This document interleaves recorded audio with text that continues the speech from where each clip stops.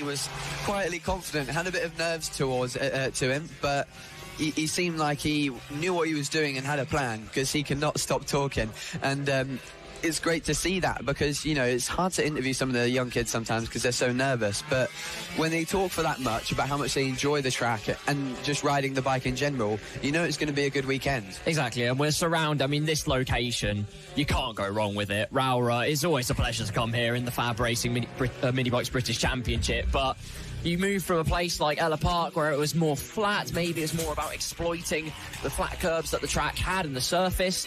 Here you've got so much of the undulation, and the absolute landscape of it cannot be overstated. It is a beautiful track to go racing at. Yeah, it's switchback central, really, even in every single corner, to be honest. With the turn one is probably the only place where you could send a dive bomb that might not be able to get responded to. You've got hairpins in so many fast corners, the downhill, right-handers, chicanes that all make such a difference in the battle. You can send a dive, push the other rider wide and find another rider, or maybe even two on your inside, and then going towards the next corner. That's why we've seen such great racing. The three-rider duel in Moto Team, another three-rider duel in GP50s as well. Josh Perkins, Bo Morris, Emilia Pereira.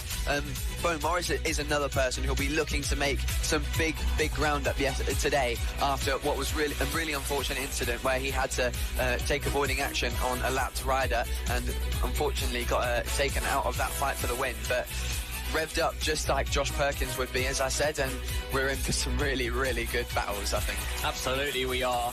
It's all teed up, and let's eye up some of the main overtaking spots. Really, they use the entire track as their canvas to manufacture manoeuvres to make overtaking possible, but here are the main ones that we can spot. So first of all, you do have the run into turn one, that chicane. If you get a good run out of the final corner, it's a bit of a hopeful send though, bit of a blind crest over the top. You have to have complete faith and trust that the rider will see you inside or outside, won't squeeze you out. We've seen plenty of accidents there in practice yesterday. You've then got McRae's and Iredale's, the hairpins, because if you don't set it up at McRae's, you can go for a dive down the inside, but you can just set it up, tee your opponent, feint the bike to the inside, let them defend, compromise their line, set it up again for Iredale's, bomb it down to the Stuart S's. We saw plenty of moves down the inside there. Paddock Bend as well, the final corner, is a decent little overtaking spot. You can hook up that inside line nicely, but it's also, as we saw, very easy for drivers to defend. We saw it with Team SFC in the Moto Team race yesterday.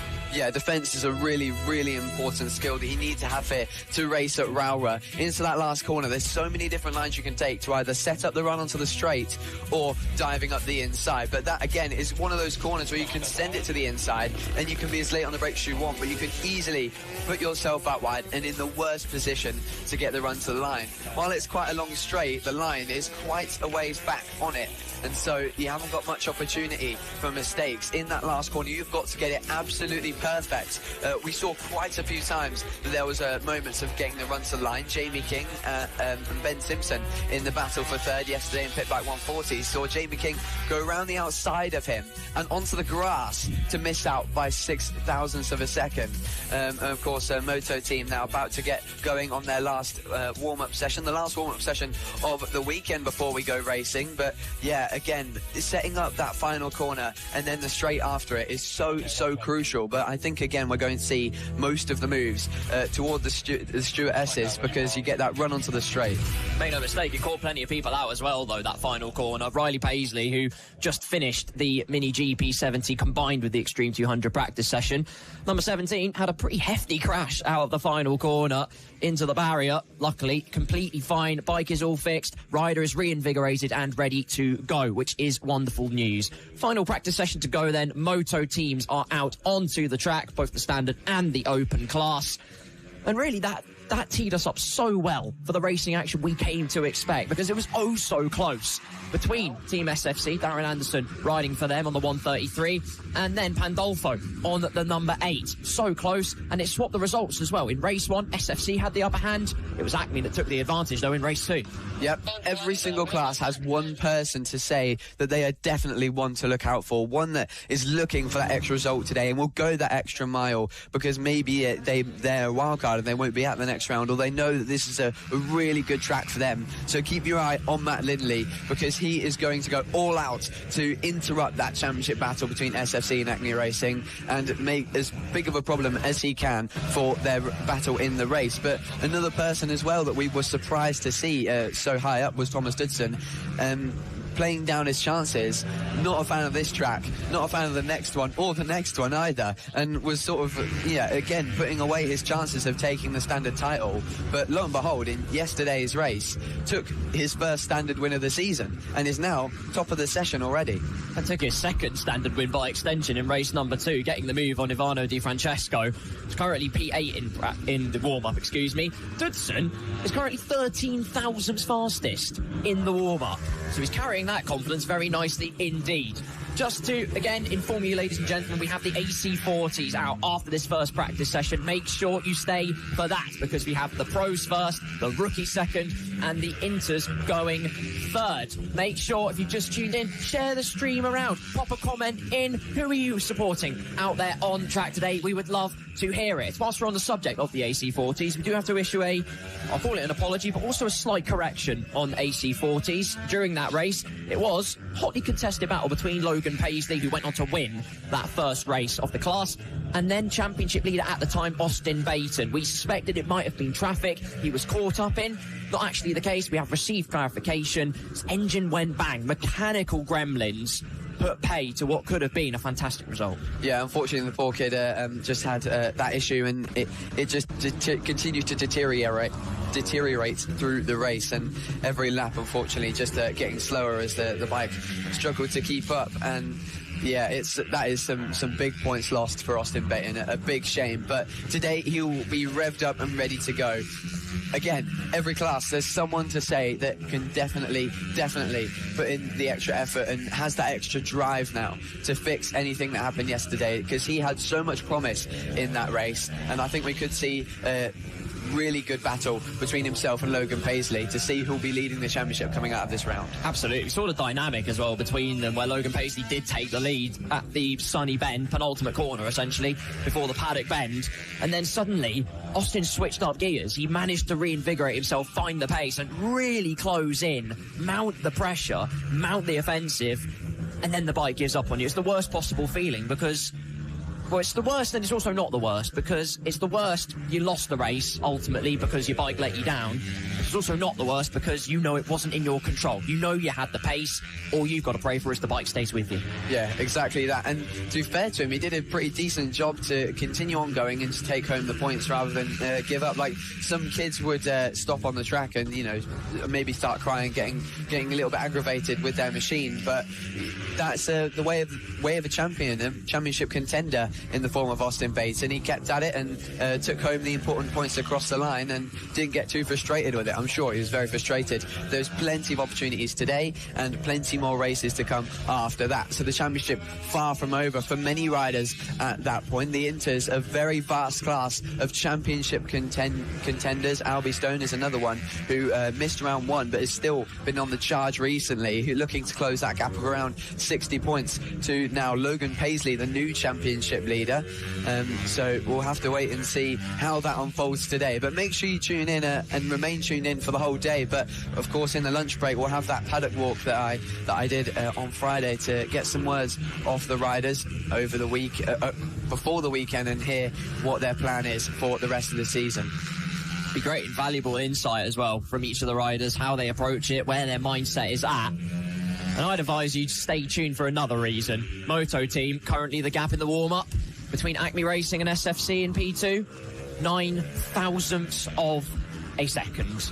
And if that is not a precursor for phenomenal action, I don't know what is. We currently survey the onlookers, the spectators, a lot of them riders in other categories, perhaps able to pick up something from these riders, whether they're more experienced or not. They can see where they're taking the lines, where they can exploit all of the racing surface. And also you've got the teams roaring up, and also parents of each of the young riders that are here today. Their support system that helps them keep them grounded and keep them focused, their eyes on the prize. Yeah, it's a family effort. It's not just one rider going out there and doing the business, unless you look at Moto team or pit bike perhaps, but everyone's got someone for support, and whether that's their wife, their buddies, or even their rivals, to be honest, that they're just pitting up with and helping each other sort out their bikes. But you can see there all the support going on right now. Some of the young kids going out there in the AC40 classes. Mason Frederick, Maxwell Keats watching along the Moto team sessions. They'll be out later in the 50R classes, the 70s and the Extreme 200s, enjoying their breakfast right now under the nice Cumbria sun.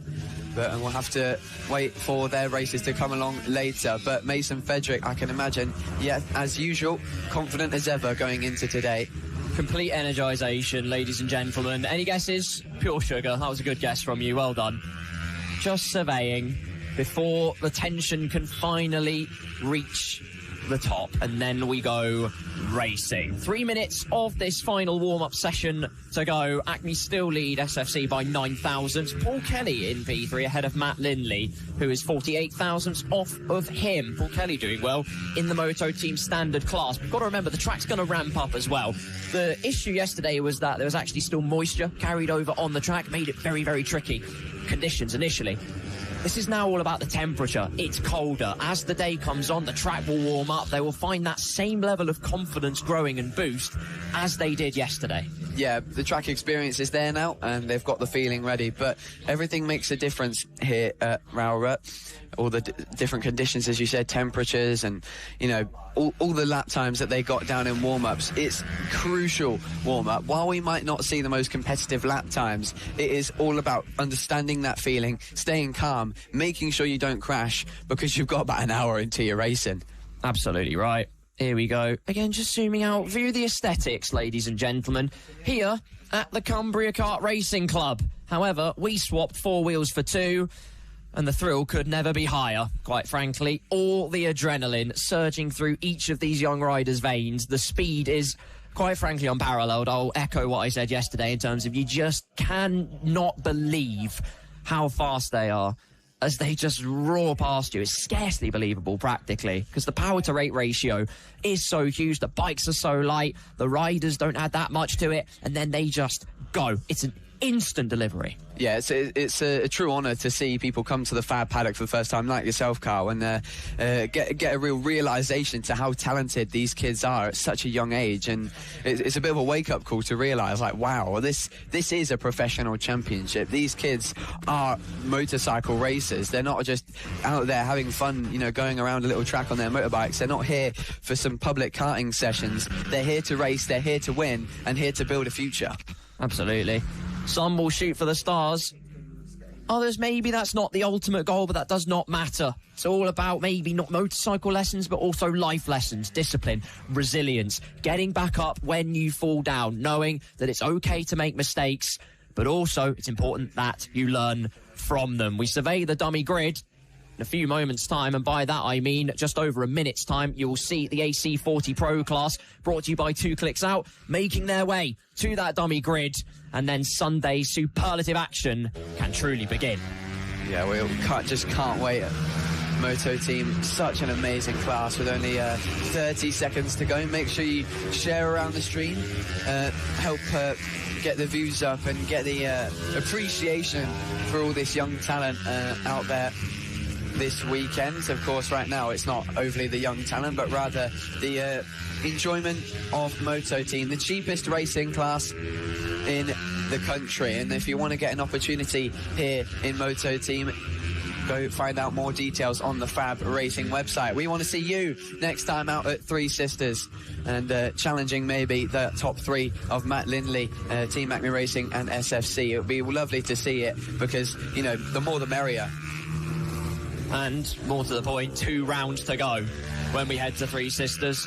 We've still got Sunday to develop, but before we can let that script unfold, fairy tales have to be forged in the here and now. Checkered flag waves on the final warm-up session of Sunday morning here at Rowrah Kart Circuit, and soon enough we'll see Finley Styles versus Noah Barfoot versus Randy Carter. Run it back. A trio with a title. Some pretty strong times for warm-up. We saw some mid to high 53s in the race. They were lap records being set by FAB-Racing, Team SFC, Matt Lindley as well. But from what we've seen across the day, it's taken a few classes, just a little bit of time to get into the thick of things, and they've been about maybe 1.5 seconds off the times we were seeing yesterday. But to be about 7/10 of a second, 8/10 of a second is a pretty good showing. So I think they are revved up this morning, a moto team, and you know, wow, they've got a while though until they're racing again, starting and finishing after lunch. So everything can change in that small amount of time. We'll have to wait and see. Absolutely. They've got lunch to eat first. They've got to fuel themselves in a different kind of way before they can go completely gas-guzzling on Rowrah Kart Circuit. As here is the AC40 Pro Class. 5 of the finest on the AC40 bikes, raring and ready to go. It will be Finley Styles on pole position with Noah Barfoot in second place. And it's time for them to do battle in a big, big way. At least that will be the game plan. Mason Fedrick just running across shot. He's still chock full of energy. If he brings any of the energy he did yesterday, then he's going to be on fire out there. Oh, yeah, 100%. The 2 clicks out, AC40 Pro Class, though, coming the way of Rowrah Kart Circuit for race 2 here at round 5. You can see there Randy Carter in the middle of that 5-rider pack, revved up and ready to go, as is Finley Styles, Noah Barfoot, and the other riders competing in this class, Levi Howe and Ben Simpson on the 218. But as they can now come down the hill, the tension builds between the 2 title rivals. Who will come out on top? Will Noah Barfoot be able to put an end to this short period of dominance that Finley Styles has so far? Or will Finley Styles be able to come the new form of Noah Barfoot from now on? Oh, the pressure is growing though. Finley Styles is really, really closing in. Noah's got to just change this momentum, swing the pendulum back in his favour. They go round for their reconnaissance lap. You saw Finley Styles on the near side of your shot. He'll get the inside line for that first chicane. Noah Barfoot on the outside. We have seen drivers, squander the start quite a few times, though. People can't really get the bike in the correct operating window. As there's Finley Styles and Noah Barfoot making their way around, just getting a feel for the circuit. Of course, they've had the warm-up to understand where the grip is at this early phase, and they'll have this lap to see if that grip has improved, if they have more confidence in the bike, in themselves, and in the way that the circuit is flowing. As through the Stuart S's goes our pole sitter. Got the job done yesterday, 2 to go. Could he make it 3 for 3? There's every chance he could. He's already pushing on quite hard here on the warm-up lap, so a lot of confidence for Finley Styles. Will that be his undoing, though? But so far, it certainly hasn't. Noah Barfoot just being a little bit more reserved, maybe trying to keep the nerves nice and cool before we get racing for the first moment of action here on Sunday. But it is Finley Styles lining up on pole position ahead of his championship rival, Noah Barfoot. Randy Carter lines up third in the championship, still within a chance to win it, and needs some drama to do that. Then we've got Levi Howe and Ben Simpson behind those 3 as well. So 5 riders, maybe not too big a grid, but there's going to be plenty of action. Here we go. It's time for AC40 Pros. And just before we get started, Carl, who's going to win this one? I'll call Finley Styles, but it could be anyone's game. Finley on the left, Noah on the right, eyes to the lights, screeching symphonic bikes are go here at Rowrah Kart Circuit, and Finley Styles gets the prime start into the chicane. Noah Barfoot, with no response, has to settle into second place. I believe that is Randy Carter in P3. No, in fact, it doesn't look like Randy. I think it is Randy Carter. Yes, our timings have indeed managed to get themselves correct. So Noah Barfoot looking to chase down Finley Styles in towards Iredale's for the first time, and they remain line of stone at the moment. Yeah, Randy Carter got a great exit there out of turn 2, and now is all over the back of the championship leader, trying to take some more points out of him to help out Finley Styles in the championship. They need to work together, however, if they want to stop the number 19 ahead of him. Noah Barfoot hasn't let him get away as quick as he did yesterday. Maybe that little strategy he had there in the warm-up lap possibly working in his favour. We'll have to wait and see how that one plays out, but Randy Carter is definitely a player in this one this time, I think. Invigorating energy into the bike as well, making sure it has that optimal range, knows its own limits as they cross the line for the first time with number 19, Finley Styles in the lead Barfoot and Carter looking to chase him down. Could be a similar parallel to yesterday, though, unless they can really forge up a response where Finley just gradually walked away from the rest of the field and had that comfortable advantage by the end. He's looked oh so comfortable all weekend, to be honest with you, here at Rowrah Circuit, and in race 2, looking to repeat the feat from the first. Yeah, there's still plenty of time left in this race for Noah Barfoot to build into that confidence window and then chase down Finley Styles. We've seen this before in the AC40 Pro class. If we look back to Lid, maybe it was in wet weather, but Noah Barfoot on top of the world at that point, and then took the lead of the race and was leading by about a minute in the wet weather, and then continued on, kept pushing for fastest laps, and unfortunately dropped it. While it's not as tricky conditions here, it is still a bit of an unknown in race trim. If Finley Styles continues on this electric pace to start with, we'll have to wait and see whether he can keep it calm and consistent.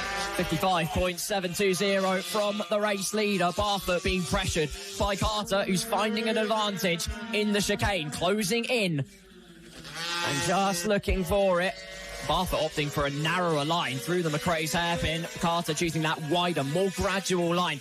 Point and shoot versus that gradual influence of the power. And again, look, Carter taking that wider line, using as much of the track that is available to him. Barfoot being a bit more careful on the bitumen. As through to go, Randy Carter drops it into the gravel. It's not, it's Finley Styles. Styles drops it. I do not believe it. The race leader drops it at the Stuart S's. We did not expect this for one moment. Hugely uncharacteristic, and he looks aghast. Oh, exactly as I called it. You just feel like he was going a little bit too hard in the opening laps in conditions that he wasn't too sure of just yet. And unfortunately, he proved my theory right. Finley Styles on top of the world with his confidence, and now looks like he has hurt his hand in that incident. That's a real shame, but hopefully that's not too big an injury, and one that he is able to not be too disturbed by and rejoin us in the next race. But will Randy Carter here, who looks like he's had his Weetabix this morning, be able to help Finley Styles' chances in the championship by taking more points out of Noah Barfoot's eventual extending lead by Randy Carter? Well, there goes Barfoot past the scene of the accident, and suddenly what a shift in championship momentum that is when it all looked to be in the court of Finley Styles. Noah Barfoot has a golden carrot of opportunity dangled in front of him, but he's got to soak up the pressure of Randy Carter. This dynamic duo will go all the way to the end. They cross the line to make it 5 laps to go. So surprised. I never expected it to be Finley Styles to drop it into the gravel. You just have every confidence that he will keep it on the track, keep it in that lead of the race. He seemed on top of the world all the way through. Still, he's got back on the bike though, super resilient, and if he really gets his skates on, could still get something out of this for sure. And that's why there's still plenty to learn for these kids in their AC40 Pro adventures on board mini motos. There's no rush to their careers. There's plenty of time for them to learn every single last millimetre of confidence and knowledge that they can out of every single bike they race. And there is a lesson for Finley Styles, and one that he'll definitely take on for the rest of the season. Noah Barfoot has already learned that lesson and has now been able to extract that confidence and knowledge that he's learned throughout the season, being that dominant force in the early half, and is now showing it off here with 4 laps to go. But Randy Carter is trying to make life hard for him. Noah Barfoot is yet to be in a last lap battle, but Randy Carter, if we go by this season so far in AC40 Pros, he is someone who's very hard to get away from when he's on the right pace. He knows how to be the hunter, does Carter. Lap times extremely similar, just over a tenth in it that Randy Carter caught Barfoot by on the last lap. Not by much, but it just puts him ever closer. That will make Barfoot look over his shoulder a little bit more as he ducks behind the metaphorical bubble towards the Stuart S's, opting for that later apex to try and get the exit speed on his competitor behind him. Nearly 3 laps to go here, through St John's and then into the Sunny Bend. Carry the momentum through, just use the exit curve if you're feeling like it. Both riders opting not to do so on this occasion. Then you have that sweeping run through the paddock bend. Narrow line from Barfoot, slightly more momentum carried by Randy Carter, and this time it's 3 tenths that he's gained by. He is really mounting a charge now. Lap after lap, Randy Carter building the confidence, building the speed, as is the perfect way to do it here in the morning when you're not quite sure how things are going to play out in terms of track conditions. It's a little bit colder this morning than what we saw yesterday. Race conditions are going to be a lot different. Qualifying in morning conditions is a lot more different from racing in those conditions. You have brakes, you go for all-out attack laps, you have the tyres nice and warm, and you're not too nervous unless you're on a really good lap and you know it, which they won't. They don't have dashes here on the mini motos. Right now it is focusing on chasing the rider ahead of you, and for the first time since Hooton Park, Noah Barfoot has no one ahead of him but can hear Randy Carter behind him with 2 laps to go. Who will it be? Carter versus Barfoot. This would be Randy Carter's first win in AC40 Pros. He's not going to go down without a fight. My God, nothing to separate them as they went into the first chicane. 1.5 tenths the gap in the very first race of this super spectacle on Sunday. And Carter sees his opportunity. He has his crosshair locked onto the championship leader. And through Iredales they go for the penultimate time. Going for the wider line once again. You can carry so much speed through there. It's worked so well during race number 2 of the AC40 Pro class. And again, getting closer and closer. Wheel face to wheel face beckons. Keeping an eye on Finley Styles as well, because his lap times are absolutely rapid still. Could still limit the damage if time's on his side. Potentially getting Levi Howe, but time is running out. Through towards the final corner. It's Barfoot ahead of Carter. But Riley, this is going to be a close one. We were promised battles, we were promised drama, we were promised amazing racing here on Sunday, and already in the first race of the day, we are having it delivered straight to our front door in the form of Randy Carter, taking it to the championship leader, and here he comes looking for the inside line. Still no move available, leaving it to the last possible moment, so Noah Barfoot cannot respond. It's all or nothing for Randy Carter, who knows that he needs to inject himself into that top 2 to make himself a championship threat. And now that we're seeing mistakes from Finley Styles, will there be one from Noah Barfoot? It doesn't look like it. Randy Carter has to find a chink in the armour. Where is it from now?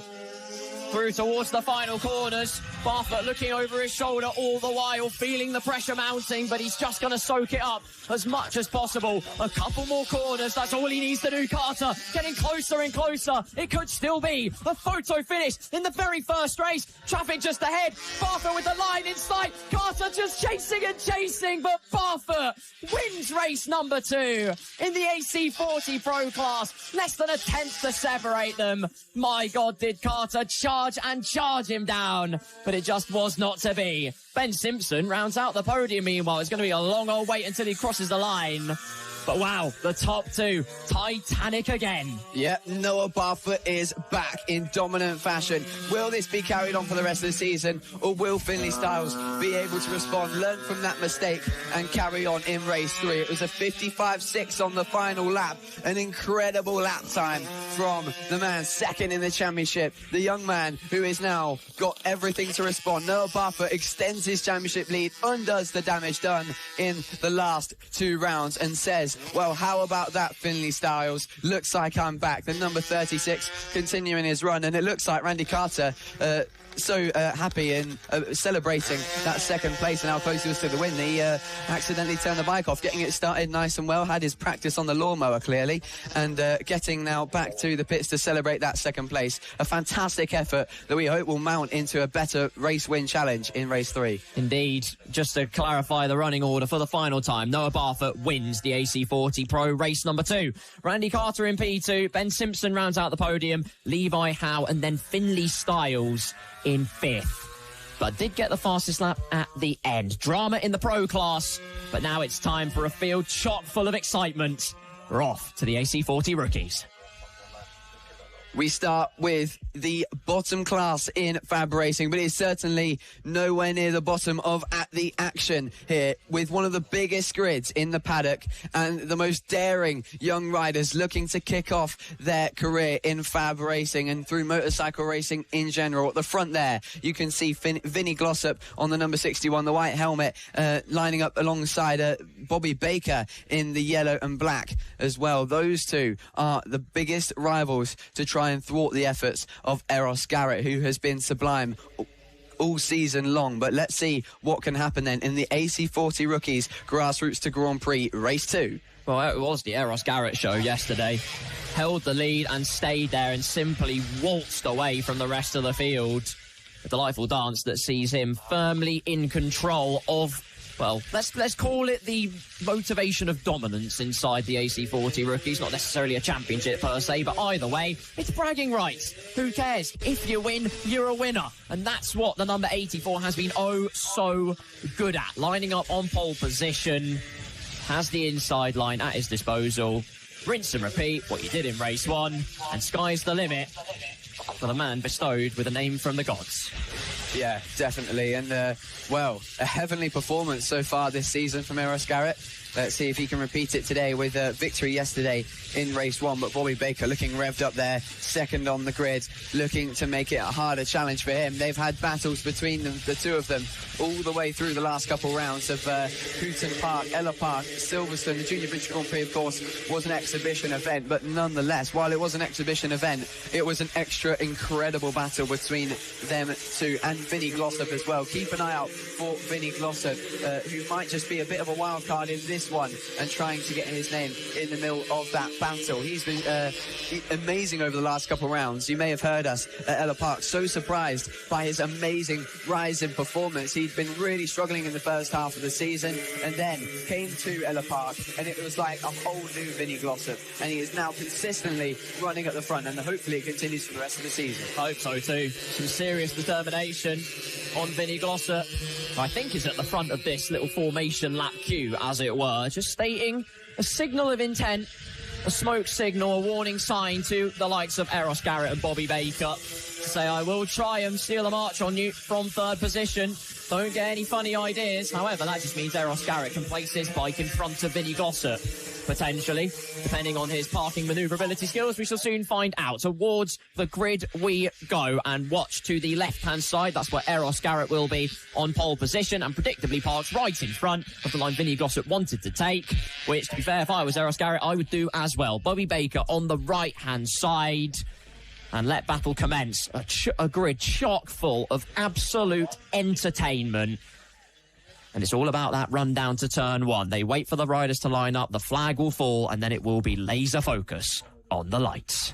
After one race already, we'll see if the pace can greatly improve to challenge that lap record from 2018 owned by Henry McCartney. And that is how far some of these kids will go, the Moto4 British Cup and further, as they look to the lights. It's all about the present. This race 2 here at Rowrah Kart Circuit. We are underway for the AC40 Rookies race, and as I predicted, Vinnie Glossop electric off the line to take the race lead. Following him now is Bobby Baker. Eros Garrett not with the best start. It's some work on his hands, but it's the two riders he's been battling with the most in this class. He goes around the outside with a heroic move on Bobby Baker, quickly thwarting any chances he's got to respond, and now sets his sights on Vinnie Glossop. Talk about confidence. Eros epitomises it round the outside of the craze, yeah?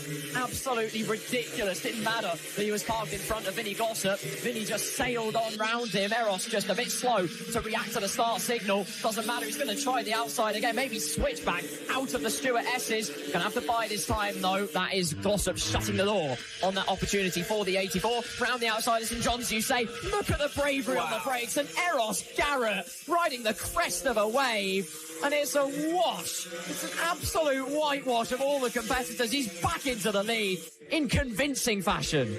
Wow, superb there. All bit of a moment for Bobby Baker as he's under pressure from Tyler J. Winder for that final spot on the podium. A crash for him yesterday puts him off the podium, but nonetheless, a great job for him to run in third after what was a pretty strong start, trying to get the confidence built back up. While it does look like a big gap that Eros Garrett has to Vinnie Glossop behind him, anything can change in these AC40 Rookies classes. If this is your first time watching this class, this is their first time racing, not exactly their very first, their first season racing for most of these riders in the AC40 Rookies, and that just means that a lap can go from a second slower to a second faster. You can see everything change in 2 corners, even less than that maybe, because confidence is everywhere, and it can rise, it can fall. Even one tiny little moment can make them 2 seconds slower every lap for the rest of the race. So we heavily anticipate anything that could possibly affect the current race run that we've got right now. And just to drive the point home, maybe ride the point home even further, it is bike racing after all. These kids are 6 to 10 years old, ladies and gentlemen. Just crazy. Bravery beyond the call of duty is again Tyler J. Windard on the track, looking to pick the punch to Bobby Baker in P3. We are seeing on our timing screens a correction by Tyler J. Windard's name, but that won't matter for him. He still wants this on the track. He'll be none the wiser of it. Holds the narrow line, does the number 8, the number 64. Going to have his wits about him because look at the run that Tyler J. Windard has got into Iredale's, dive down the inside. It's academic, gold star standard, and that's P3 on the road. Yep, textbook from Tyler J. Windard. A brilliant move up the inside of Bobby Baker as he now takes the defensive line into the Stuart S's to prevent the yellow machine from getting back underneath him and into that third spot. Eros Garrett putting down an incredible pace that we had no idea was capable of yesterday. Absolutely fantastic from the number 84. We knew he was the favourite to win, but my goodness, it reminds me of Martin Glossop, to be honest, in the senior mini moto race. Of course, Vinny Glossop looking to replicate that of his relative, but at the moment, Eros Garrett, the fact that he didn't get the best of starts, but he just came back for it. I mean, it was about a second a gap after turn 1 from him to, at the time, race leader Vinny Glossop, and then closed that in about half a lap around the outside of both of his competitors. That is screaming confidence. Bobby Baker getting back past Tyler J. Windard on the track, so number 64 just reinstating himself back at the top of that particular battle, at least on the road. Windard will not give it up, though, towards Iredale's, where he completed the move, signed, sealed, and delivered it, taking a narrower approach, much more point and shoot. And you have got Louis Elimelech and Albie Miller going into combat as well towards these Stuart S's. Through they go, sweeping round, and again, Tyler J. Windard closing on in. Lost the position on this particular set of corners on the previous lap, but he's done it once, he can sure as hell do it again. Yeah, some new names this weekend, at least into that podium fight. We're seeing Elimelech and Miller trying to join that podium battle. This will make it a four-way fight for the final spot on the podium. How fantastic will that be to see with just 3 laps to go now? 4 laps to go, of course, because Eros Garrett has already crossed the line and has got himself a 7-second lead upon Vinny Glossop. But again, as I was saying earlier about Vinny Glossop and how impressive he's been since Ella Park, really good job to sit there in second and pull the gap out to this group behind him. Eros Garrett, I mean, if the only criticism you can have of a race is that, your start wasn't very good and then you blaze past 2 people on the same lap, yeah, you still probably take that, to be honest. If you're Eros Garrett, though, you're looking for perfection, maybe.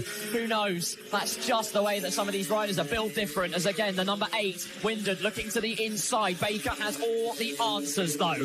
Has the track position, has control of the battle from the front.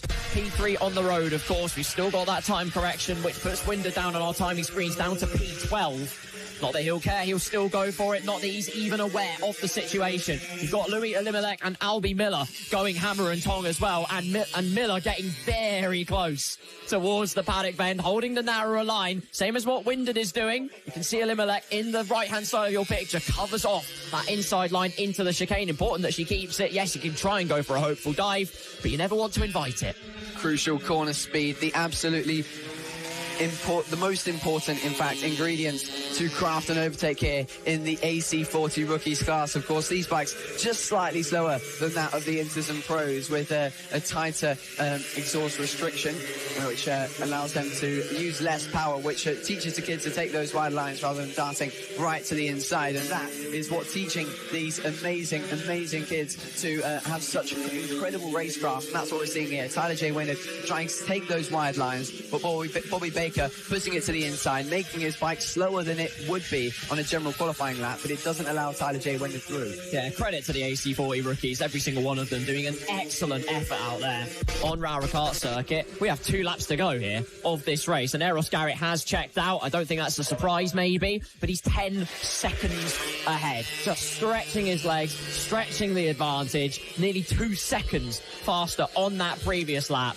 And he's just relishing every single race and every single opportunity he gets to get on that machine. He is at one. There is a pure synergy Yeah, this little group here is going to go as hard as they can for that final spot on the podium. But right now, we're seeing, though, Louis Elimelech and Albie Miller need Tyler J. Wyndham and Bobby Baker to start fighting sooner rather than later if they want to stay attached to this duo in front of them. And here it comes, the move available for Tyler J. Wyndham in the slipstream, trying to go up the inside of one of the favourite overtaking spots of the weekend across all classes. The Stuart S's doesn't quite provide an opportunity just yet. He's running out of time, is Tyler J. Wyndham, and has got to find his way through with a lap and a half to go.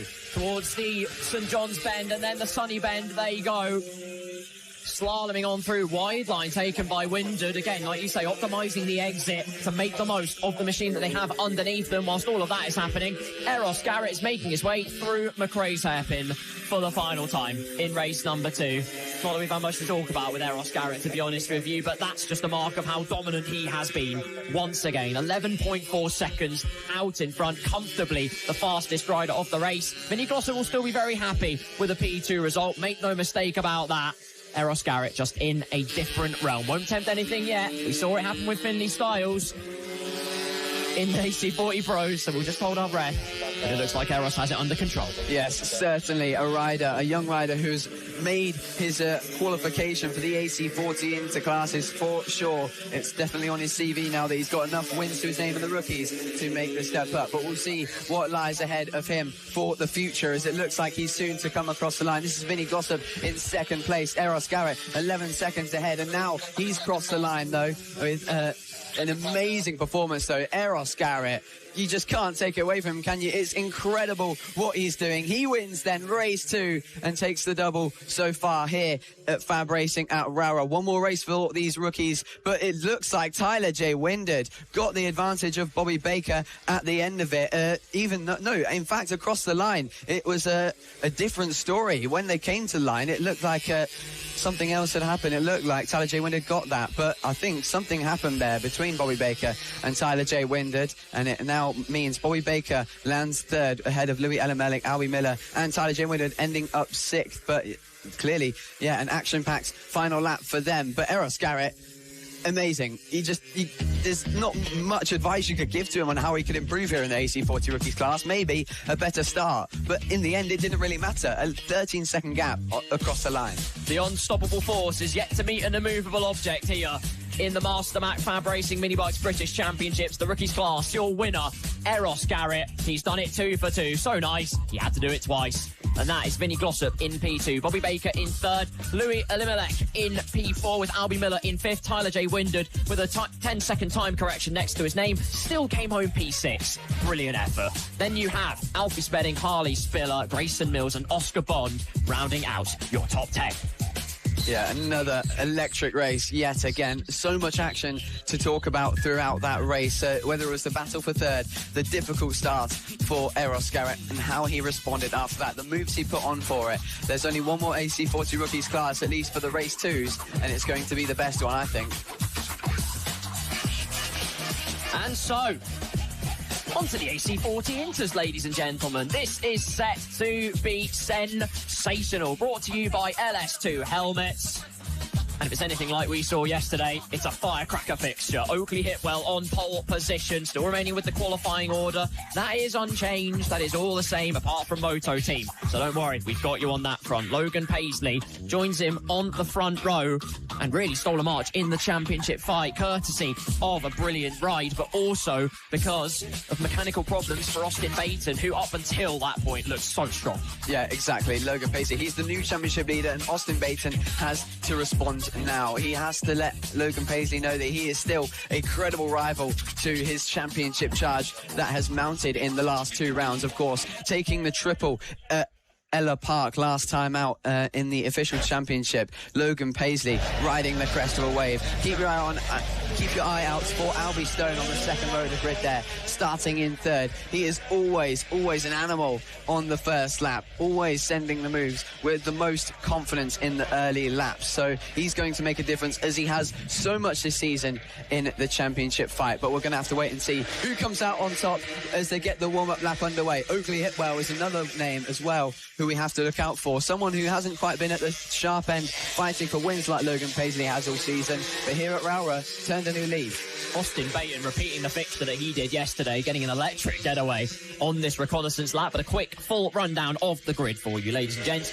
Oakley Hitwell in P1 with Logan Paisley on the front row. We then have Austin Baton and Albie Stone on the second row. Daisy Grayson in fifth with Jensen Brown in sixth place. Chase Carter, Casey Reeson, Izzy Cook, Keely Bailey round out the top 10 with your remaining riders in the Inters class, Savannah Polden, Imogen Vives and Theo Tyler. Well, ladies and gentlemen, this one was quite a spectacle at the start. If you cast your minds back to yesterday, if you haven't, of course, check it out. Check out the rerun on Saturday. It was a brilliant time. But it was 3 wide into the first corner. Austin Baton sent it down the middle. And it might be a cold day out there, and it might have been a cold manoeuvre to go 3 wide into the chicane, but ice in the bays, scythed straight through the middle and into the lead. Yeah, and I think we're going to see that again, an action-packed start to this race, and we'll have to see who gets off the line the best. I did mention Albie Stone. He is always good off the line. Daisy Grayson is another one who does get good starts. Jensen Brown as well. He's had quite a few good launches so far this season, but all eyes now on the number 25, who has the new pressure on board for the first time this season of being the championship leader. Dominance in Ella Park. Victory yesterday. Oakley Hitwell so close to getting not only his first podium but his first win. Now he's got that podium added to the CV. Will he be able to add a win to it as well? Here we go then. AC40 Inters, their first race of the day. Eyes to the lights, laser focus, away we go. And it's a good getaway from Austin Baton, who's down the inside, dictates the racing line and takes the lead from third place. Electric getaway from the number 100. Logan Paisley keeps P2, but in stark contrast, to correct myself from yesterday, it is not Oakley Hitwell who had the lead. He now down to P3, so completely contrasting fortunes, and he's got it all to do. Baton leads the number 100, set to put it all the way up to 100. Then got Paisley, the championship leader, now in P2, and Oakley Hitwell, the pole sitter, has it all to do from here.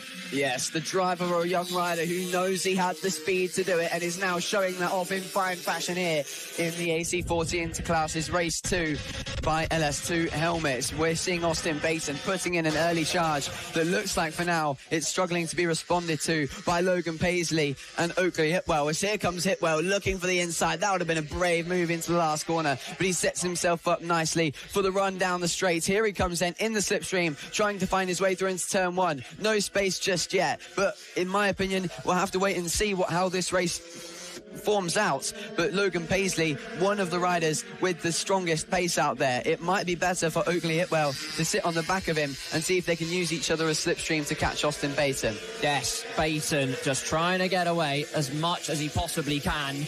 Timing screen's trying to catch up at the moment. We've got Oakley Hitwell listed in P2. Logan Paisley is apparently last. Not true. If you can visualise it, ladies and gentlemen, clearly Logan Paisley is going through the Stuart S's and pedalling on very nicely indeed. 8 laps to go here, and Austin Baton leads by 7/10 of a second through to St John's Bend. And Oakley Hitwell did this exact thing yesterday, put Logan Paisley under all sorts of pressure. If he does that, they won't have a chance of getting to Austin Baton because they'll be all caught up in their own squabble again. Feints the bite to the inside. It's a hopeful dive from downtown, but ultimately downtown not reached. He's going to have to hunker back in behind the bubble into the draft and go again on the next. Very confident in that last sector then is Oakley Hitwell. Seems like Logan Paisley, though, has got the first half of the lap sealed. As you can see, they're already on the brakes, closing that gap ever so gradually to Austin Baton ahead, piling the pressure on. Austin Baton knows he's got his championship rival there behind him. This is the first time now that we've got into the real thick part of the season where the championship is absolutely crucial. Every result matters to every single race in the championship at the end of it. Albie Stone has struggled off the start and has unfortunately dropped down to, I think, 6th place behind Daisy Grayson. As you can see there, Jensen Brown in 4th, so maybe not the weekend Albie Stone would have wanted. A podium for him yesterday, but still not quite fighting for that win just yet. But nonetheless, a season for him to remember, considering it's still his debut season. Again, wasn't even in round 1 because he was in the rookies. But I think Austin Baton, as I said, has found something new here. But wow, finding something new is Logan Paisley. 58.5 for him. Absolutely fantastic from the number 25, who it looks like Oakley Hitwell has got some headphones in his helmet because he might have just listened to my advice and is trailing along the new championship leader. Less than a second separate the top 3. It's great stuff as Daisy Grayson Then feints the bike to the inside, and look over the shoulder there from Jensen Brown. If anything, it's Daisy Grayson that's looking on fearlessly forward through towards Iredale's wide line. Look to optimise the exit, taking that wider line, highlighting Daisy Grayson as she gets in behind Jensen Brown towards the Stuart S's. I feel like I've seen this one before. A hint of deja vu's creeping in, but sweeping through with 6 laps to go. Has to settle into the draft once again. Albie Stone with a bucket of popcorn in case this cinematic spectacle blows all out of proportion. Jensen Brown taking the defensive line, but it's automatically opened the inside onto the next corner for Daisy Grayson to fire her way through. What a brilliant move from the number 19. But Jensen Brown responds with a move in the last corner, but around the outside goes Daisy Grayson. Brave defense from the young rider on the pink number 19 machine. Incredible from her. She's been riding a lot of ovales recently, was out there in practice on Friday and has been posting a lot about it on Instagram, and you can see now the confidence is all there and completed on the mini moto. She's looking to make a step up because the racecraft has certainly been perfectly crafted. How can Jensen Brown respond after a move like that? Superlative stuff there from Daisy Grayson. We have a message from race control, ladies and gentlemen. We're just getting word in that there could be a message in through. We'll let you know when we know more. You've just seen the top 3 sweeping on through. Austin Baton in P1, Logan Paisley in P2, Oakley Hitwell in 3rd.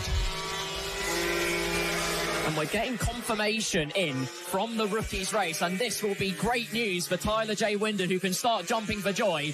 His 10-second penalty has been rescinded. He stands on the podium for race number 2, and it is thoroughly deserved, isn't it?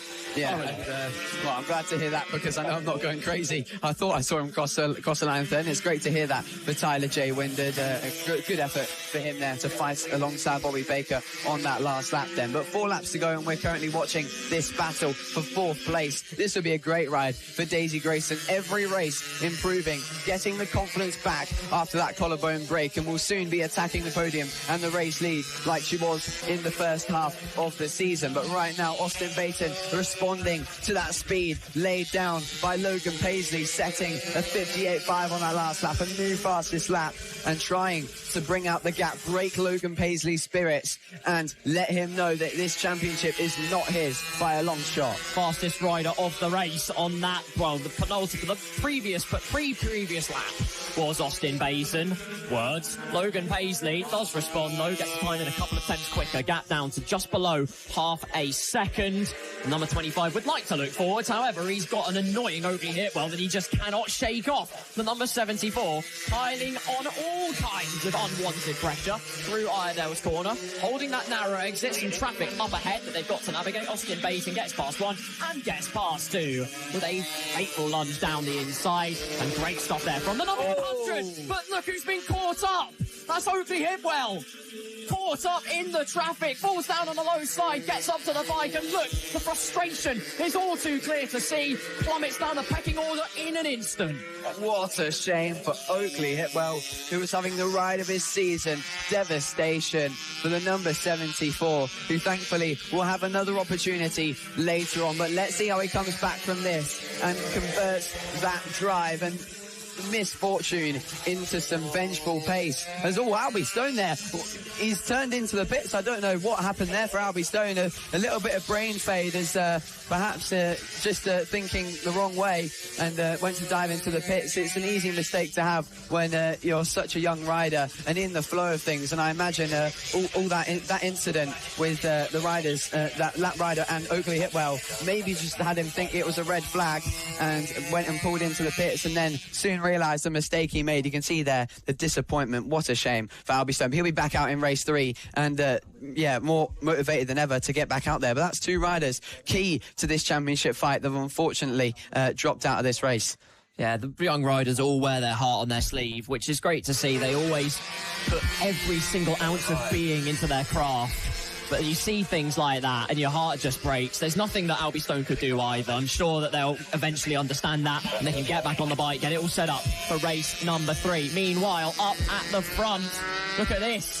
What contrasting fortunes. Mechanical misdemeanors in race number 1. Logan Paisley will push Austin Baton to the absolute limit and beyond.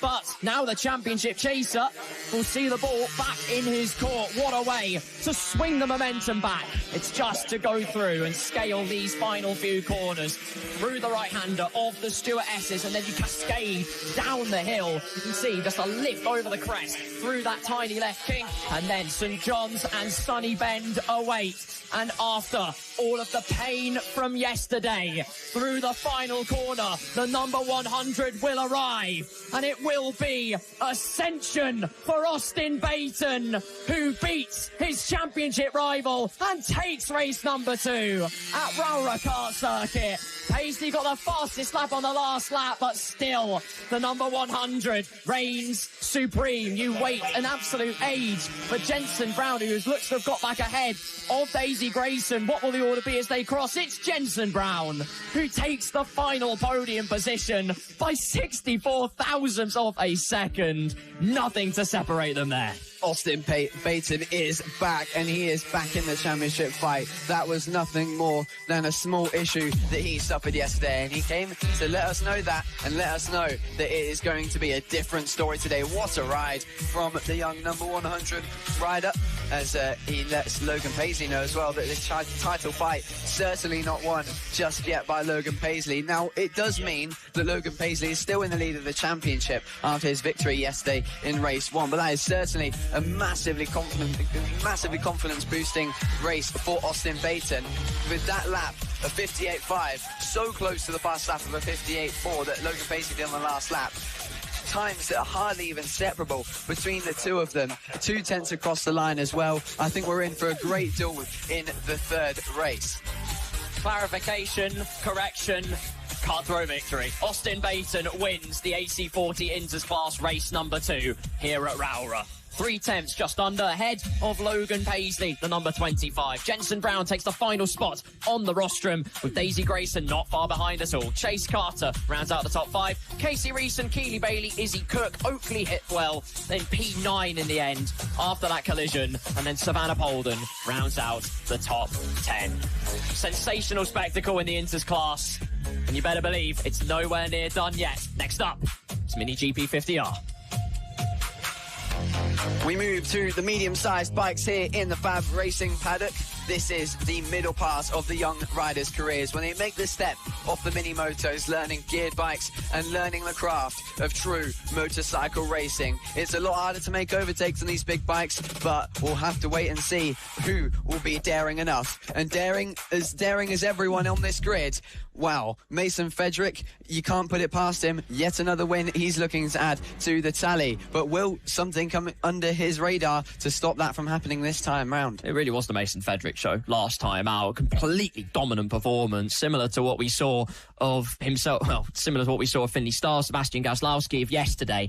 He just could not be held back by anything. Like, not even Earth's natural causes could stop him from being as dominant as he was. They wait on the dummy grid, as you can see, and then we will get out onto the track. Perfected the start, perfected every single lap. I think he's got one final thing he wants to tick off in this Mini GP50R class, and that is to get a sub 50-second lap. He got oh so close in race 1 yesterday.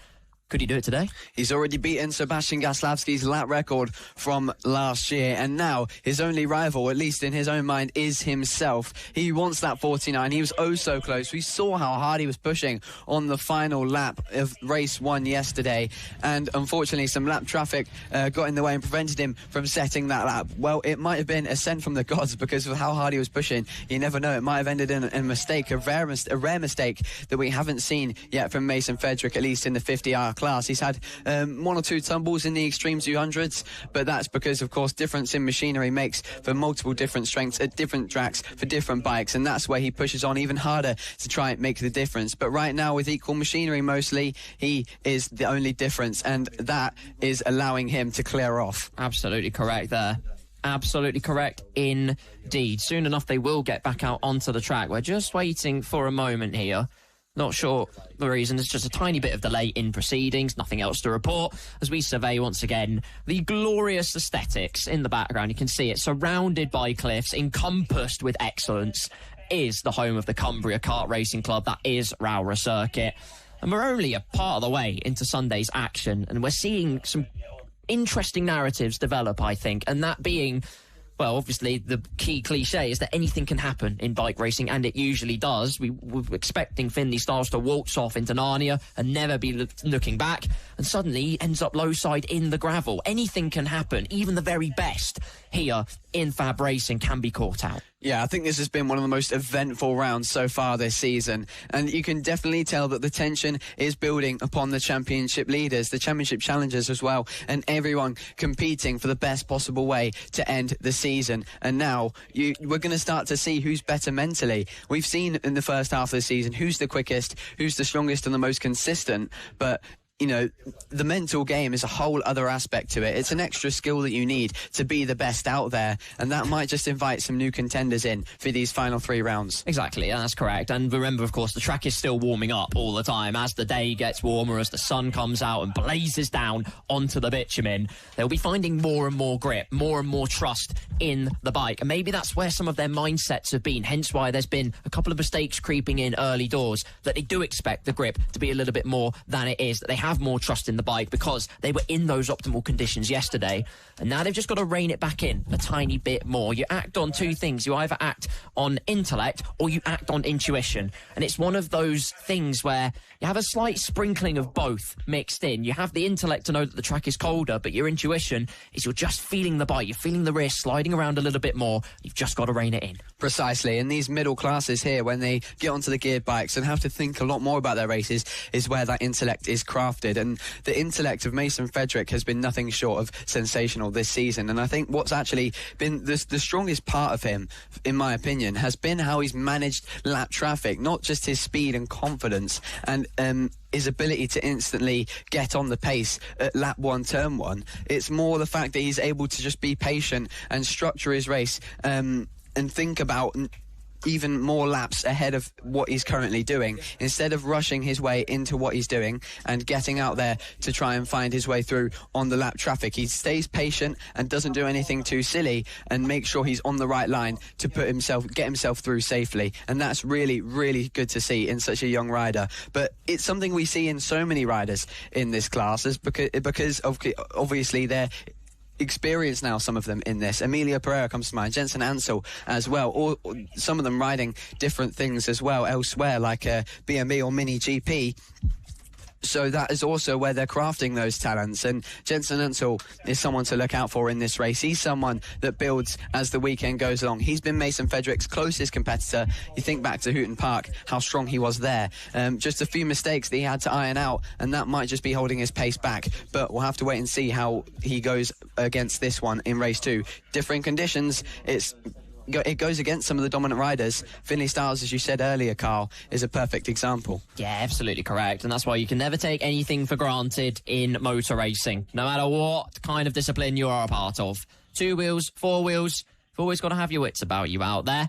Still with a little brief delay in proceedings here at the Cumbria Kart Racing Club. That is Rowrah Kart Circuit. So just a quick overview on proceedings that we have had so far. First of all, if you're just tuning in, hello. Good to have you all on board here on the MasterMac FAB-Racing Minibikes British Championships live stream here on YouTube, or maybe you're watching it somewhere else. Either way, share around the stream and let us know what you're most excited for, what rider you are cheering on, what riders you are cheering on even, maybe who's particularly impressing you out there as well. We would love to hear it. In context of the standings as we go into the Mini GP 50R class, Mason Frederick has the lead under control. He missed round number 1, the whole thing, and yet he's still cleaning house after the first 4 rounds and extending that margin. Won in race number 1 by a dominant margin, so he's extended the gap to Emilio Pereira. You've got a good battle brewing between Bo Morris and Tommy Williams that hopefully will keep on continuing. Tommy Williams, with not the best qualifying though, was 7th place yesterday and managed to make his way back up a little bit, but the dynamic between those two is going to be an interesting one. Yeah, Tommy Williams has been ultra consistent all season long, and yeah, you speak of Bo Morris and Tommy Williams, they have been, despite not fighting necessarily for a championship, some of the most interesting rivals that we've seen across the season. They started off quite bitter already at Lid. I'm sure they don't have any negative relationship. These kids, they're all quite good friends here in the paddock, and you know, we don't teach them to hold grudges against your rivals at all, but of course there is always is just that little salt in the wound and need to beat that one rider if you've had a collision with them. And that's what happened at Lid. In round 1 in the 50 class, the GP 50 class. It was Bo Morris who sent the dive to the inside. No, sorry, it was Tommy Williams who sent the dive to the inside in turn 2 and cleaned out himself and Bo Morris. That was an eventful moment there that took them both out of the fight for second place, and that battle has continued on all season long. I've spoke to Tommy Williams a decent amount of times as the season goes along, and that's been his main objective, is to find where Bo Morris is and use him as his marker to match him and go one step further. And I'm sure it's the same for Bo. Drama dished out in all directions. It's another fabulous night in Hell's Kitchen, everyone. And also, well, you're talking about the one rider and trying to catch them. It's kind of difficult if that one rider is Sullivan Moundsey's prodigy. Yeah. And also, ladies and gentlemen, might not be the last time you hear Moundsey's name today, but more on that in a little bit. We're hearing Moundsey's a marshal in this race as well. So, part-time marshal, part-time cheerleading for Mason Fedrick. Get on your bike. Get out there. Pile on the pace, which is absolutely excellent stuff. Off to the dummy grid we go. Delay has been cleared, and we will get going very shortly for Mini GP50R here. Yeah, we certainly will, Carl. It's such a good class, isn't it, for teaching the kids on how to craft a real racer's brain.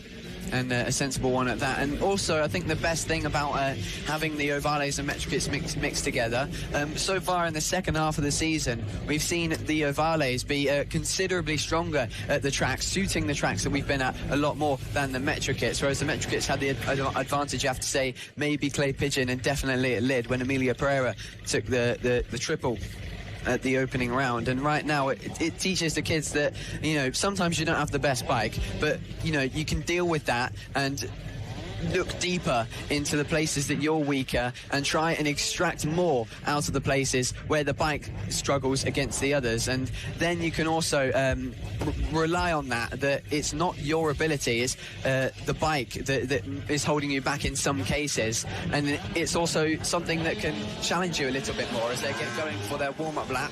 You can see there Emilio Pereira looking daringly ready to get racing, as I said, flying the flag quite heroically for the metric kits on this grid, but he might have some trouble today because Bo Morris was quite far up at the sharp end in yesterday's race. It was indeed. To be honest, impressive from Emilio Pereira to get it onto P4, onto the second row, and a whisker away from Freddie Taylor, who was P3. Quick rundown of the grid from myself then, before Riley Davies takes you away for the start of racing proceedings. Mason Fedrick comfortably on pole position yesterday, 42 thousandths away from that coveted 49 mark. Today could be the day though. Jensen Ansell in P2 with Freddie Taylor and Emilio Pereira on the second row. Bo Morris, Reed Saxelby are 5th and 6th, with Tommy Williams, Nelly Newth, James Dermer and Logan Hopper rounding out the top 10. Lawson Dorrington, Danny Longhurst and then finally Oliver Cheeseman round out the grid lineup for race 2 here at Rowrah.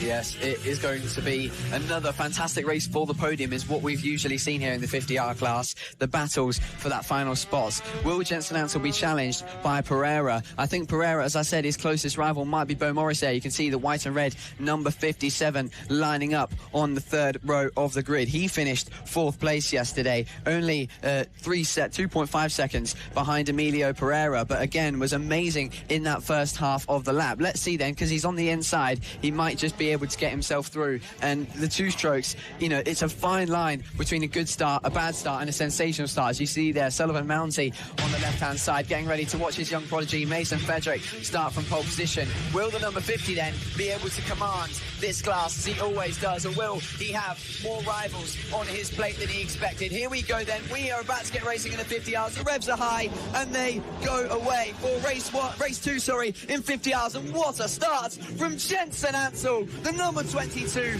forces his way through on Mason Fedrick. As I said, Mason Fedrick could find some more rivals on his plate today, and he finds at turn 1 already Jensen Ansell through and up the inside. Will Mason Fedrick respond right here? It's a little bit too late to ask for that one, but he's cut underneath him nice and well at that hairpin as they head up to the Stuart S's. We'll have to wait and see. He has got the run and he's back through into the lead. Can Ansell respond? I said he can improve as the weekend goes along, but will that be proved today? Oh, that first chicane battle was mesmerising, Riley. So much racing respect between both riders. Credit to Jensen Ansel. Did not back out for 1 second. And that's a psychological boost for him, certainly. Mason Fedrick, though, equal to it, immediately surges back into the lead. Past the line they go, and it's going to be Fedrick from Ansel in P2. Emilio Pereira did good as well. Made a good dive down the inside at McRae's during that race start. There he is, number 31, Neon Blue. Can't miss him. He's holding down third place for the time being, so good stuff there. Yeah, and a great start as well from Emilio Pereira to find himself in third place, having started fourth. But already that gap being brought out by Mason Fedrick. Jensen Ansel then just has to keep himself under control. It's this stage of the race. In the past, you think back to Uden Park, where he was super strong, where he actually beat Mason Fedrick and split his run of fourth in the 50R class. Jensen Ansel, he was pushing so hard to catch Mason Fedrick at this stage of the race, where he got the better start, but Mason Fedrick came back through, started to open that gap with his amazing confidence in the early stages. And yeah, the number 22 just asked a little bit too much of his Ovale 116, unfortunately went down at the hairpin at Hooton. But now, will he be able to learn from this? It's a 1.1 gap already after lap 1. Will that be able to be brought back? I'm not quite sure. 9 laps still left to tell us whether that is possible. And right now, we're looking at the battle for fourth between Taylor and Morris. Mason Fedrick, a 50.778 on that previous lap. Probably not going to complete the side quest of breaching the 50-second barricade this race. The track warms up during the day. Race number 3 is where we really could see that tanker fall down. 9 laps to go. He leads Jensen Ansel. That gap will increase ever more as they cross the line. Not again. We won't hold our breath. We've already seen it happen once today. It could certainly happen again. But Mason Fedrick in complete control. You have a decent little charge here, though, going on. That looks to be through the final corner. Bo Morris chasing down Freddie Taylor. Emilio Pereira 2 seconds ahead of these two. And the number 57 looking for every single avenue to carve out through. Could have the inside line here towards McRae's hairpin. Does have the inside line. Enough room left. Good respect there from Freddie Taylor. It'll be a drag race towards Iredale's, which is subsequently won by the 118. Morris, though, knows there are opportunities at every single apex, and he will take them. Yeah, it was a late dive bomb there from Bo Morris to sit up Freddie Taylor a little bit. Well responded from both of them to keep it on track, to keep it tight to the apex. But that then allowed the Ovale to use its grunt, its 4-stroke grunt of the 160cc engine to extract a fantastic exit, a consistent exit. While the 2 strokes are so powerful and aggressive on the throttle, it's not the easiest to keep them stable on that throttle. And now we're seeing that long corner, that long last corner. Bo Morris above the power band, getting into the slipstream, closing in through these fast few corners, and that always lines him up for a move here. Take 2 for Bo Morris as the number 57 darts to the inside yet again, and this time runs Freddie Taylor all the way to the outside of the track and gets the move done. Will Freddie Taylor respond as early as this? Yes, he will. He looks for the inside, thinks better of it. Well executed to keep them both safe on track. 7 laps for him left, though, to still fight for that 4th place. But behind them, you can see Tommy Williams and Reed Saxby joining the fun. Pure telegraphing. Read all about it. Front page battling there as we see a rider back on the bike. We've lost Logan Hopper already from this race. Oliver Cheeseman looks to gingerly be getting back on the bike. Couple of mechanical gremlins hitting the Mini GP 50R class as we have 6 laps to go. Gap out in front, surprisingly, is only 1 second. Mason Fedrick might well have been caught up in some kind of traffic skirmish. We might have to get confirmation on that one, but Jensen Ansel took a second out of him last lap. Yeah, well, there it is. You can see now Jensen Ansel putting in the pace that we see him do at Hooton Park and Clay Pigeon as well. So I think we're getting to see that old Jensen Ansel that we knew and loved so well, because he was the only one who can challenge Mason Fedrick, and it looks like it's the same story here today. Let's see how he manages then this second half of the race that we're about to come into in a few moments' time, that he is so strong at. But at the moment, Tommy Williams under some severe pressure for 6th place by Reed Saxelby. Across the line, Mason Fredericks responded in kind by setting the fastest lap of the race, a 50.151. I said he wasn't going to do the side quest today. He's getting perilously close to proving me wrong. Is the number 50, which is what he's been oh so good at doing at. You say something, you put it into the universe. He grabs that metaphorical bull by the horns and will not let it go until the job is done. Jensen Ansel isn't far off though, 50.5 on the last lap. Emilio Pereira still holding down P3, but Bo Morris is trying to mount a charge but can't quite do it. A couple of attempts off previous lap. We have 5 laps to go here at Rowrah Kart Circuit in the Mini GP 50R class. The big battle is between Reed Saxelby and Tommy Williams. Less than 4 attempts separate them as their battle looks to reach the boiling point. Yeah, and they're also making their way towards Freddie Taylor as well in 5th place. Maybe a bit of a mistake after being overtaken by Bo Morris. Lost a bit of focus and concentration as his flow got interrupted by the Metro Kit coming through and making his way into 4th. But now we watch Mason Frederick with a 1.9 second gap back to Jensen Ansel, who's having another really promising ride. A ride that is building more confidence and allowing him to learn more for the 3rd race. If he's able to get a start like that again, get onto the pace that he's doing now with all that experience and knowledge of the conditions that we have here on Sunday, he could definitely mount a challenge, because with 4 laps to go, it's the smallest gap we've seen to Mason Frederick all the way back to Hooton Park, which was Jensen Ansel. Indeed, and the encouraging thing as well for us watching and for the riders is that based on Mason Frederick's lap times at least, the track's not far off its most optimal at all. Frederick crosses the line of 50.4 on the previous lap, followed by Jensen Ansel, who crosses the line of 53.4. That might have been a big mistake for Jensen Ansel, either that or it wouldn't be the first time mechanical problems have crept in. Looks to be going along okay. Plus the number 22. Not first Jensen to opt for the number 22 as well. Jensen Ansel, there he is, 50.5, his best lap of the race. Now sees himself 5 seconds away from Mason Frederick. And well, all the charge, all the momentum he built does come crashing down, but he's got plenty of daylight between himself and Pereira behind. Should be a comfortable P2 for him. Yeah, perhaps just trying to ask that little bit more of his Ovale 160 to see if he can get that final little second on Mason Frederick. Just saw him not too far away, closer than he's been in a very long time, and that just tempted him in to trying a little bit harder, perhaps ran it a bit wide into turn 1 and made a bit of a mistake, lost that time there, because you have to be very, very good on the brakes to get it sorted for turn 1 as he now makes his way to some lap traffic. And Mason Frederick, here is your race leader with 2 laps to go, making his way as well through on lapped traffic. But again, demonstrating what I said at the start of the race, how good he is, how calm and calculated he is with getting through on lap traffic.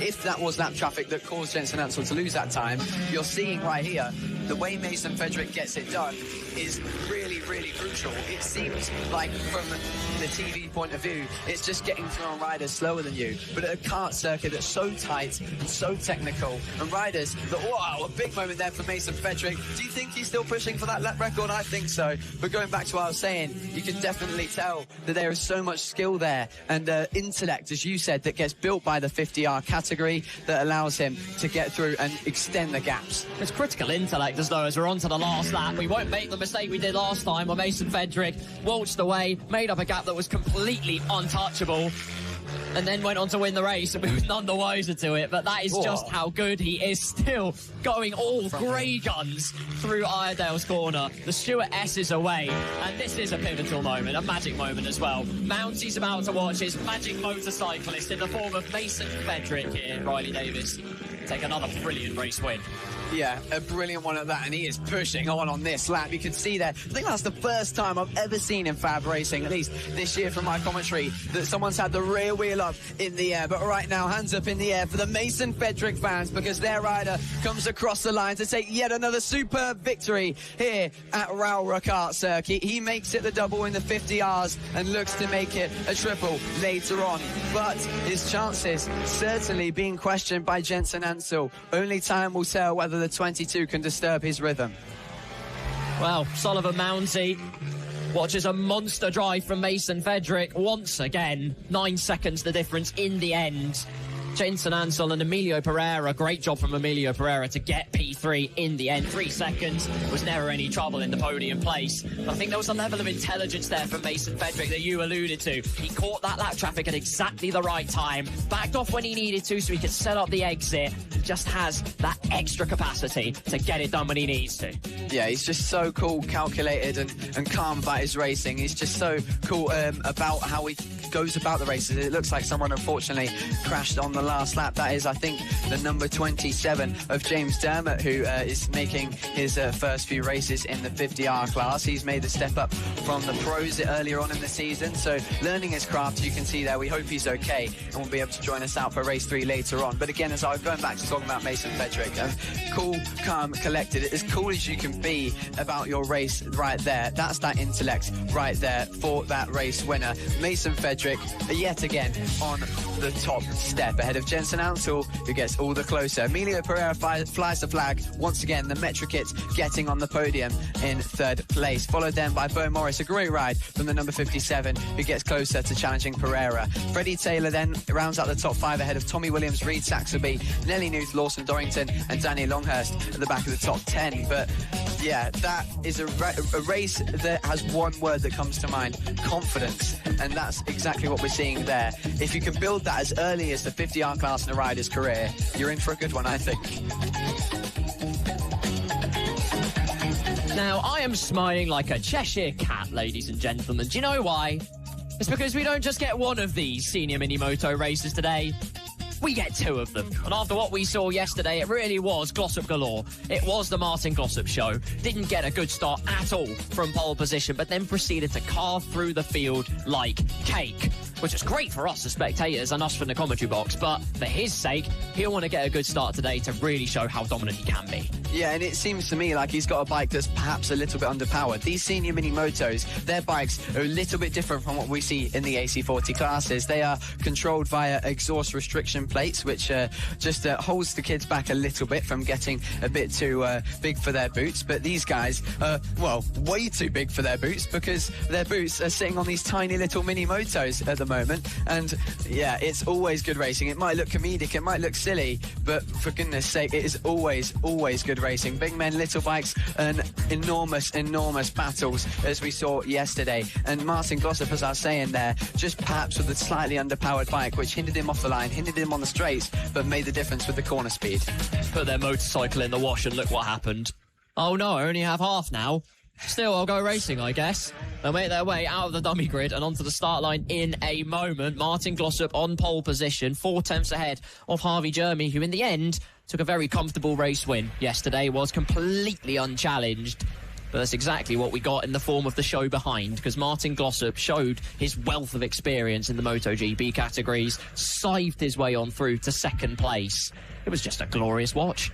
Yeah, for sure. And I think, you know, these motorcycles, they're such interesting little machines. They're probably the only motorcycles in the world that you can misplace in your house. I mean, you could probably search around and find one of them lying in a toy box or something like that. But we'll have to wait and see how this senior mini moto race plays out. And we're waiting to see whether they'll get out on track. Just now it looks like Harvey Jeremy, the championship leader, is going to lead us then onto the track as they're about to start their warm-up lap. Martin Glossop is the one to look out for, but the start, it's so difficult to get right when you've got a bike that clearly hasn't got the power to make it work. And also, anyone, here's a question for you all. Solly versus Sonic, anyone? Coming to a future round near you, maybe? The Monster versus the Blur. Probably not the nicknames they would have intended, but it's the nicknames I've given them. It will be all the more interesting. As on to the reconnaissance lap they go for the senior mini-moto race number 2. And this is your grid. Martin Glossop in P1, 55.107 yesterday. We'll be hoping for a much more superior start today. Harvey Jeremy, number 45, in P2, sharing the front row. Tom Burton, Keaton Payne on the 2nd row, with Nick Bennett and Mark Payne on the 3rd row. Chris Payne, Nicky Lewis and Rob Gentry round out our grid lineup. The racing set to be extremely intriguing, just like it was yesterday, because we talk about the power to weight ratio of bikes this small, but now you have a significantly bigger rider on top of them. Martin Glossop couldn't exactly overtake with leisure, as it were. He could send it down the inside, but it's so much about setting up the exit and keeping your bike in that operating window. because you saw he just did not have the acceleration at times. Yeah, and even with that, he used the craft of a former motorcycle racer like he is to defend that line as well. It took him a while to get through on championship leader Tom Burt into second place, which ultimately prevented either of them from challenging the race leader Harvey Jeremy, who closes in the championship standings on Tom Burt. But it was that was so impressive, the fact that he was carrying so much corner speed, charging through every single lap he made a move on Tom Burt. It was instantly responded to, but every time he was putting in the effort to put himself in the right place on the straights, to make it as hard as possible for Tom Burt to get in the slipstream and find a way through into the next corner. Putting the rear wheels airborne to make sure that they know that the bike is in a proper power operating window. The flag falls and they'll keep their eyes on the lights, and it'll be go for Glossop. Can he get a better start? Yes, but it's not much better. In fact, it's identical to yesterday. Sunk like a brick, and so through goes Harvey Jeremy like a cruise missile into the lead. And now once again it will be the Glossop show. Round the outside, late on the brakes as you dare. He gets past one, he gets past two. Surely not a delightful double. He's going to have the inside line for Iredale's. Still the exit is eluding him. With the power not in his favour, he at least gets one. That was a glorious move from Glossop. And there was no fault to that at all. If he had the power, he would have got that done there. Two riders around the outside. That is the ultimate way to embarrass someone in the form of motorcycle racing. Not only to go around the outside of them, but then go around the outside of two of them in one corner. And now he aims to go up the inside of, I think, Mark Payne as he charges through into fourth place. A brilliant move as Mark Payne looks to respond around the outside. No opportunity yet. He's going to wait for the straight. Can Martin Glossop lead the charge toward Tom Burt and Harvey Jeremy? He hangs on to that spot for now. I don't really blame Mark Payne for rolling out the red carpet for Martin Glossop, who just scythed on through. That's where he was so strong in race number one. St John's through to the left of Sunny Bend at the end of the lap. For every single corner where the track is his canvas, he paints it with oh so vibrant colours in overtaking. Through to the stewardesses. This is your order. Oh no! Tom Burt looks to have got the lead, but no! Martin Glossop with mechanical problems holds the hand out and slows down. That is absolutely devastating. And if race one wasn't hurtful enough for Martin Glossop, this will hurt even more. The bike comes to a shuddering halt. He looks around and says, what are you doing? Please come back to me. And the number 61 falls to the bottom of the order and might well be out of the race. Oh, devastation. We're hoping he can get it started again so he can somehow get back on and give us some overtakes for the rest of it. But I don't think it's going to come back to him. He's begging it to stay with him. And unfortunately, we have to say goodbye to the number 61 in this race. Hopefully, he can get it sorted and back out there for the next race. But right now, we're seeing the two title rivals have a much easier job, as I now try to get my words out. Tom Burt has a much easier job on his hands to challenge Harvey Jeremy, because he hasn't got Martin Glossop for company and can now try and catch him up and add on the pressure. 45 versus 68. It was a much more dominant display from Harvey Jeremy in race number one. Still plenty of time, of course. 7 laps to go, 6 when they cross the line. But still running around very nicely. Tom Burt, though, equal to it. The all-new senior Minimoto, and we love it. We absolutely love every single turn of the handlebars through with 6 laps to go. Jeremy leads. Not the fastest lap of the race, though. That belongs to Tom Burt. 56.018. About a second off what we saw at peak qualifying times in this category. But either way, pedaling on nicely within a second of the leader. Yeah, a class of old in the world of FAB-Racing. Class that's been with us for so long, but a new era in the form of Harvey Jeremy and Tom Burt. Hopefully Martin Glossop, if he sticks with us for the rest of the season and going onwards. Matt Birkin's time may be over if he continues to stay away for so long. We haven't seen him since Newton Park. Will Matt Birkin, I guess you could say the GOAT of the senior mini-moto category, return in due time? We'll have to wait and see, because right now Harvey Jeremy riding the crest of a wave in the way Matt Birkin would have done earlier on in the season and seasons before that. But Tom Burt with the fast lap of the race, a 56.0, looking to close the gap on the number 45 and extend his championship lead. Times are coming down even more. They're into the 55s now. 55.9 from Harvey Jeremy. And still Tom Burt finds that extra little pocket of time. 55.8. 1/10 difference. And he's now within 0.8 of a second of the number 45. Taking a wider line. Optimising the exit perhaps at McRae's corner. But there's other parts where the 68 is just that little bit superior towards the Stuart S's. There you go. Great exit there from Tom Burt, who's now really closing in. Spots his championship rival right ahead of him. And it's chasing down his prey. Predatorial instinct. Call him an apex predator, if you will. And as for Matt Birkin, well, he will return in some movie that I won't say because I don't want to let her through my door. 5 laps to go, 4 when they cross the line. Jeremy leads, Tom Burt in V2, and Keaton Payne currently holding down that final podium place. The number 12 doing a good shift. Well, we'll have to wait and see if Tom Burt can catch Harvey Jeremy and make a bad situation for his championship. Of course, Harvey Jeremy's championship, because Tom Burt will be extending that lead. But Harvey Jeremy did respond to that. 55.6. A fantastic lap time there, beating the best one set by Tom Burt only a lap before by 0.3 of a second. Now with 4 laps to go, that is going to be undoing Tom Burt's hopes of closing in for the victory, knocking down his confidence and trying to take home a double before we head to race 3 later on. Will Tom Burt respond just now, or will he take this one on the chin and go for race 3?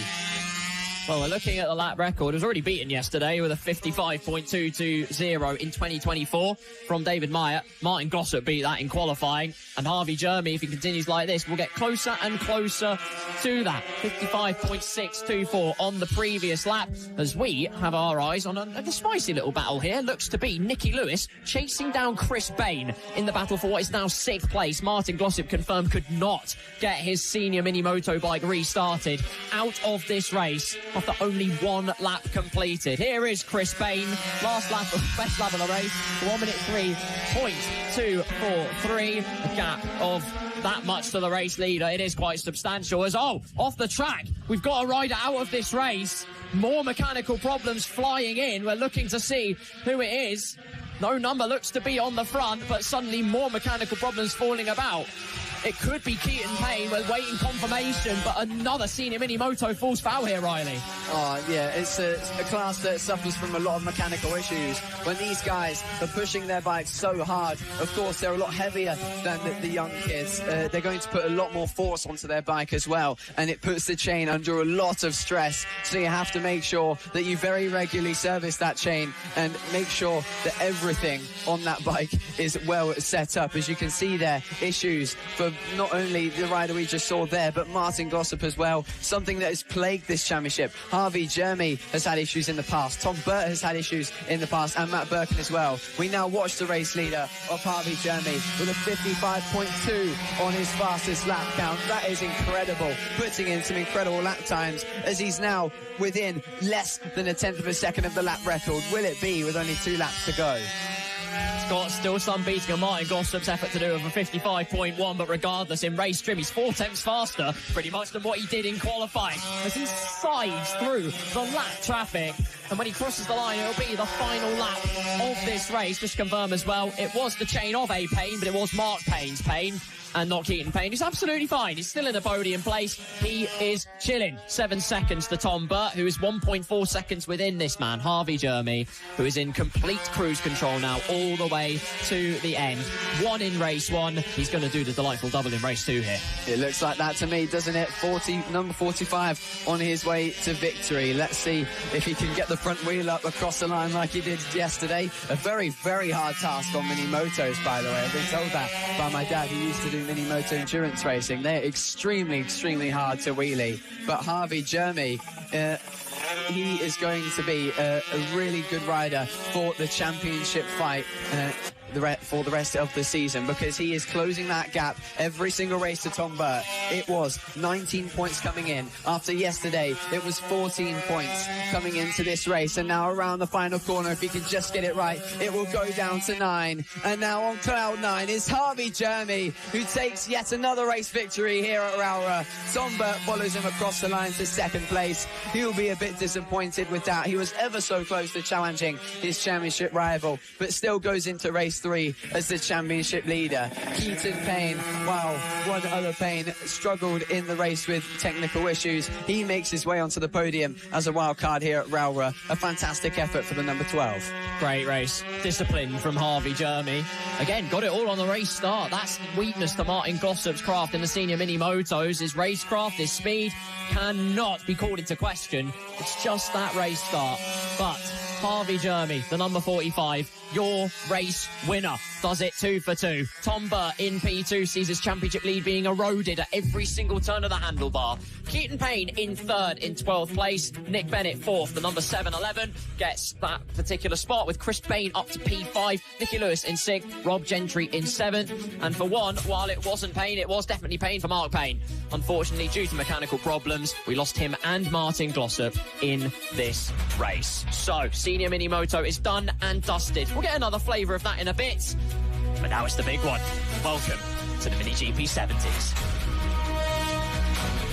The story all season long in the Mini GP 70 class has been, can Bradley Curtis stop the dominant force that has been Sebastian Gaslavsky? But after qualifying and after race 1, we've got new names challenging the number 64. A name that has been present in the FAB paddock for a long time though, Max Johnson. But a new challenger to Gaslavsky's championship charge, having qualified 2nd with an amazing lap time. He has been super competitive this weekend, and the 141 looks to add to his podium count, maybe go on better if he can interrupt Gaslavsky, who will be the ultimate challenger to his dominance. Didn't look like many people could interrupt him yesterday though, especially not in this class. He just cruised on into the distance.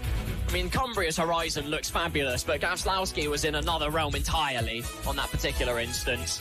So it will take that race start probably to try and disrupt his rhythm, to ruffle his feathers. If he has to get into racecraft, maybe something can be done there. But if he gets a clear track and a race start, he's unstoppable. Yeah, exactly. And that's why turn 1 is so important, and it has been for all season long in the GP70 class. But it is so difficult to get a move settled into turn 1. You have to count on your rival getting a bad start, and you have to make sure your start is perfect. We've seen riders with the pace to win lose races, even lose podiums already this weekend because the start's gone wrong. Jamie King comes to mind, Tommy Keats, who has finished on the podium, but pace that is enough to win the Extreme 200 race. The start is extremely crucial. If that goes wrong, then you can already maybe write off the race win. Gaslavsky going for an endo as he headed onto his grid spot. That will energise him a little bit. He's your pole sitter though. Got a 49.775 cracking time there from the 64. Max Johnson though, the only other rider to get inside that bracket. Thought he had pole for ages and ages. It was eventually clarified, but P2, he is no slouch. Rex Austin and Maxwell Keats on the 2nd row. Daisy Polden and Josh Perkins on the 3rd row. Bradley Curtis and Harry James as Gaslavsky looks to have a problem. He's stranded outside of the stewardesses. Looking at the bike for a brief moment, he does get back to it. Looks like everything is okay for a moment. Probably calling his mechanical motor into question, but that's warning signs for the pole sitter.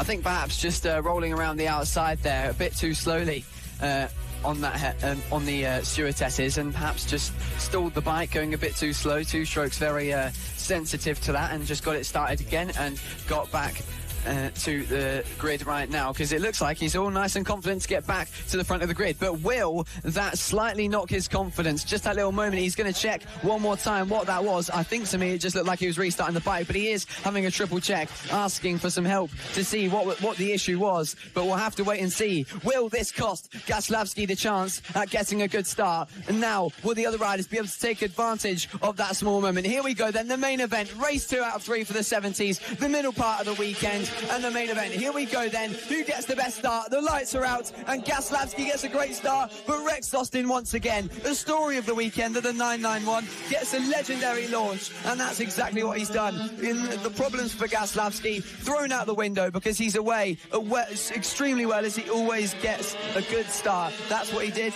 The number 64 pulling away, but can Rex Austin mount a challenge? Look at Bradley Curtis, was in 4th place. His pocket's been picked by Maxwell Keys, who gets back through. That's an electric getaway from Bradley Curtis, but it's Rex the Rocket once again, making up places off of the blocks. Excellent stuff. Yeah, a great start, and that is a new name there, Carl, that might take effect in FAB-Racing. Me and Zach throughout the season have crafted a few nicknames for riders that they've taken on board. The Hornet comes to mind for Caelan Ratcliffe, and I think that is a new one that might catch on.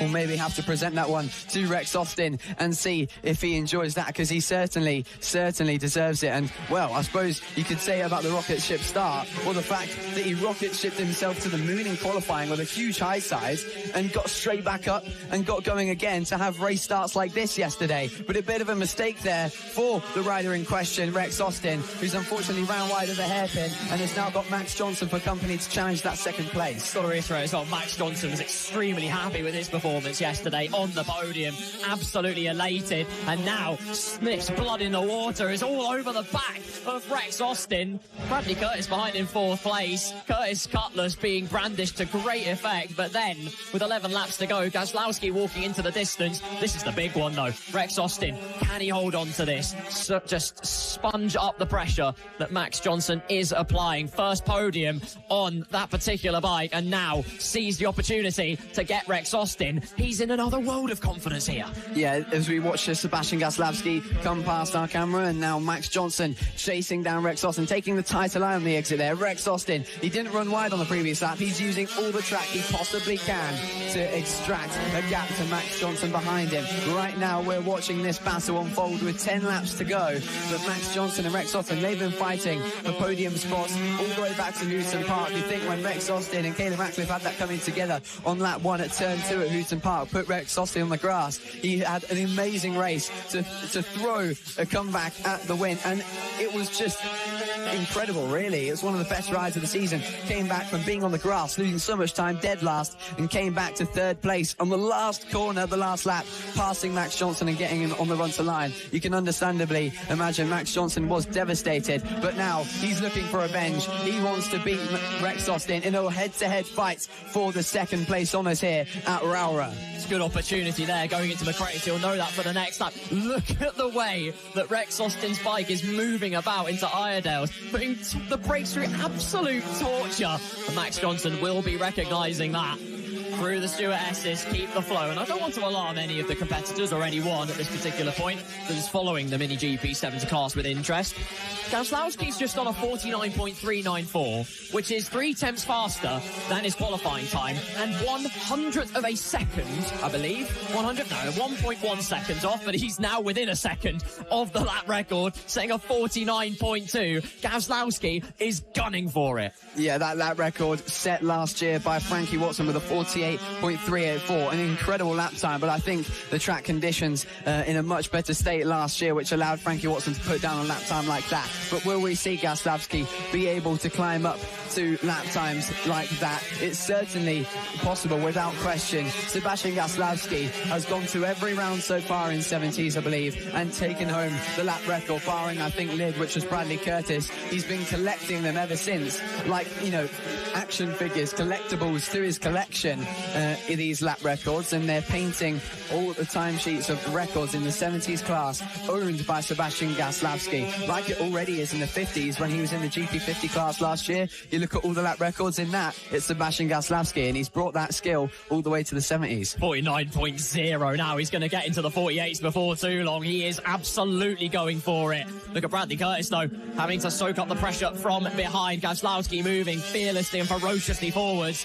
And Curtis, well, he had the Cutlass at his disposal early on. Another rapid start for the 71, up from 7th to 4th place, as Maxwell Keats all on his case, under half a second between those two riders. It's Rex Austin and Max Johnson still logged into combat. The order from there, you've got Josh Perkins ahead of Daisy Polden in 6th and 7th place, Harry James in 8th, and then Bojan Blasevski in 9th. We, of course, don't have Caelan Ratcliffe. Had a monster accident at turn 1 in the practice session yesterday. Was declared not clear to race, and rightly so. It was a heavy accident. And we hope, Caelan, you're feeling a little bit better. Get well for Three Sisters, mate. Yeah, and we hear good news that he's been back in the paddock as early as last night, talking to people and making sure everyone knows that he's okay and enjoying the rest of his weekend, watching his older brother Roman race in the Pit Bike 140 class. So it's great to see him back here in the paddock at FAB-Racing and just enjoying the rest of the weekend, relaxing, and maybe a little bit nervous to see how the GP50 race unfolds. And I'm sure it'll be a big Josh Perkins and Bo Morris fan, hoping that they'll be able to take points out of Amelia Pereira, but we'll have to wait and see that one in the future, because right now we are watching the ride I was just talking about. Josh Perkins there trailing, in front of Daisy Polden, who both of those riders mounted an incredible battle towards Bradley Curtis yesterday for the final spot in the top 5. And here comes Daisy Polden trying to go a long way around into the last corner. That would have been a brave move. She now sets up the run down the straight to try and overtake Josh Perkins. And a mention about Bradley Curtis, if you've seen Lyd in the previous rounds before, you're probably wondering why he seems a bit off colour here. I can't confirm that it's due to injury, but you have to feel like only 2 weeks ago, the Junior British Grand Prix, if you saw that, you would know he had a massive off in what we still believe to be a brake issue, where he had to abort the bike in turn 1 at what is maybe 60 miles an hour for these 70s, and fell pretty hard on his back and rolled into the barriers. Thankfully, he was okay to keep racing, but might just still have a few bruises from that. Exactly, yeah. Again, if you ever needed an indication of how rapid these bikes are, that's it right there. 60 miles an hour almost, in fact maybe even more than that, as they head through into turn number 1. Scarcely believable speed. 4 laps to go. Gazlowski leads 49.045. Do you want to leave some infinity stones for the rest of us, mate? Honestly. Fastest lap after fastest lap. He's brandishing them at every opportunity, but he has every right to do so. He is completely dominant here in the Mini GP 70s class. Nearly 10 seconds the gap. Rex Austin doing a masterful job to hold Max Johnson back. What is going to be a brilliant battle all the way to the end. Under a second still, but this battle here is even more enticing. Daisy Polden looking to the inside line at the Stewart S's, making her bike as wide as possible, hoping at least that Perkins looks back at least for an iota, because then that will be all the pressure she needs. Yeah, she really thought about it there into the Stewart S's. That was a favourite overtaking spot for a lot of people. But now Sebastian Gazlowski, with 3 laps to go, has dived into the 48. It's the first person to do that this weekend in the 70 class. What a great lap time from the number 64, who edges himself all the closer to Frankie Watson's lap record from 2025. We continue to watch this battle as Daisy Polden, who's having a great weekend right now. 7th place is not something she'll be too happy with, considering how competitive she was yesterday, but she's looking, with Caden Ratcliffe absent from this round, to maybe find herself in 4th place. But wide there from Perkins, and the undercut from Daisy Polden. A brilliant move from the number 127, who now finds herself into the top 6. Josh Perkins has some work on his hands to try and regain that 6th spot, and has to use that overtaking prowess that we saw in the 50 class. While he didn't make any move on Pereira, all the moments that he had trying to find a way through and the places he put his bike to make it happen were perfect. Will that be able to be executed this time to find 6th place? Yeah, intuition. Great intuition, in fact, from Daisy Polden. Crosses the line, 50.5. Has clearly got some great pace on her machine, highlighting Sebastian Gazlowski. 1 on the hat, 1 on the road. It's another victory that he's looking to get. Did both classes yesterday on Saturday. He got the Mini GP 70, subsequently followed by the Extreme 200, which wasn't exactly as comfortable of an affair. That'll be one to watch out for later.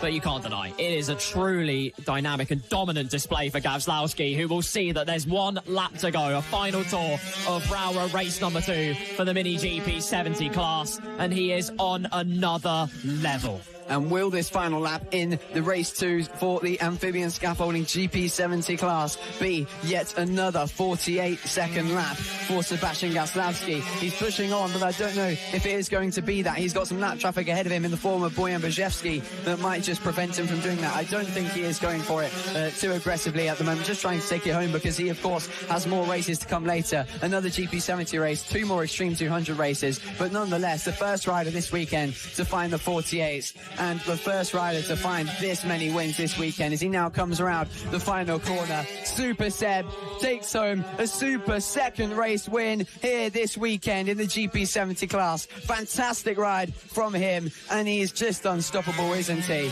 And now we're waiting to see who's going to come home on the podium. It looked like at the first it was a battle between Johnson and Austin, but Rex Austin comes home for second place thanks to that rocket ship start that you know Julie named him Rocket Rex, and it makes complete sense. Though we said before how necessary it is to get that incredible start, and that right there just proves it. Austin second place, followed by Max Johnson, who takes home another podium. Great job by him. Yeah, it'll be elated, over the moon will Max Johnson. Thrilling stuff from Rex Austin, Max Johnson, Daisy Polden and Perkins. The show of the letter P's, the surnames, that didn't disappoint either. Gaslowski with a reserved wave. He's done the job. He did exactly what he needed to do. He's breached the 49-second barricade. He's into the 48s.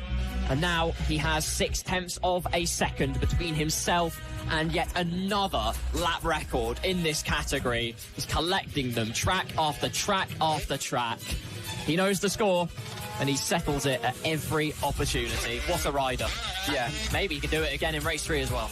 Yeah, I think he definitely can. We'll have to wait and see, though, who gets that start, because, again, if the start is that important, Gaslowski might make a mistake. You never know. If he is overtaken at turn 1 and then tries to respond, he's not been in that situation yet, has he? He's not been in the situation of chasing someone all weekend long, and he hasn't really been in it much this season. But, yeah, it is Sebastian Gaslowski yet again who adds to his win tally ahead of Rex Austin and Max Johnson. This amphibian scaffolding mini GP70 race having a much bigger tail to it than just the 14-second gap between Gaslowski and Austin. Then the podium was followed by a good ride by Bradley Curtis, probably still nursing some injuries from Silverstone. Then it was Maxwell Keats, Daisy Polden making another top 6 finish. Then Josh Perkins, Harry James, Boyan Blaszewski rounding out the 9 riders we have this weekend in the amphibian scaffolding mini GP70s.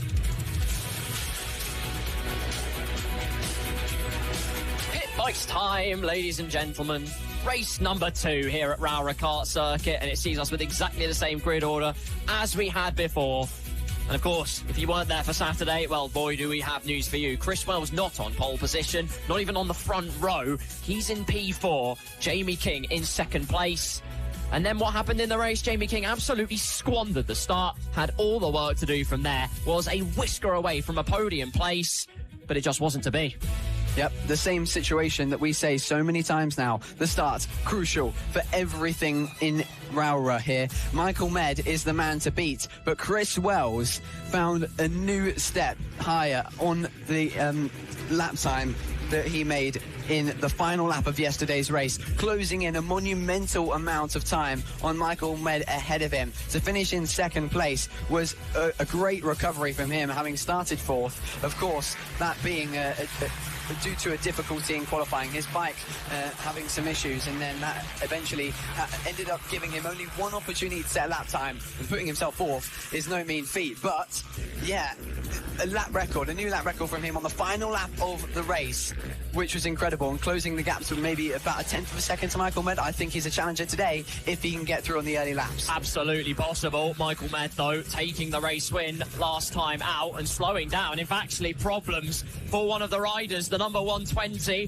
that looks to be Ben Simpson, who was going to be starting in 3rd place, is looking to kickstart the bike back into gear, and he's pulling off to the side, still trying to resuscitate some life into it, and he slaps to the deck. He cannot believe it. The bike letting him down, and what would have been a P3 start, he's out before it even begins. And that will give Matthew McLean an inherited place, Chris Wells an inherited place, and it means the pressure is relieved from Michael Med just a touch. Absolutely devastating stuff. The riders are all lined up and ready to go. They might well hold it because of the yellow flag. But this is it. The flag goes down. Eyes on the lights and the prize, and away we go. Great start for Michael Med again, though. Jamie King with a suboptimal start, and that's Chris Wells through into P2. Did the job and did it very well indeed. Through he goes, one target once again between himself and race win, but we've seen this one play out before. It's Michael Med, the number 771, ahead of Chris Wells. Jamie King down to P3, and again, he's got to try and make men's meet here. That couldn't have got any better for Chris Wells. Just perfect. His start was good. He he was fortunate that Jamie King didn't get away well, and of course fortunate that Ben Simpson had the issue, and now he's up the inside. This time it's luck, not luck, it's skill. With the slipstream and the dive bomb up the inside, a favourite overtaking opportunity, especially in this Pit Bike 140 class, is the Stuart S's, and now Michael Med has got some work to do. He had the pace that he set in qualifying, the pace in the race as well, but now with Chris Wells' speed that he showed at the end of race 1, it's going to be a difficult task. But the two were still so tightly paced in that first race that I think we're going to see a battle between them, and if they do, that's going to allow Jamie King to catch up. The mechanical and mortifying nature of yesterday sat firmly back in the back of Chris Wells' mind. Now holds the lead, but Michael Med, we know, is absolutely no slouch. These two practically even on pace yesterday. Chris Wells couldn't get the job done. He has the lead now, has the track position for the number 73. And what can Michael Med do from here? Jamie King not able to keep up with these two. They've got all the answers out in front. And we can confirm Chris Wells is racing in Moto Team later. Oh, sorry, pardon me. Correction on that front. Breaking news coming in. Boy, do we have news for you. We did say that we had Sullivan Mounsey. It wouldn't be the last time you heard his name today, as we see the leaders cross the line to make it X amount of laps to go. About 10 or 9 laps to go here in PB 140. Chris Wells leading Michael Med. Producer in our ear does confirm that this is the following news, ladies and gentlemen. Moto Team, Paul Kelly was injured in race number 2, and it means he is getting replaced. So the number 339 now. Anyone want to see Sullivan Mounsey ride? Because you bet he is. From the back of the grid, the charge towards the quest for victory will be very much underway. A professional motorcycle racer joining the Moto Team grid, and that is why it is so much fun, Moto Team. You never know what it could amount to, this class. That class, of course, we're watching right now, this amazing Pit Bike 140 race, which is building up to be a fantastic battle between Michael Med and Chris Wells. But, of course, Moto Team, a class that is so cheap to run in, the cheapest motorcycle racing option in Britain, and you know, not only is it the cheapest motorcycle racing option, but you're finding yourself on a grid with a professional motorcycle racer. But here's a story. I know for a fact that Paul Kelly was meant to start at the back of the grid, so Sullivan Mounsey has got a job to do, and it is going to be so entertaining to see how he manages this one. Oh, we cannot wait. 9 laps to go here. Jamie King, the man highlighted on your picture, the 76, second on the grid. Again, not the start he would have wanted. Now he's trying to reinvigorate himself, but he's a second slower than the two ahead of him. By all metrics for him, it's absolutely disastrous. And let's not forget, if you are familiar with Jamie King's game, this is probably his favourite track, according to him, including Clay Pigeon, Lid, Miller Park, and a bunch of others. But that's beside the point. The point is, he does like this track, and it's not the way he would have wanted it to go. No, certainly not. Well, you say he doesn't like the track. It's hard to read Jamie King sometimes, because when you look at his onboard laps that he posts on his YouTube of all the tracks on the FAB-Racing calendar, I'd say maybe about we have 8 rounds, 8 of 8 perhaps. He says that they're all his favourite tracks. So his top 8, the FAB-Racing calendar, I think he just loves Fab that much. So understandably, enjoying all the tracks here is Jamie King, and maybe this one just a little bit lower on the favourites list. But is that his fault or the track's fault? We'll have to wait and see how it plays out for the rest of the weekend. Jamie King missed practice, and you have to feel that is a big factor relating to why he can't replicate the speed of Michael Med and Chris Wells. He's hoping on a mistake from Chris Wells, or perhaps some drama between himself and Michael Med. Could have figured him out here. Called Jamie King, but he is very much the diplomat when it comes to his YouTube content. We have a nice little battle developing, though, between Matthew McLean and Stephen Humphreys. The battle for 4th place is sprucing up at just over a 10th of a second on the previous lap, and Humphreys has a psychological advantage and is gaining behind the bubble, quote unquote, towards the chicane. Feigns the bike to the inside, just to get that pressure flowing, get that flowing through the veins of his competitor ahead as they enter into McRae's with 7 laps to go. Chris Wells still leads Michael Med. 0.3 of a second is the gap, matching each other blow for blow every single lap. One lap it's Chris Wells that's 1/10 of a second quicker. The next lap, Michael Med finds the advantage. And that's exactly what we want to see. This back and forth nature, too, at the very peak of their powers, just putting each other to the sword. Through the Stuart S as we go, McLean ahead of Humphreys, but look how close it is. Almost shaving the tyre face off here. Yeah, pushing super hard for that position, aren't they? And here we are then, Michael Med. He's found a bit of pace then in this halfway point of the race. He's found a 52.0, not quite replicating the 51.8 we saw yesterday from Chris Wells, which was just an amazing lap time, wasn't it? And it was just incredible to see. It's so impressive. Right now, they're running so close to that lap record set by the number 73. And right now, Michael Med, he's put in the fast lap time of the race. He's coming on strong now. He needs to find his way through on Chris Wells, because what we've seen throughout the season so far is when Chris Wells leads for a certain amount of laps, he finds the confidence, and an amazing confidence at that. He's a complete package in the Pit Bike 140 class, and that's why he's got so many titles to his name. And that's why he's come out of retirement so many times, because he knows he's got more in him. And right now, has he got another win in him, or has Michael Med got something else for him? He thought about the inside move right there, but he's going to wait for it with 5 laps to go. Well, Michael Med has to be the disruptor in this situation. He's going to stop Chris Wells from trying to escape on even further. Just throw his rhythm off sync, syncopate the style. Through the craze they go. 5 laps to run here at Rowrah, race number 2 in the PB 140 class. Chris Wells, your race leader. Michael Med in P2. Jamie King in 3rd in a land of his own. Michael McLean and Stephen Humphrey still very much nose to tail in the battle for 4th place as they head into the Stewart S's. Chris Wells has the advantage. Bradley Ferreira in 6th. Jamie Hughes in 7th with Matthew Rayland, Zach Toyreen and Luke Kirstein rounding out the top 10. And this is good news for Chris Wells if he can stay in this place, because he'll get even more points on Jamie King when all is said and done. Yeah, exactly. And Harrison Quincy as well, of course. If you're wondering where the joint championship leader coming into this round, obviously after Chris Wells' 2nd place dropped to 3rd in the standings, but Harrison Quincy unfortunately injuring himself in a bicycle accident in the time between the Junior British Grand Prix and the race here at Rowrah Kart Circuit. Oh, I thought about a dive bomb again. Michael Med looking at every opportunity possible, perhaps doing his homework and waiting to find an opportunity arise in the later laps. But as I was saying earlier, you can't let Chris Wells lead for too long. The confidence gets right in within him as he tries to do some comedic moments. A bit of a laugh with Michael Med trying to with the back of his bike and get it to go faster, doing everything he can to get in the slipstream tucked underneath to get in, as I said, the slipstream of Chris Wells, trying to get as much speed on the straight, because Chris Wells is quite a short rider, so that's certainly going to help him a lot. Is there a move here? I don't think so just yet. Waiting at the paddock bend, the entertainers putting on the show. There's some traffic to maybe just disrupt the battle a little bit, but no, both of them navigate it cleanly indeed. That looked to be, I'm trying to figure out who it is. I think it was Freddie Wadsworth, the number 15, who has now officially been lapped. That's the first piece of traffic completed. Robert Leveridge, we've also lost out of this race. We lost 3rd place, Ben Simpson, before the race even began.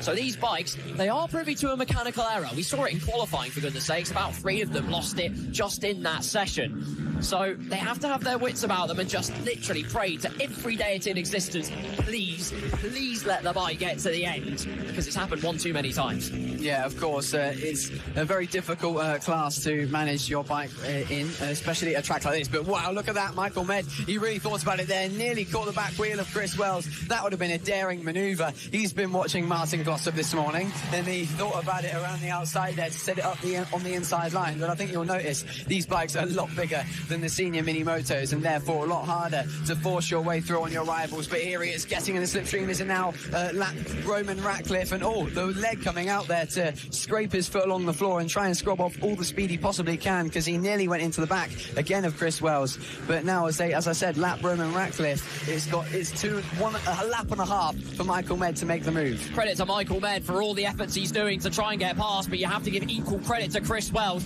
who is placing his bike in all the right positions. Going vogue, striking defensive poses, and there's nothing that Michael Med can do to pose an answer to that question. Now opting for a different strategy, cutting back in, optimising the exit, now to the inside of the paddock bend. He is right alongside Michael Med, takes the lead at the end of the penultimate lap. That was supreme stuff for Chris Wells. He's back down the inside of the chicane. Michael Med will just run the momentum round the outside. He has the track position now. That was a marvellous manoeuvre.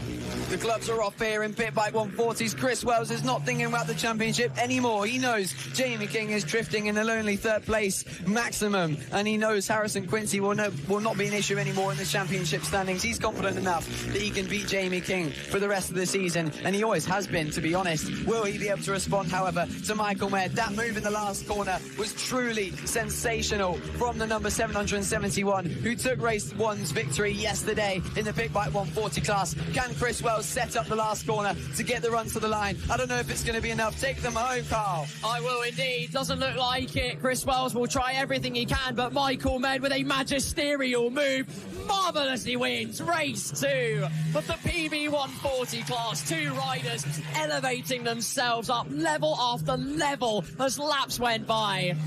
Across the line comes Roman Ratcliffe. We have to wait even longer for Jamie King to get across the line as Chris Wells going, oh, I'll get you next time, I promise, my friend. Michael Med says, not this time. That's 2 for 2 for the number 771, the pole sitter. What a great race those two have put on for us. Yeah, exactly. Just incredible. Yet again, the Pit Bike 140 class rarely fails to disappoint. And Michael Med, you have to feel those moments of having a laugh on the back straight, whipping his bike to get it to go faster, possibly worked. You never know what kind of machine he's got underneath that 140 Pit Bike. One thing I can guarantee is it's a 140cc 4-stroke engine.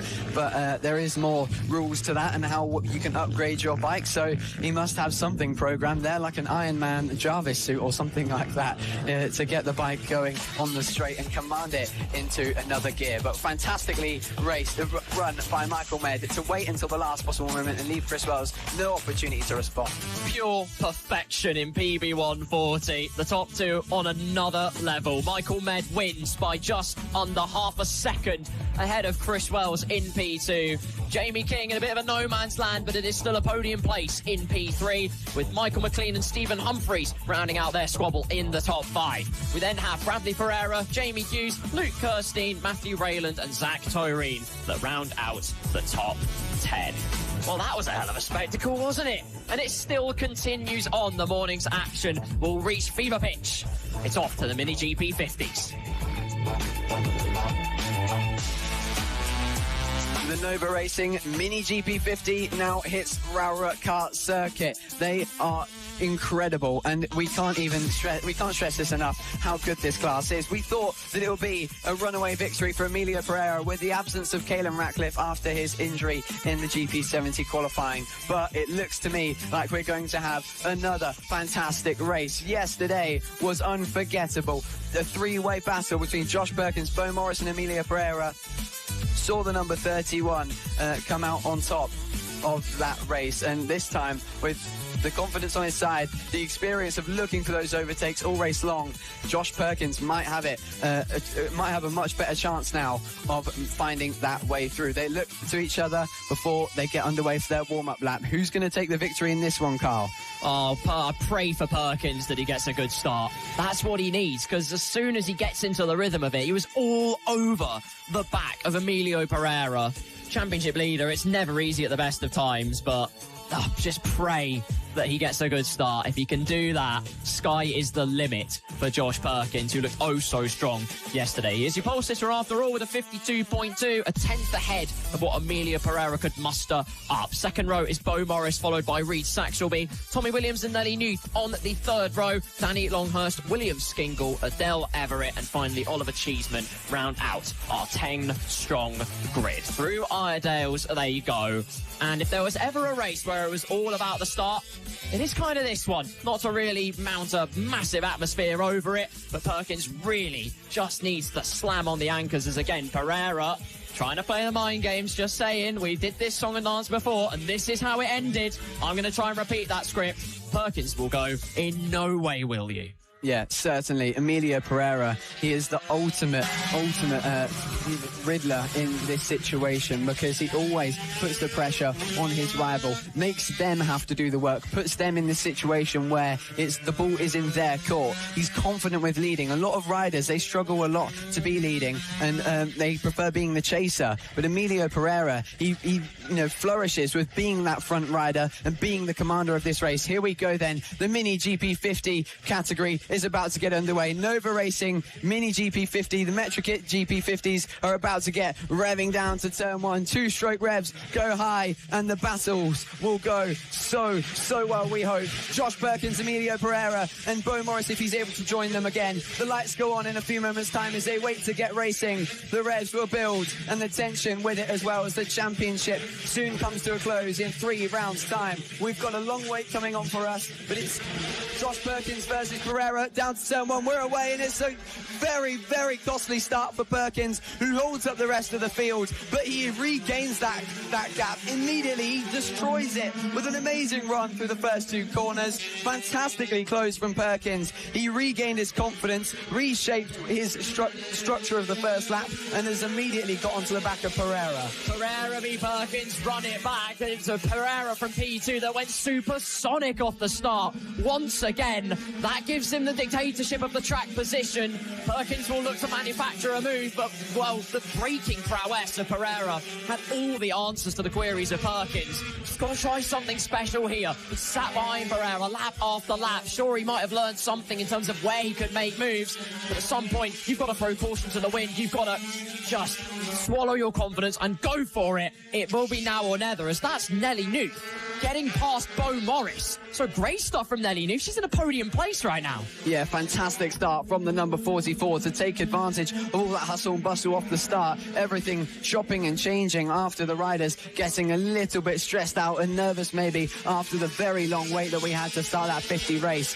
But already Josh Perkins off to a great start, trailing along Emilio Pereira, piling the pressure on as much as he can, turning a new leaf, as we said yesterday, after Silverstone. Pole position and 2 second places, and still with a hungry taste in his mouth for race victory. And that is the hunger that a race winner needs, a championship contender needs, and that puts him in good stead for the rest of the year to try and fight Pereira and become his ultimate rival if Caleb Ratcliffe isn't able to return in the same fashion, which I doubt will be true. He is already, I can imagine, desperate to get back out there watching this race and wishing he was out there getting involved in that fight for the win. But right now, the fight for third continues on. Nelly Newth is on a fantastic pace at the moment, super confident in these early stages and doing well to stay with Bo Morris. Yeah, Nelly Newth a second quicker than her qualifying time yesterday. Yes, Bo Morris got her back after McRae's, but she can learn a lot from following the number 57. Let's not forget, as we entered this race weekend, there is a big battle going on for third place in the standings. Bo Morris was only a 1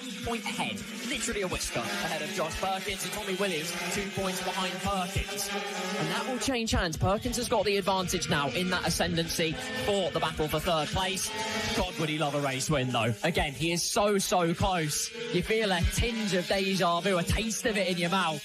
Can Perkins finally do it? It's a question that I've held all the way through the race weekend. I'm hoping for an answer. He's going for it at the chicane. He looks to the inside, but so many times you can just sweep round the outside and carry the speed. He is knocking on that door hard, though. You can definitely tell that he is confident enough now to make the move, send the dive, and he's looking at every opportunity possible. 8 laps to go for the number 30 to make his way through on the number 31, make up 1 position on the number, only one figure larger than his. Here we go then into the Stuart S's. Emilio Pereira leading the race as he has done so many times this season, but Bo Morris on a charge. As I said earlier on today when we started the broadcast, a rider who will be looking to close that gap and will have such a drive on his shoulders to make an effect in that battle between Perkins and Pereira after he struggled yesterday to close back to the duo ahead of him due to getting caught out by Oliver Cheeseman when he lapped him and having to take avoiding action. Safely avoided and well done by Morris, but now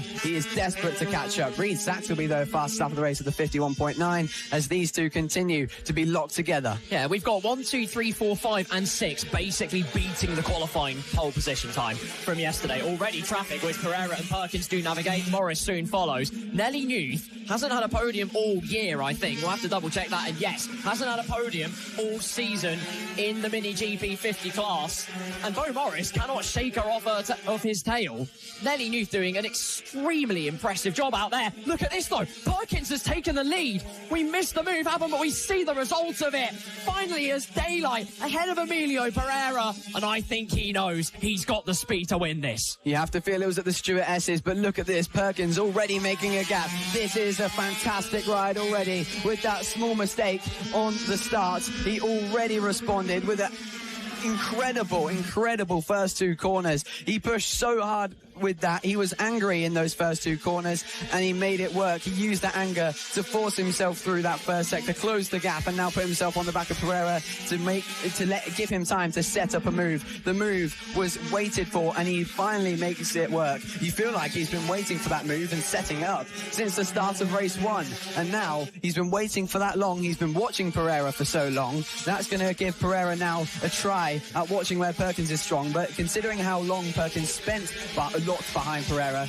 you feel like it's not going to give him enough time because Perkins is pulling away. Yeah, Pereira lost half a second to Perkins on the previous lap as well, of course, courtesy of the manoeuvre made. Fastest lap for Perkins, a 51.570. It's still 8/10 off the race lap record, or lap record in general, in the Mini GP 50 class, brought to you by Nova Racing. But Josh Perkins putting in a supernova performance. He's absolutely flying. Yes, it's not much compared to Pereira. 0.3 of a second is the gap. That's pressure the championship leader will pile on. But Perkins, this is a position he hasn't been in before, maybe not a pressure he's felt before either. It all changes hands now, as Newth has to deal with Reece Saxby behind. Yeah, and she's bringing him along, though, to Bo Morris in front of them. These two working together to catch the white and red motorcycle ahead of them. They're doing so well. All of the riders here in the GP50 class have found a new level and improved to such a high one at that. It's so impressive to see. Can Pereira, though, rise to that level and stop Josh Perkins with 4 laps to go? 31 versus 30, and it looks like Pereira's turned a new leaf. He only needed 2 laps behind Perkins to get confident enough and know where he's strong, and he's already looking for dive bombs. Well, Pereira's strength, we saw it in race number 1, was how confident he is on the brakes. That's why he was able to defend for so long and win race 1, ultimately against Perkins, who looked actually to have the overall advantage in terms of pace. Now, it can be his greatest weapon of overtaking. There he is, Emilio Pereira, a whisker away from Perkins' fastest lap. Was 2 tenths quicker on the previous, only 1.5 tenths to separate them, and they're catching up to some traffic there of Danny Longhurst and William Skingle. They've just made their way, through the sunny bend. Perkins and Pereira quickly follow through that final corner, have to navigate it, have to be intellectual about it, as towards the chicane they go. 3 laps to go here. Perkins holds the lead, is going to go round the outside. Lot of faith placed into the rider. Pereira's caught up, and that could be the break that Perkins needs for the rest of this race. Yeah, that's exactly what he needed, Pereira to have his rhythm interrupted. But now this could fire up Emilio Pereira. They don't call him El Toro for nothing. He is incredible at getting back on the pace and throwing the speed in there, and biting down and never letting go. As you say, they say grab the bull by the horns, but he is the bull, is Emilio Pereira, to come back in the face of adversity and close the gap. Let's see if he can do it today. Well, they say grab the ball by the horns. Pereira's the rider that will take them for said ride. Through the traffic they navigate once again. There's big battles going on here. Nelly Newth just about navigating her way through. She might well have lost out to Reece Saxby as well. It looked like it, but we're going to get confirmation. Newth might well have lost out big time in all of this traffic skirmish, and yes, she has. The number 51 of Tommy Williams up to P5. Reece Saxby in 4th. Nelly Newth plummets to the back of that queue. She's been so strong this race. She can make it back up, but at the moment it's Williams going down the inside of Reece Saxby. That's a lavish lunge, and it's worked out very well. Yeah, brilliant dive bomb there by Tommy Williams. Just take that inside line and force Reece Saxby out wide, and keeping that GP50 just above the power band so he doesn't get the wrong exit for going too tight on the corner, and now has the defensive line heading into the Stuart S's. And Reece Saxby has some work to do there, not only to try and catch Tommy Williams and pass him, but fend off Nelly Newth, who has found some new pace as well in this race. Bo Morris is closing that gap to the duo ahead. It's no longer a duo, really, rather than just Perkins and Pereira. That gap is at 7/10 of a second. Let's see what it is at as they cross the line. It's down to 4/10 of a second. What did I say? It's 1 lap for Pereira to respond. There's not going to be many opportunities for him to pass, but if he can close it now, there may be an opportunity if he can get in the slipstream. Here he is then, Pereira on the comeback. Will it be possible? Can he spoil Perkins' day today? The 2 standouts of the Mini GP 50 class.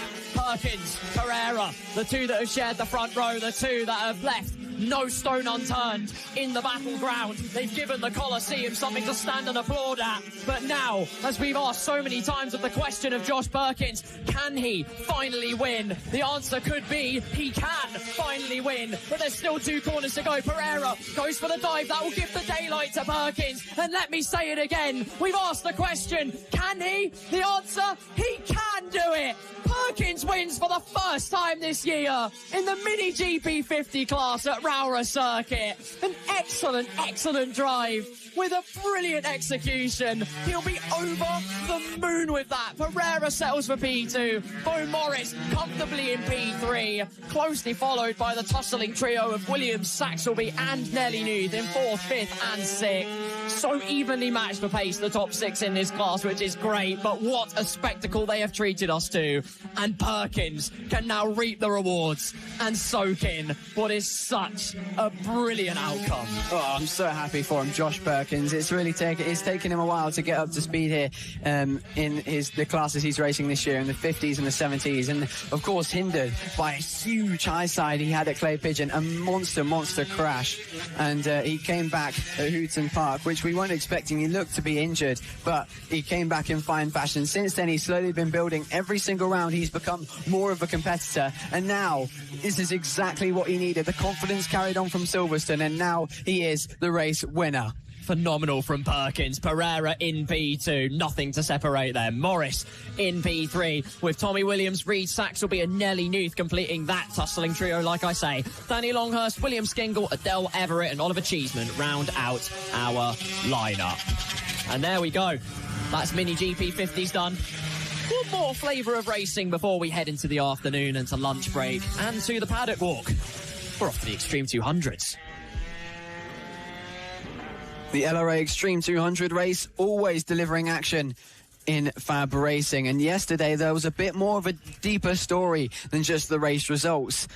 Tommy Keats was a force to be reckoned with in terms of race pace, matching and in even some cases beating Sebastian Gaslawski in fastest lap times. Let's see today if him and his Ovale can thwart any chances of Gaslawski taking home this victory and making it 2 for 2 so far this weekend in the Extreme 200 class. The ultimate thing plaguing him though so far has been the starts. Can he get it right this time? It's exactly what he needs to make a challenge in this race, because it is so crucial. I feel like I'm still catching my breath after that Mini GP50 race. That was electric entertainment. Set to continue, of course, in the Extreme 200. If Gaslawski had an easy time of it in Mini GP70s, of course, you'll have to think again here.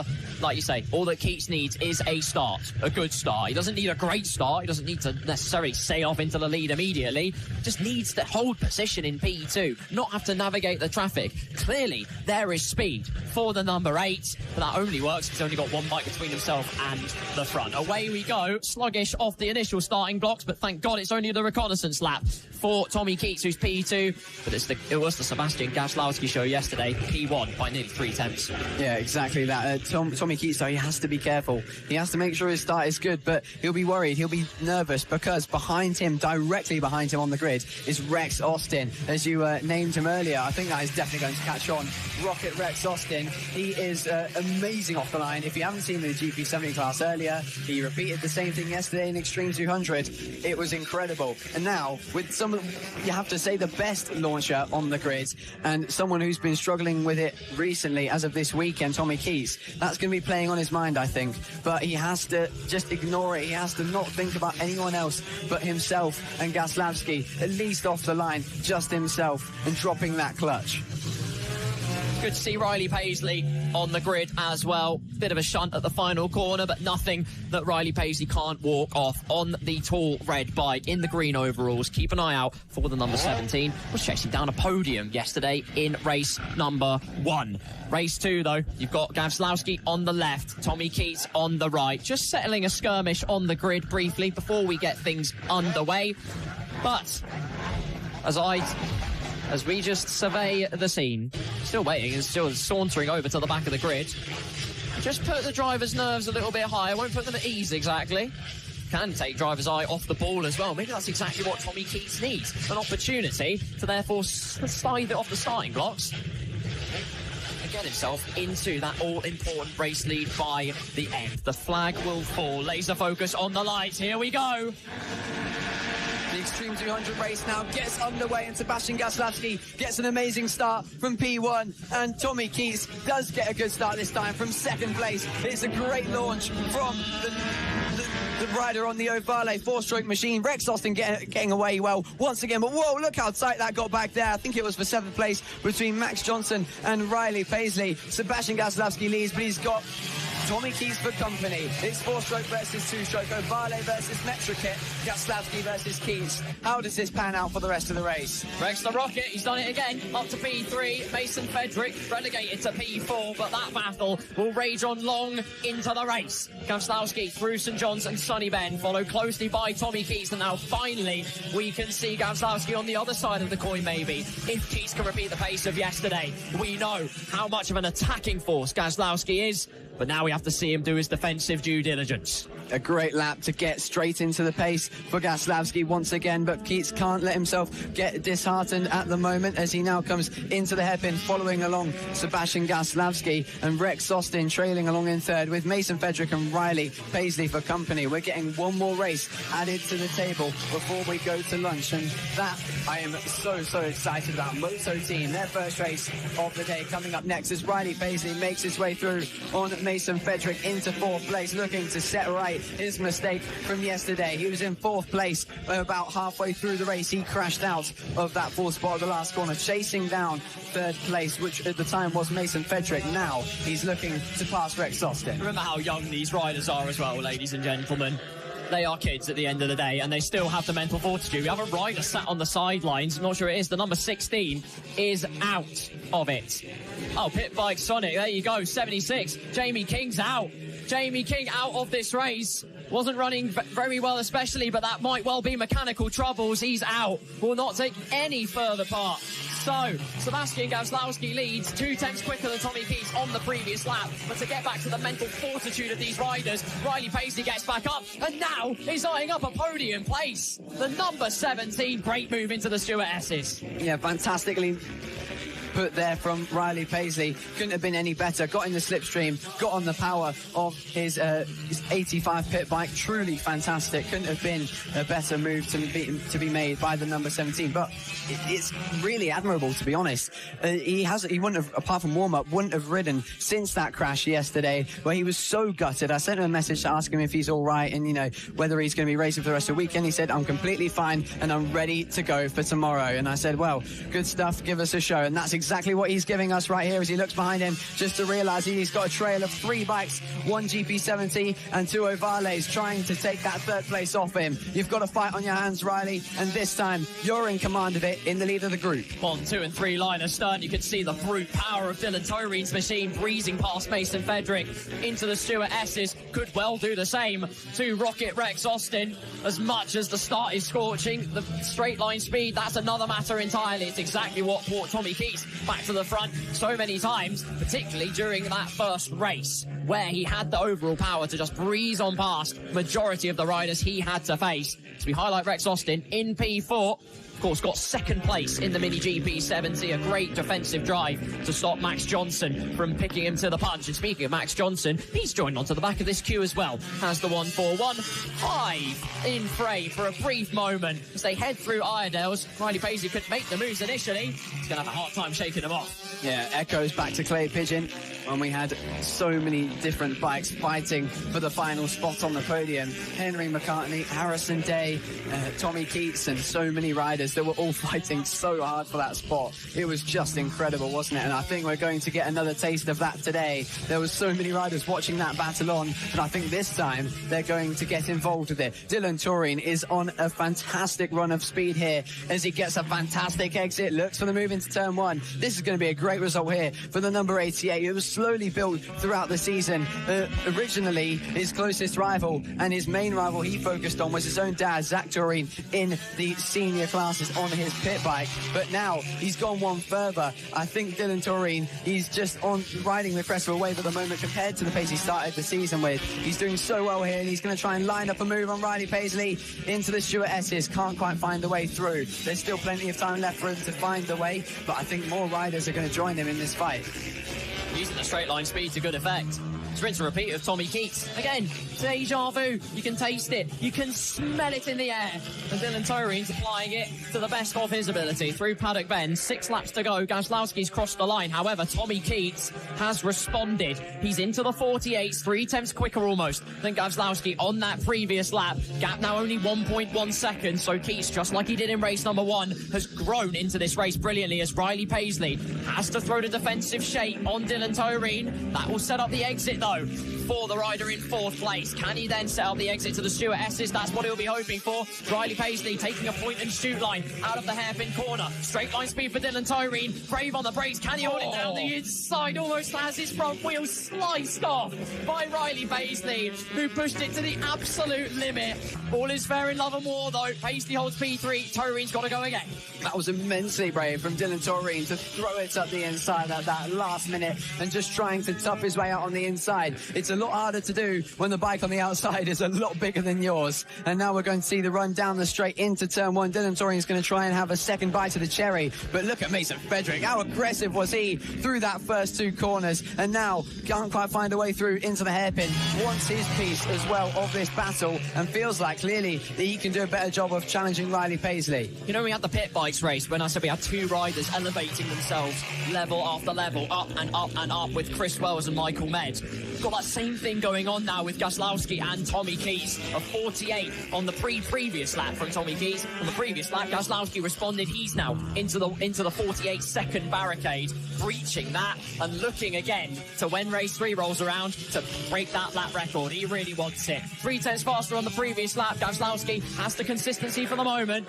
Dylan Tyrine, who we are highlighting, 3/10 behind on the previous lap. Much, much closer than that at the end of this one, behind Riley Paisley, and went for a daring and dashing dive at the Stuart S's. Didn't quite come off.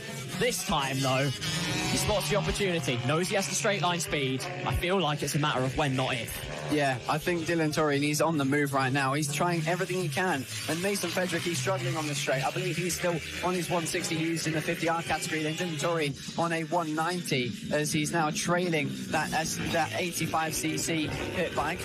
We'll have to wait and see whether that is able to be a move that's able to be completed by the number 88. He's running out of time though. 3 and a bit laps to go for him as Gazlowski ruins any chance of Tommy Keats trying to catch up with a 48.8. Closing in on the lap record set last year by Wilson Dilks. That was a 48.1, but right now Dylan Tyrine still looking for the move. He's been waiting all race for this one and he can't quite find it as Mason Frederick, he closes so much in those first 2 corners. And looking to set up a switchback at the hairpin. Riley Paisley will cover a potential switchback, holding the narrow line, pointing and shooting out of the first hairpin of McRae's. Iredale's is next. And look at Tyrene, he'll take the narrow line, use the straight line speed and the acceleration of the bike. Watch that inside line. How late on the brakes is he going to be? Riley Paisley says, anything you can do, I can do better.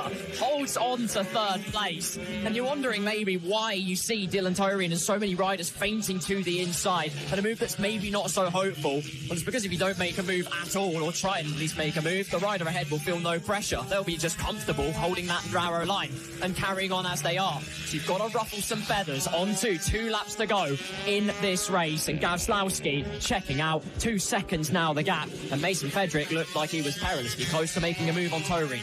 Yeah, while Tommy Keats is 2 seconds back on Gazlowski, it is a confidence boosting race for him. He got a better start this time, got back in the fight straight away and was able to hang on to Gazlowski for quite a few laps, and 2 seconds still closer than anyone's been to Gazlowski so far this weekend. So maybe into race 3 we'll maybe see Super Seb be stopped or even challenged by being overtaken in race 3. With only 1 lap to go though, he continues to lead this race, and we're hopefully going to continue to see a battle for 3rd. Doesn't look like he can be stopped, does it?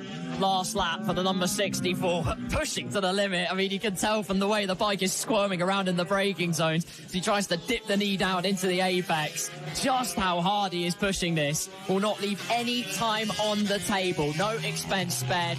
No psychological positivity.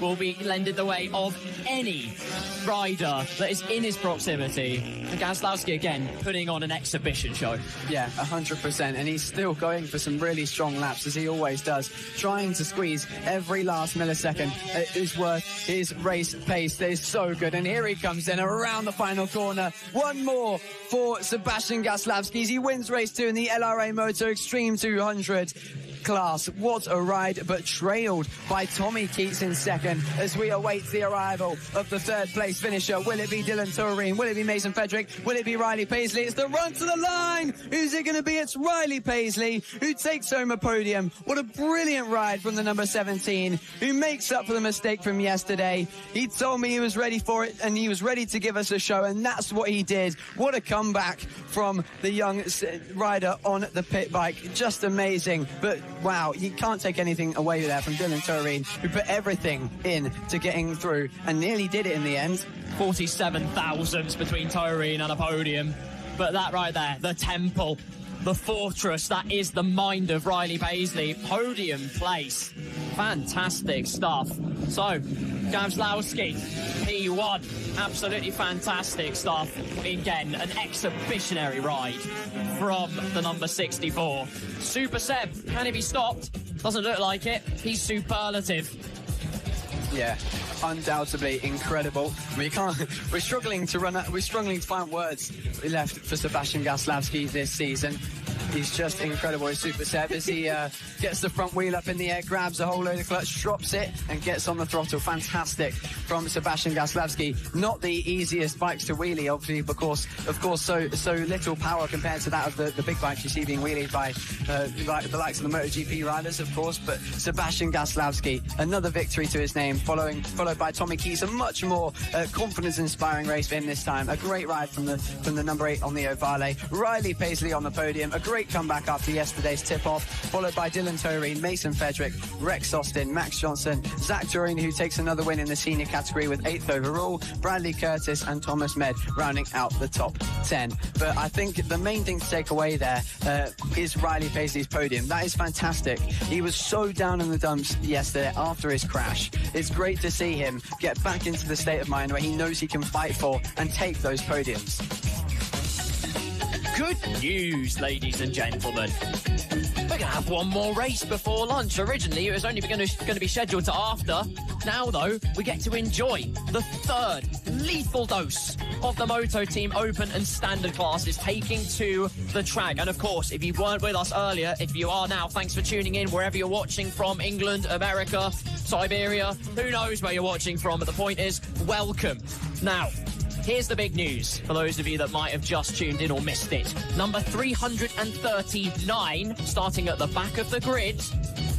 That's a rider called Sullivan Mounsey, and that is going to be a very, very enticing prospect. Oh, 100%. What a rider he is. Of course, I'm trying to spot him at the back of the grid there. I'm not seeing any suit or helmet that really resembles Sullivan Mounsey. Also trying to see if I can spot the number of the bike he's on. Of course, yesterday, Paul Kelly was injured in race 1 and needed a rider to jump in and get some points for his team. But there's not many better riders you can get on the bike than someone as experienced in the Fab paddock as Sullivan Mounsey. Someone who has been, there you go, there he is. There's Sullivan Mounsey getting all stretched out and ready to go on his bike at the back of the field. He will be racing in the standard class, but he's looking for some strong results overall. Keep your eye on Sully as he looks to chop his way through the grid. It's not going to be an easy task, even for the likes of him, because it's very hard to overtake here on these large bikes. But let's talk more about the main scenes here in Moto Team going into this. We watch Mounsey make his way around. It's Acme Racing, SFC and Matt Linley who are, dominating this weekend and putting on an amazing show for us. Let's hope this is another good one. Oh, for sure. You're going to have to divide your attention. There's 2-star attractions on show. You've got the top 3 of Team SFC, Darren Anderson, Marco Pandolfo, Acme Racing and Matt Linley. Those 3 are going to be tussling out all the way through. And then you've got Sullivan Mounsey from the very back of the grid, trying to scythe through the field in the Moto Team Standard class. And where can he ascend to? What a scene we're going to have. And by the way, just to confirm your grid, Acme on first, Team SFC in second, Matt Lindley and Jax Van Eden on the second row, Thomas Dudson and Ivano Di Francesco on the third row, Ian Jackson, Matthew Jelly on the fourth row with Harrison O'Keefe and George Knights rounding out the top 10, Malcolm Stein, Madison Martlow, Phil Joyce, Alistair Kinnard, Peter Appleton, Lucas Reed, Fraser Kinnard, Gary O'Keefe, Spencer Collingwood, Gold Member, and Sullivan Mounsey, Riley.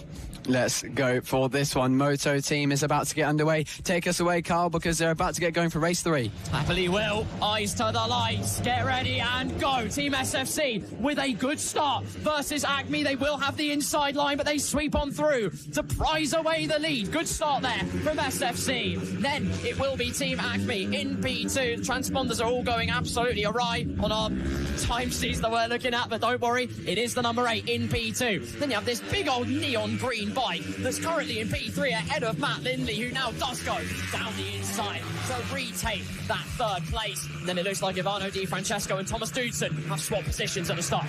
Yeah, and more tails then going on in the standard class. Ivano Di Francesco and Thomas Dudson have been close rivals throughout the season. If you weren't around for yesterday's racing, you'll know in the 2 races that Moto team had, Thomas Dudson took the double despite not enjoying this track at all. And here we go then, SFC and Acme Racing already locking into amazing pace. And wow, look at that, Darren Anderson on board the number 133 bike this weekend. And well, if it's going to keep going like this, we'll hope for the rest of the season, because the battles that we've seen is incredible. But let's see then if they can mount a challenge to Acme Racing. They've had 1 apiece so far, and here is Sullivan Mounsey chopping his way through. If you're looking at the timesheets, it's most likely going to be Paul Kelly named on the sheets, because it's the team name rather than the rider name. But we'll have to see whether that's been changed or not, as the race leader at the moment, Acme Racing, trying to fend off Team SFC. As I said, 1 apiece for both of them. Can Matt Lindley get involved this time? Because he looks like he's had not the best start. Indeed.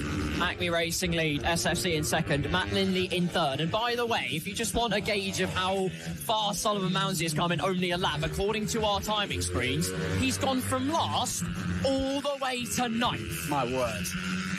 That is quite something. We're seeing that order move around as well. Apparently now up to P8 in this race. What a scintillating start that Sullivan Mounsey has had, which really is right on par with expectation. Yeah, look at that. A true Moto3 riding style right there. Getting right tucked under in the perfect position. He's got all the physique for that, and getting tucked under the bubble. And here he comes up the inside of another rider. What a brilliant ride so far. We've had a lap and a half, and he's already up into 7th. I think that was Mario Gelli he's passing, and make that another rider as he goes on through on well, I think that might have been a lap rider. We're not sure, because the timing a bit different from what we saw when they crossed the line, because Sullivan Mounsey's overtaken some more people. But of course, if you are watching on the timing as well, Sullivan Mounsey will be under the name Paul Kelly. So he's in disguise at the moment. Of course, the team name being Paul Kelly, racing for that team and trying to get them some fantastic points. I'm sure Paul Kelly will be watching this one with a big smile on his face, hoping that, well, a professional motorcycle racer can do the business for him, and he certainly is already. There's some "Are You Kelly" in disguise chant going on somewhere in the world, although maybe not, because we've already exposed his identity, so sorry, Solly. But anyway, he's up to P7. Thomas Dudson and Ivano Di Francesco are all that separate him from top dog in the Moto team standard class. We've had a couple of jump start penalties come in as well. For number 28, that's Ian Jackson, and also for George Knights, the number 435. So they'll have 10 seconds hanging over their head for the rest of this one, as we continue to survey Sullivan Mounsey through the Stuart S's. It's Ivano Di Francesco. Ivano Di Francesco, very well spotted indeed, and everyone managing to avoid the bike that is stranded in the middle of the road. And smartly, actually, Ivano departs the track all the same as Sully goes for the move on Thomas Dudson down the inside. He is chomping at the bit as Ivano waves frantically. He can't get the bike back up. Assistance is going to be required immediately. Yeah, we might have to get a red flag called out, which is an even better situation for Sullivan Mounsey, because he'll be even closer to the race leaders. We're now seeing at this point in time Team Acme Racing leading this race by 1.3 seconds ahead of SFC and Matt Lindley, and someone else has gone down there. That's another rider who has unfortunately hit trouble. We'll have to find out who that is once we see the race number on the front. But I was just going to say, though, Acme Racing and Team SFC, with the gap that they have, I mean, that's the biggest we've seen all weekend, and they're not battling. And I think there's a reason for that. I'm not going to start conspiracy theories, but I'm going to take a guess that Darren Anderson and Marco Pandolfo have actually, assembled together and said, you know what, let's work together, not past each other, because Sullivan Mounds is on the grid. We need to get away. Yeah, Alistair Kinnaird struggling as well. And like you say, maybe that's what they're struggling with. The fact that they have to try and just put that extra 5% in, because there is that reputation, there is that notoriety. And ladies and gentlemen, Sullivan Mounsey crosses the line and he is already leading the Moto Team Standard class. Cast your minds back a few minutes ago, he was 21st and last. He has scythed through 16 places in a matter of only a few laps. And like I say, it's all you come to expect of him. The biggest grid this weekend in all of the classes is Moto Team. But yeah, Sullivan Mounsey making easy work of it. Let's see then if he is able to catch up to the top guys. Now, because he's been overtaking so many riders, dealing with lap riders as well, yellow flags around, he actually hasn't gone and set the fastest lap just yet. And I say just yet because it will come eventually once he gets some clear air. He's going to have to deal with some more lap traffic here as he darts to the inside. I mean, some of these riders might not even know he's out there. So they're going to see what they think is Paul Kelly coming through, thinking that he's just gone away to the VR46 camp for an evening and come back this morning a new rider. 8/10 gained by Paul Kelly, quote unquote, compared to Jax Van Eden, who is in P4. Electric pace.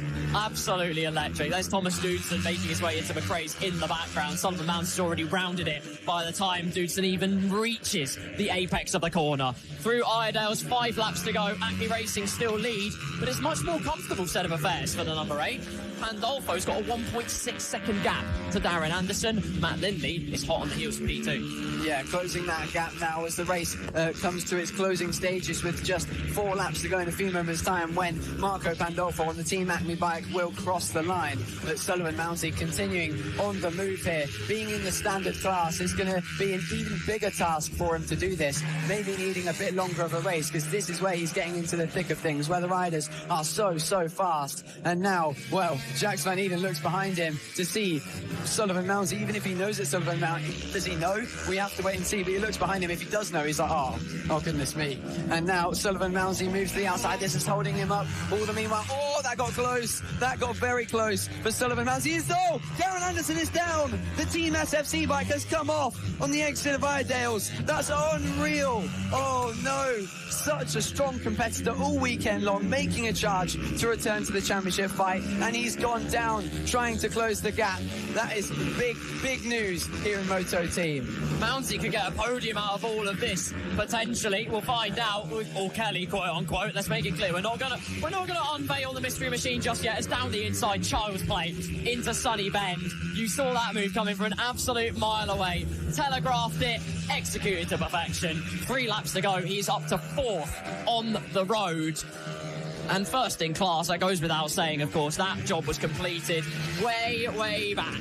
And now can set his sights on Team SFC. Just gone through McRae. So does Sullivan Mounsey. There's his prey. There's the predator. It's game on. SFC, of course, Darren Anderson on board that bike was able to remount rather quickly and get back up in 3rd place. That's a good recovery from the gap that they worked so hard to build. But here we go then. Sullivan Mounsey trying to close the gap. Matt Lindley, meanwhile, has taken the lead of the race. I think perhaps some lap traffic playing a factor in that one. Team Acme Racing now trails them by half a second as we wait to see that leading 2. It might be a different story when the camera comes back to them, but we're watching a man on the charge here, a team on the charge in form of Paul Kelly with Sullivan Mounsey on board their bike. And now we watch the 2 race leaders, Matt Lindley and Team Acme Racing, with lap traffic in their way. You can hear the Jaws music playing as Sullivan Mounsey will approach in a few moments' time. He's quite a ways behind because of all that lap traffic, but his pace has been insane. We'll have to wait and see what happens between these two fighting for the race lead. We've been speaking about Mounsey, but we should be looking at this for now because lap traffic again making a difference. Could this be the win for Matt Lindley? They had one apiece yesterday. Acme Racing took a win, and so did SFC. And could this be one for Matt Lindley? Oh, it's ever so close. Sunny Ben round it for the penultimate time. Lindley has the advantage to 281. It's number 8 of Marco Pandolfo, who is trying to rein him in. Get the big catch. Go for 2 victories in 2 out of the previous 2. Make it 2 for 3. Tee himself up nicely for the very final race of the day and the 4th and final race of the Moto Team category. Just to iterate again, if you want to have the chance of potentially racing Sullivan Mounsey, just saying that's a pretty damn cool thing to do, sign up to the accessible class here at FAB-Racing. It's so easy to get involved with Moto Team. Get on FAB-Racing's website, get yourself signed up. We'd love to see what you can do, because you could get yourself inside a battle like this for the lead, where it's oh so close all the way through. Here we go then. Acme Racing trailing Matt Lindley. Sullivan Mounsey was nearly a second quicker than SFC last time round, trying to get onto the podium. But right now we're looking at the fight for the win before we go to lunch. And right now Acme Racing trying to find a way through on the last corner. Defensive from Matt Lindley, and it's going to be enough to take his first race win of the weekend. What a great ride. Matt Lindley takes his win. He saw the 2 being won yesterday by SFC and Acme Racing, and he now takes it. Where is Mounsey? To run to the line. Did he get it? No, he didn't. SFC hangs on. Unreal riding there from Sullivan Mounsey, who got so close to the podium in the end, and a mere 70 milliseconds stopped that from happening. SFC, of course, a good recovery job after that mistake, but wow, what a race. You see Thomas Dudson doing the aeroplane over the line, taking flight, and to be fair to him, he can probably call it a moral victory, because Sullivan Mounsey was just another level, which of course you would expect. Oh, so close to a podium placing in a standard machine, let's not forget. That's just the kind of rider he is. Different gravy. What a battle for the lead all the way to the end though, where SFC fell to the deck, picking up the pieces, filling in the mantle. Matt Lindley did it. The only drivers that could get into the 53s other than Team SFC, and Acme pushed him all the damn way. Marco Pandolfo pushed Matt Lindley all the way. But in the end, it's 3 different winners in 3 races. And could the 4th be Sullivan Mounsey? We'll have to wait and see, because if you remember, the race results from Moto Team decides the grid, which means Sullivan Mounsey, if he's doing race 2, will start from 4th position on the grid. We're in for an amazing race to end the action at Rowrah, which is coming later on after the lunch break and after all the other races. But right now it is Matt Lindley who takes his first win of the weekend. It's been a long time since Matt Lindley has won here in FAB-Racing, and now he takes a victory. He saw, as I said, SFC and Acme Racing take it yesterday, and now he's victorious. Acme Racing takes home the spoils of second place with a monstrous lap time of 53.6, followed along by Darren Anderson on the SFC bike, then Paul Kelly, but Sullivan Mounsey on board, who will start from 4th on the grid. Jacques Van Eden then comes home in 5th. Thomas Dudson with another win in the standard class. Costly points lost for Vano Di Francesco, who doesn't finish that race, but Mario Gelli then 7th, Fraser Kinnard 8th, Harrison O'Keefe 9th, and Ian Jackson rounding out the top 10. But yeah, we cannot wait. We're about to go to lunch break and get you some paddock walk footage for you to watch while you eat. But wow, Carl, we said so many times how Moto Team is our favorite. It has been our favorite race of the day. Even just the moment, it's incredible. Race 1 was fantastic. Race 2 was fantastic. Race 3 was cinematic. But race 4, as I'm going to say it for like the 5th time, Sullivan Mounsey will start from 4th place. Does not disappoint. It's in its blood. Again, Sullivan Mounsey, what a ride. I mean, I should have expected it from a mile away, but what a ride. From 21st all the way up to 4th by the end. And he was 5th or 6th come like 3 or 4 laps in. Just ridiculous. Out of this world stuff. And it's an honour. It's an honour to have him on the grid, riding in this category, in the Moto Team category. And again, to reiterate, if people want to race against Sullivan Mounsey perhaps in the future, should he choose to join in, you can if you sign up. So please sign up. Moto Team, it's a great place to be. It really is, isn't it? It's just such good racing. After the disappointment we had, well, I say disappointment, it was great to see Acme Racing so quick at Ella Park, but the dominance, we wanted a bit more out of Moto Team, a bit more action, and without SFC present, we didn't really get treated to that. But now moto team cashing in fantastically as we're about to get a paddock walk ready for you. And while you enjoy your lunch and a paddock walk that I did the other day with the riders here at Rowrah, I am going to go and ask Sullivan Mounsey if he's going back out there for race 2.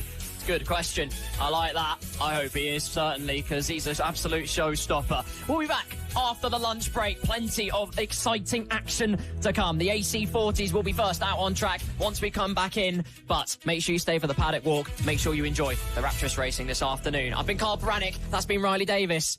And don't you dare touch that dial. See you in a bit.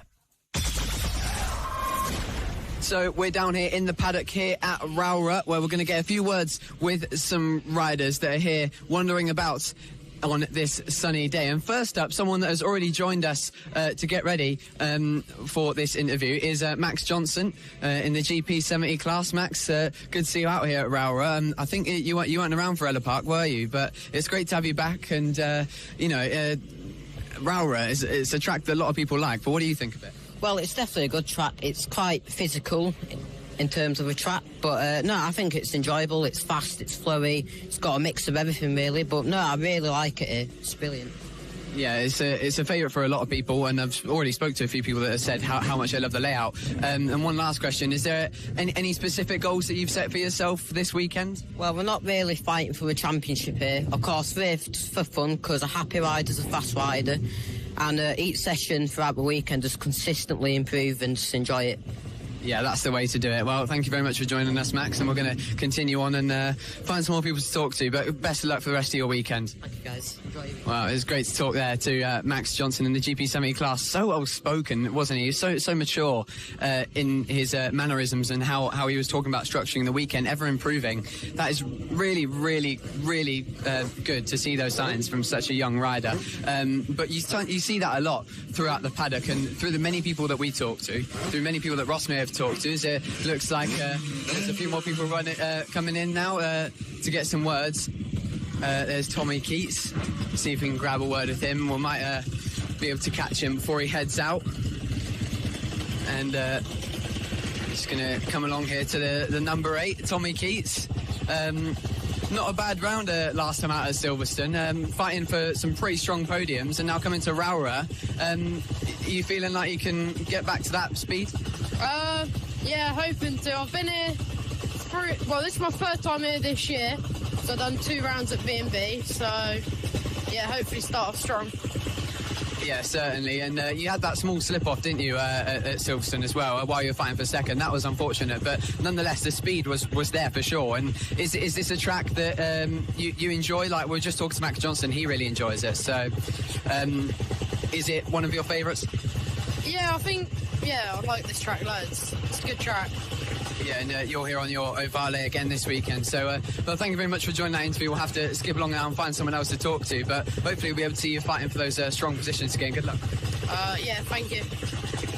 And great there to talk to Tommy Keats, who we grabbed back out Ella Park as well, and he's been on a strong run at the moment. Of course, he had that small slip-off at Silverstone in the class he was racing in the Junior British Grand Prix. Now, that makes no difference to his championship. If you watch the Junior British Grand Prix, the FAB classes were separate from the Moto Mini classes. That's what was going on there for the Ovales. The Moto Mini 160s, 190s, they had their championships going on, but all the FAB classes, the ones that are here, it was an exhibition event. And now we come up to another rider on an Ovale. He's in the GP50R class. This is Jensen Ansel. Do you mind grabbing an interview with us, Jensen? This is a rider who's been really strong so far this season from what we've seen in the 50Rs. You're pretty fast last time out at Silverstone, and I imagine continuing to look to chase on that podium battle. Do you enjoy this track? Yeah. Yeah, and is the Ovale the best bike you've ridden here, or have you found a better bike in the past that you've ridden that suits it better? For Ovale. Yeah, the Ovale is very good, isn't it? And one last question then, reflecting on your round at Silverstone, were you happy with that, or do you think there was a little bit more in the tank? A little bit more in the tank. I wasn't pushing too much because I didn't want to come off, and I wanted to play it safe. Yeah, of course, a lot of people wanted to. It was an amazing event. But thanks for talking to us, Jensen. It's still a strong weekend nonetheless, and I'm sure you'll be up there fighting for those podiums yet again. Well, thank you very much, and good luck for the rest of your weekend. You're welcome. Jensen Ansell there, another rising talent in the 50R class, and he's doing his absolute best to chase down the ever-dominant form of Mason Fedrick. As we can continue walking down, Mason Fedrick is another person who has just been electric this season. He wasn't even at Lid, at least on the Sunday, but we're going to walk through the main meat of the paddock to see who we can find at the moment. There's a few GP70s and GP50s around here, and a few people hiding away in caravans. We're not too long after the break, so maybe a few people still yet to come out. And in fact, we were just speaking about him, Mason Fedrick. That's some perfect timing. If he fancies grabbing a word, perfectly sat on his ovale that he uses in the GP50R class. And I can imagine pretty confident already, because when I was talking to Sullivan Mounsey, he said that you weren't in the GP50R practice session because it was too slow for you. Oh, yeah, I'm just doing the extremes today, but tomorrow I'll be back in the 50Rs and the extremes as well. Yeah, of course.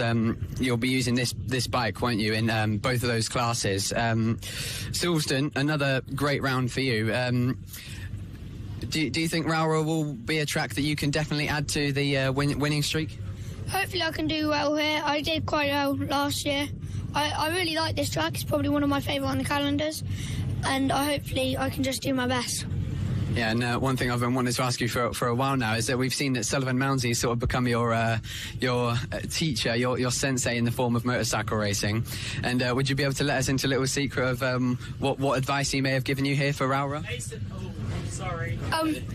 Well, it's just like data and stuff that he does, and he just teaches me lots of data and he helps me. Yeah, and I imagine he's a great influence on your career, and it's shown in terms of your pace. So good luck for the rest of your weekend, Mason. And just there for the viewers, perfect timing. It's like I summoned him. I said his name, and there he comes. He shows up behind us, Sullivan Mounsey. We'll grab a word of you. Thanks for that interview, Mason, and good luck for your weekend. But now we're here with Sullivan Mounsey, rider in the Red Bull Rookies MotoGP Cup and the Moto Junior GP class. It's been a pretty strong season for you with the CIP team in Moto Junior. You joined us last time out at Silverstone, of course, but what are you looking to achieve for the rest of the season? Oh, well, this season, obviously, the goal's to win, so I've got to do my best to do as much as I can and as best as I can and make the most of every opportunity. So we've got to make sure I can do that and get as many wins as possible in the final 4 races. So we'll see what we can do. We've been working really hard and helping the kids as well is really nice. So yeah, it's all good. Yeah, the last 2 years of Red Bull Rookies, I suppose, have considered your learning year, and now you're in the fight. You've got pole position before and the podium at Le Mans as well in Red Bull Rookies. So you're really starting to come to form. So it is really difficult, though, isn't it, in Red Bull Rookies? I suppose you explain to viewers who may not have seen it before just how difficult it really is to go from pole position to then even staying inside the top 10, because it's so crazy. Yeah, well, it is literally miniature Moto3. It's a really big fight. You're having to work really hard to even stay there, and everyone's at the top of their game, and it's not like it's 1 second to 5 seconds from first to last. It's literally from 1 second will be the top 20. So it is a really close championship, and it's very hard. So you have to learn to make the most of it and take every millisecond you can to make the most of every opportunity.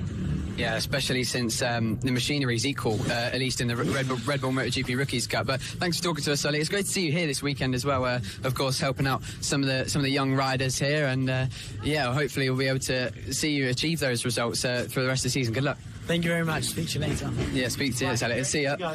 As he gets Mason ready out to go on the Ovale, the 4-stroke machine, and sat there is Finley Stiles, who we might be able to get an interview with. Finley, do you mind grabbing a word with us, maybe?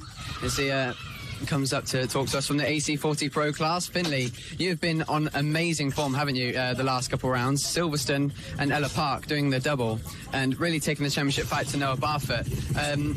What are your goals for this weekend then here at Rowrah? Probably seeing that everyone's kind of like getting a good start. The first session was a bit uncomfortable, like not normal, bit ungrippy, And then I came into the second session, went a bit faster, but I'm just planning to get at least all the wins. Yeah, so it's a track that will take a while to get used to at first, I'm sure.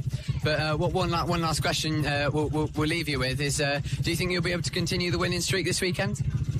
Maybe. It's going to be quite hard if it starts raining. It'll be a good battle because I live in Wales, so it rains quite a lot, so then it's a bit easier. But then I can also, because some years are really rainy, like I think last year, I can't remember, but I think some of the rounds are really, really wet, so I'm just planning to get a really good run on the first round if there's a rain to try and win them all. Yeah, that is the goal, and as I said, chasing down Noah Barfoot in the championship standings, and you're doing a great job of it at that. So thank you for talking to us, Finley, and we wish you the very best for the rest of the weekend and the season. Thank you. Bye. Yeah. Well, Finley Stiles quietly confident there. You could see maybe a bit of nerves as we duck under the awning of Finley Stiles, and it's just see a few people coming into the paddock after their sessions. But I'd say quietly confident, but you can see the nerves there for Finley Stiles as we spoke about his championship now mounting and starting to get really intense between himself and Noah Barfoot with just 3 rounds to go, including this one. So make sure you're there for all that action, because it is going to be incredible, the duel between himself and Barfoot. Of course, Finley Stiles' nephew of Bradley Smith, so it's great to see both of them winning at Silverstone at the same weekend. But we'll move along now as we continue to walk down the paddock. We're starting to get to more of the moto team riders.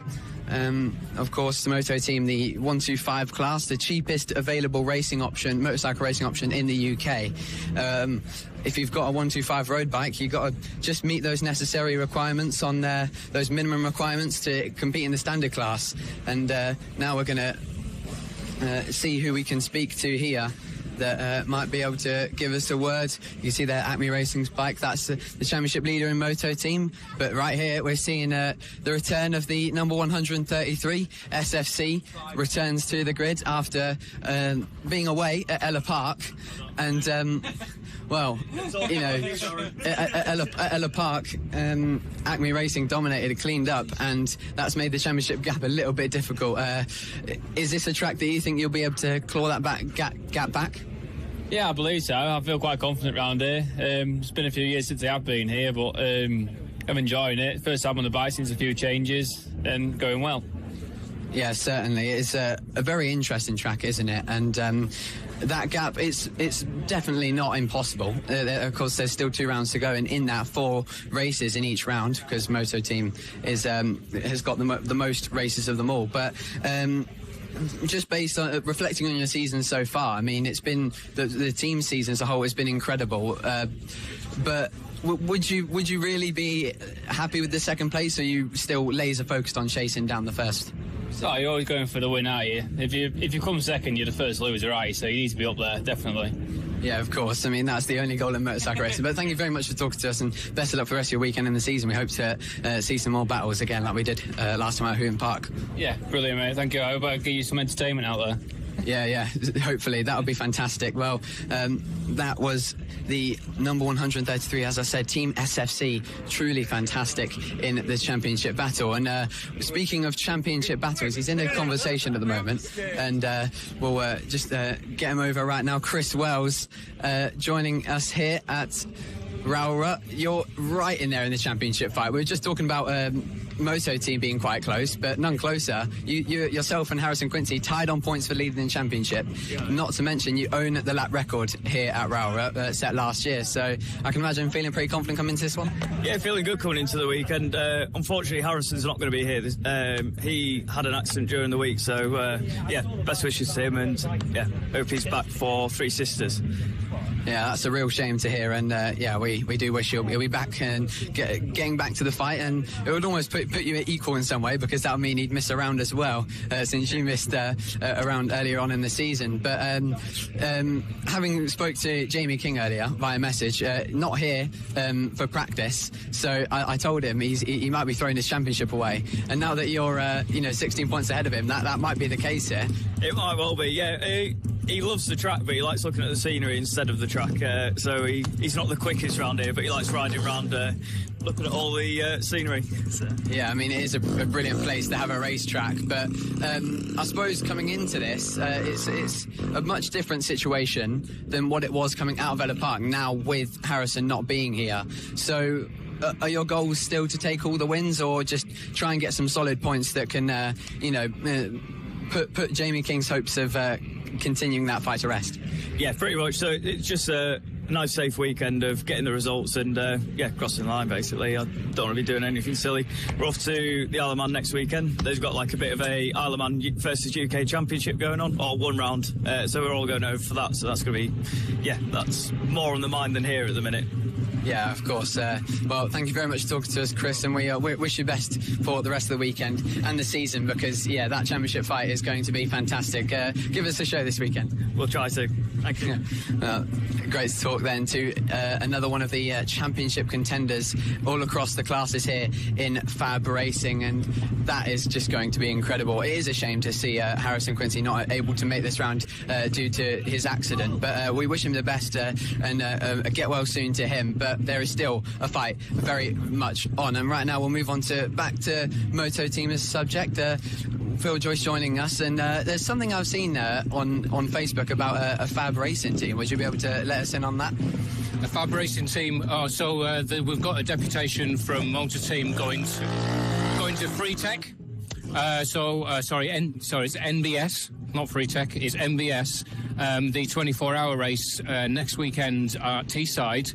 So we've got two teams from Motor Team going there. I'm not going to be riding myself. I'm going to be on the spanners. But we've got another bike that's been donated to us by MTech. And that is going to be also a extra rental bikes. We know we have the gold member bike now, but we're going to have two rental bikes for people that might want to take part in Motor Team.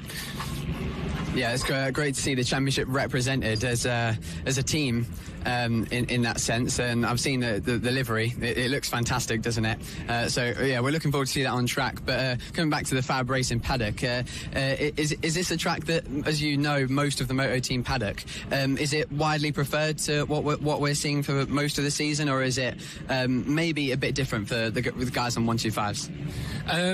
I think most people like Rowrah. For a lot of people, it's a long way to get to, but once we're here, it's beautiful. And if we get good weather like we have now, it's a great track. It does tend to have its own microclimate, but it's one of my favourite tracks. I mean, there aren't many tracks that I don't like, to be fair, but it is a popular track for the Motor Team guys. Yeah, at the end of the day, it's racing motorbikes, isn't it? What isn't there to enjoy? But thanks very much for talking to us. Best of luck for the weekend, and of course the following weekend at the 24-hour race where you'll be on the spanners, and that's gonna be really interesting to see. Of course, all of us will be willing on the FAB-Racing team.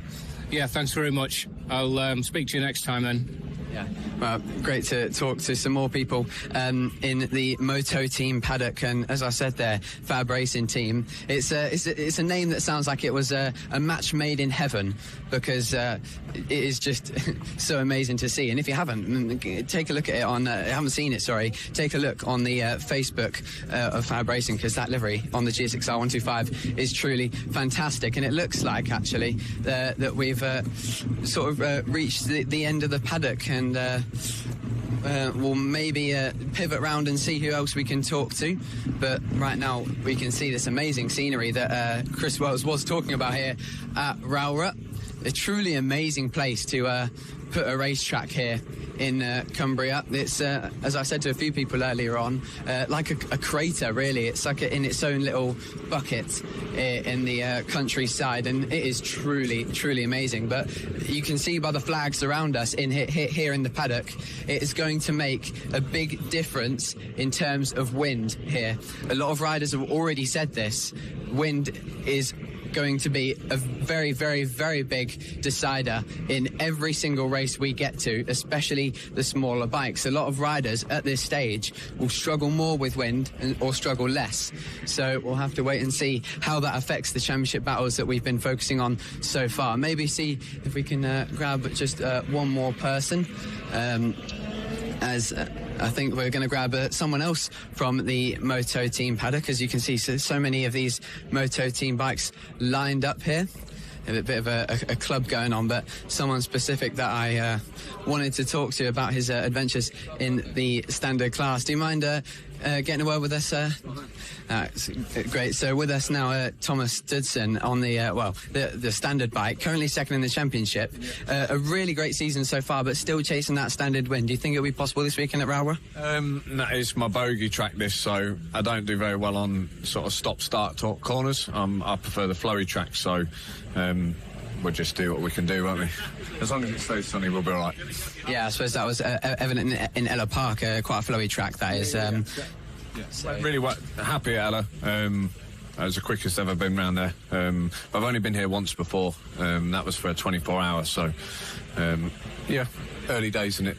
Yeah, exactly. Nonetheless, it's still been a great season, and I suppose you'll be wanting to build on that as you go. And you've still been able to get onto the podium a multitude of times, but obviously just waiting to finally get to that top step in the standard class. And the next tracks, Three Sisters and Clendau. Do you think it'll be possible there? So on the CBR, I'm lacking a bit of power, so I think I'll struggle at Three Sisters on the back straight, maybe. Landau, really like Landau. It's one of my favourite tracks, so we'll just knuckle down, we keep doing what we're doing, spend the Fridays changing and trying new things for each track, and you just try and get the best out of the bike, don't you? Yeah, after all, anything can happen. Best of luck for you for the rest of your weekend and the season. Awesome. Cheers very much. Yeah, it's another title contender in the many classes we have here in FAB-Racing. That is the standard Moto team class, and here we have a nice backdrop of Moto team bikes, the cheapest option in motorcycle racing. Such amazing pieces of technology. While they're just 125s, they put a lot of work and passion into these bikes, and they're just incredible. 4-stroke 125s or a 2-stroke 50, but multiple riders don't choose to go with the 50 due to it being a little more unreliable. So 125, a bit more of a normal option and easier to get hold of on eBay and everything. But with this backdrop here of the Moto team bikes, a class that will certainly be lighting up Rowrah, we're going to have to end the paddock walk here and bring us back to the studio for some more racing. Well, you can see Sebastian Gazlowski alongside Finley Bolehill. What's going to happen between those two on that chase towards turn number 1? Green flag waves at the back, though. Here we go, Riley. It's time to go racing for one last time in the Extreme 200 class, and Bolehill will lead us away into turn 1. But will Gazlowski get the jump like he did yesterday? Here we go racing as the lights go out and they go roaring down into turn 1. Gazlowski has the outside line, swoops around it and takes the lead as perfect as possible. Amazing from Super Seb as he takes the lead from Finley Bolehill, and already Blake Wilson trying to get a piece of the action, trying to find his way through on Finley Bolehill into second place and interrupt that rhythm. Just like I said earlier, it's the only way they can stop him, and they can't afford to fight each other anymore, can Wilson and Gazlowski. It's trying to keep Bolehill busy throughout this race. Yeah, you've got to keep him occupied, otherwise he's going to charge through and dominate like he did yesterday. Straight back down the inside, though. Finley Bolehill will find his way back into the race. Gazlowski, though, gets the drive towards the second set of sweepers. The 64 back down through. Bolehill will set up the double switch back. Look out for Blake Wilson as well. Charging down the inside, though. The space opens up into the first hairpin. Gazlowski loses the lead, gets the switch back, but Bolehill charges through. Wilson trying to eye up second position as well. Look for the likes of Bradley Curtis also getting involved in this fight. What a cracking opening lap that we've got here in the Extreme 200s. Gazlowski now behind Finley Bolehill, who will be looking to extend the margin up in front. Yeah, and due to what I believe is an 85cc engine for Finley Polhill, he struggles to, Gaslavsky struggles to use his advantage on the straights of being lighter and getting in the slipstream. So he's actually lost a little bit more there on the straight. So Gaslavsky clearly struggling to stay with Polhill at this point in time on his 70, but is still doing well to stay with him, but already in trouble as he loses that third place to Blake Wilson, because Logan Cousins, who went down in a big way earlier, all of maybe an hour and a half ago, and he's back out there fighting for more podiums. How incredible is that? I mean, that is insane. The red flag stoppage we had earlier on in the day was due to Logan Cousins having a drop, a suspected collarbone problem, but again, bulletproof, full of determination, not wanting to waste the opportunity that is racing at this iconic venue at Silverstone on the MotoGP weekend as part of the Junior British GP, the first of its kind. Logan Cousins has been so impressive with his racecraft and his pace over his shoulder. He's got Harrison Quincy, the reigning Pit Bike 140 champion, chasing after him. And now, with 9 laps left to go, plenty of racing still to come. Finley Polhill stretches the advantage up in front, though, taking 0.6 of a second out of Gaslavsky that last time through. This is Polhill's race to lose up in front. Yeah, Blake Wilson going for the wide line there to try and find the most exit speed he possibly can to close in on Logan Cousins and find a way through. He's staying along with, he's keeping up with Logan Cousins, should I say, and trying to find a way through. But because, of course, he's quite tall and the bike's quite big compared to the others, it's hard to find a way through when you're trying to compete with such small bikes and such small riders as well. So a brilliant performance from Blake Wilson. And in general, another rider who's come back from what we thought was an injury yesterday. Riley Paisley crashed in the Extreme 200 race and it looked like he was in quite a lot of pain, but he's back out there and running in 6th. That'll be his best result of the season in the Extreme 200 class if he's able to stay there. He's currently sat in behind Harrison Quincy, current championship leader in the Pit Bike 140 class. After a very successful Ella Park, he now chases down a top 5 to end his weekend. Does indeed. In terms of the normal FAB-Racing Championship, by the way, it's Gaslavsky who's taken 8 of the 12 races. The other 4 go the way of Finley Polhill. And Polhill, unbelievably quick in this class, showing Gaslavsky that there's still a little bit more pace to go and find, as good as the 10-year-old. Again, he's only 10 is. There's still a little bit more pace to go and get Polhill. Now 1.8 seconds clear in the fight for the lead. Here, the battle between Cousins and now Blake Wilson behind Logan Cousins in the fight for third position, the number 7, having a crash and bringing out a red flag. What a moment it could well be for the number 7 to actually, after all of that, despite those challenges, finish on the podium. Blake Wilson will try and deny him, though, through the sweepers. And now towards the hairpin. Send down the inside from Blake Wilson, gets it stopped. Logan Cousins leaves the space open, and the number 7 has to concede the position as he drops back to 4th. What a brilliant move. Perfectly managed there. Textbook dive bomb into the overtaking hotspot of the weekend as he now retakes that final spot on the podium. Logan Cousins is going to do his best to try and fight back with 7 laps to go as they cross the line now. But behind them, I'll tell you what, Harrison Quincy is closing in quite rapidly on his pit bike. So if they continue to battle, we could see Harrison Quincy fighting for his first Extreme 200 podium. Yeah, maybe so. We'll have to wait and see as to what can happen over the next 6.5 laps left to go. Here's Travis Shaw as well. We've seen him so far this weekend. Very aggressive on the brakes. Maybe he needs to rein it in a little bit, as we saw in his fight with Bradley Curtis in the 70s, just to make sure he gets it stopped to the apex. Silverstone is a circuit that really does reward momentum, carrying that minimum speed through the apex. And if you go for a late lunge and you then hamper your exit, it's very easy to go for that switchback, particularly through the hairpins around this circuit. You can see a huge turnout here at FAB-Racing, probably the most spectators we've ever had in an event. Of course, a lot of them FAB-Racing parents and other members of the paddock, but a lot of them spectators here at MotoGP. The amount of interest that we've had from people this weekend has just been astonishing. And if you are tuning in at home, tuning in trackside, tuning into the broadcast as a result of being here this weekend, thank you for your support. Thank you for joining us. And hopefully we'll have your company for seasons to come. 6 laps left to go, though, as Finley Polhill will lead them across the line from Gaslavsky and Blake Wilson. And then, of course, this battle as Bradley Curtis has dropped it. Huge crash into turn number 1. Bradley Curtis has gone down. Huge shot into the barriers. He's got himself up, clearly winded. but largely it seems okay. What an incident to T1. That was really fast there. I didn't quite see what actually happened for him, but Bradley Curtis went down in a big way going into turn 1, possibly just a little bit of a mistake or maybe something wrong with the bike. We'll have to wait and see, but we hope that he is okay after that one. But Finley Polehill continues to lead this race as we have a yellow flag out to hopefully deal with that incident. As you can see, Curtis there sat up against the tyre wall. He was currently running at that point, running in about 8th place, and for that maybe just struggling a little bit, and I think maybe a lapse in concentration as he's just not used to being that far down possibly hindered him and forced him into a slight mistake. But right now we're seeing Riley Paisley, who's made his way through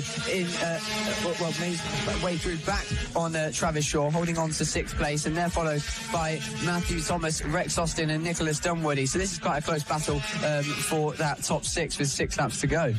Exactly that. Finley Polehill didn't get the start he needed to, but again kept his cool, knew that he had the pace to come through, didn't rush anything, didn't take any risks, and now is set to do the double here at Silverstone. A look to the inside though, battles still all the way through the pack, through the hairpin. Again, the track opens up, you can make a move as late as the apex if you like, because of how late you have to leave it. So the space is there all the way up until right round the corner. There's the 47 though, Matthew Thomas putting his hand up because I think a red flag has been called. Indeed it has. A stoppage brought to the Extreme 200 second race and final race of their weekend by virtue, I think, of the Bradley Curtis incident we saw just a lap ago.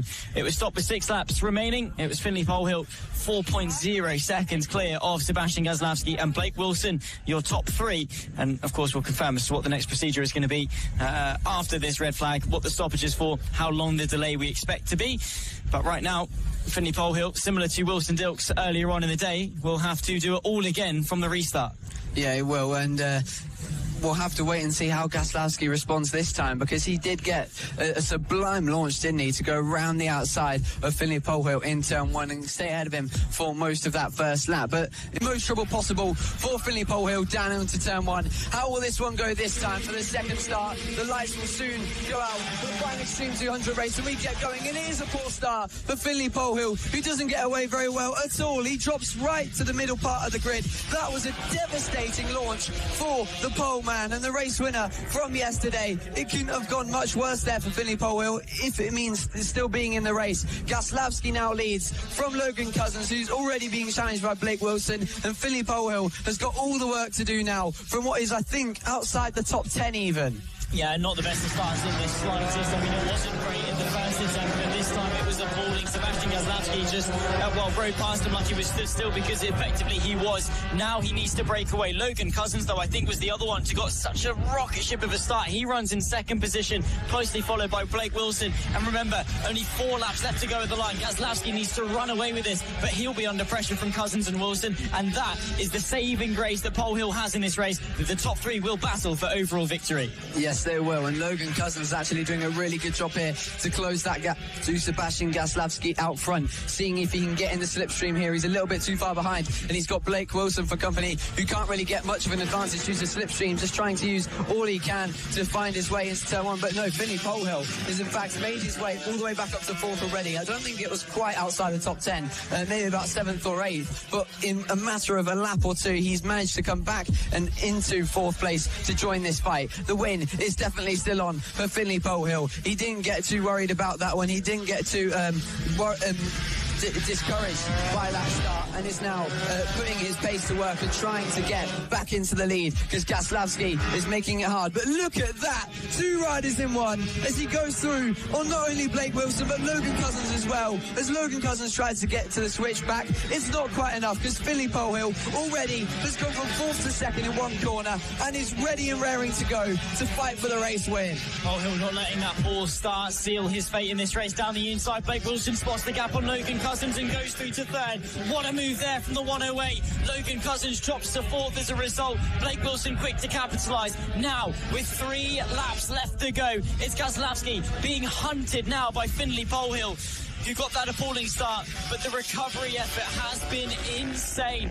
The race win is still on, and it's going to come down to two riders who have already tasted victory this weekend. Gazlowski versus Polhill. Yeah, Gazlowski will have no idea that Polhill was right behind him. He would have seen that really poor start for Finley Polhill, and at this point he's probably already written off his chance at winning this race, to be honest, for the 199, because of how short this restart was. It was only 5 laps of racing for these Extreme 200. So if Polhill passes Gazlowski here, Sebastian Gazlowski, he won't be able to believe it, and I think Polhill might just leave it to the straight, or he's going to set it up here on his 85. He is going to up the inside in a matter of 2 laps from that horrible start. He's back to the lead in fine fashion. What an incredible ride already from Finley Polhill, and there's still plenty of race left to go. Surely Gazlowski can't respond, because Polhill already pulling away and making a gap. Yeah, 2 laps left to go, 2.8 kilometres for the Extreme 200s here at the Junior British GP. Polhill from Gazlowski from Wilson now with the top 3. Logan Cousins has dropped off the back of the 108. Gazlowski maybe could have defended it a little bit harder. The inside was there. I think he was confident to go the long way round, just ran out of agility, I think, on the outside. Polhill took the apex and took control of the situation. Now, a lap and a half to go through the Mini Magnus and Beckett sequence. It's not over yet for Sebastian Gazlowski, but Polhill pulls the gap down towards the hairpin. And then again, under brakes, Gazlowski might well have an opportunity here. The wind, it's not overly strong, but the slipstream could still be felt. I don't know, maybe it's going to be fighting an uphill battle for Gazlowski to win this race, because Polhill has already established control and already pulled out enough of a margin that he's going to be uncontested towards the hairpins. Yeah, seemingly very strong on the brakes is Gazlowski to try and make up all the time that he's losing on the exits and the straights due to Finley Polhill being on the 85 and him on the 70. But look at this, Blake Wilson all over the back of Super Seb, trying to set up a move on the inside in those hairpins. And now we go on to the last lap. Whoa, a big moment there for Blake Wilson as he nearly loses the front coming out of the last corner. Takes a quick look back to see if he's got any company. No, he doesn't. He's got 1 lap to close that gap back to Gazlowski and make something of a fight for second after that moment. This has been phenomenal from Finley Polhill. Again, that poor start on the restart, but he got his composure back, got his mind back into the right headspace, and is looking for his second victory here at Silverstone in the Extreme 200s. He's a rider that in this class, when he shows up and makes a statement. He is not here to finish second. He has got 1 goal and 1 goal only, and he's only half a lap away from achieving it. Junior British GP, Finley Polhill. Again, that poor start, but the recovery effort means that this, as he crosses the line, will taste all that more sweet. Gazlowski versus Wilson, though, to decide who stands where on the final steps of the podium. Yeah, he's trying to find the best way through possible, but he still can't quite find it. It was at this point, though, that we watched Finley Polhill cross the line, and Blake Wilson got through off camera yesterday as he nearly goes into the back of Gazlowski. But now, around the final corner, this has to be one of the greatest performances we've ever seen in FAB-Racing, in Minibike racing in general, from Finley Polhill as he crosses the line to take the race victory in the Extreme 200 race, the final race of the weekend. What a truly sensational performance from him in 5 laps to go from what was, I believe, 8th place at the end of lap 1 to come back to the race win. It's truly amazing from him to stamp his authority on this Extreme 200 class despite not being present for the previous 2 rounds. Just incredible, wasn't it? And Gazlowski did his absolute best to fight back, but there was no stopping a rider who goes from 8th to 1st in a matter of 3 laps. Yeah, I mean, it's just incredible, leaps and bounds, setting the benchmark. And well, he set the fastest lap of the race that last time through as well, a 1:04.554. The track getting ever quicker this weekend. Finley Polhill takes victory. Yeah, he certainly does, and we can't express enough just how impressive that really is. Not only to find your way through from 8th to even a podium, but 1st place, truly amazing from him in the Extreme 200 class. But he was followed by Sebastian Gazlowski, who fought so hard to try and keep that battle for the win alive, but nonetheless a great ride from Sebastian Gazlowski, who still has another 70 race to go. But he was followed then by Blake Wilson, who gets another podium here at the Junior British Grand Prix. Logan Cousins, who comes home for a commanding 4th, to be fair, after what looked to be a severe crash and a pretty bad injury earlier on. He comes back and takes home a 4th. A great ride from him. Then it was Rex Austin, Travis Shaw, Riley Paisley, Daisy Polden, Matthew Thomas and Nicholas Dunwoody.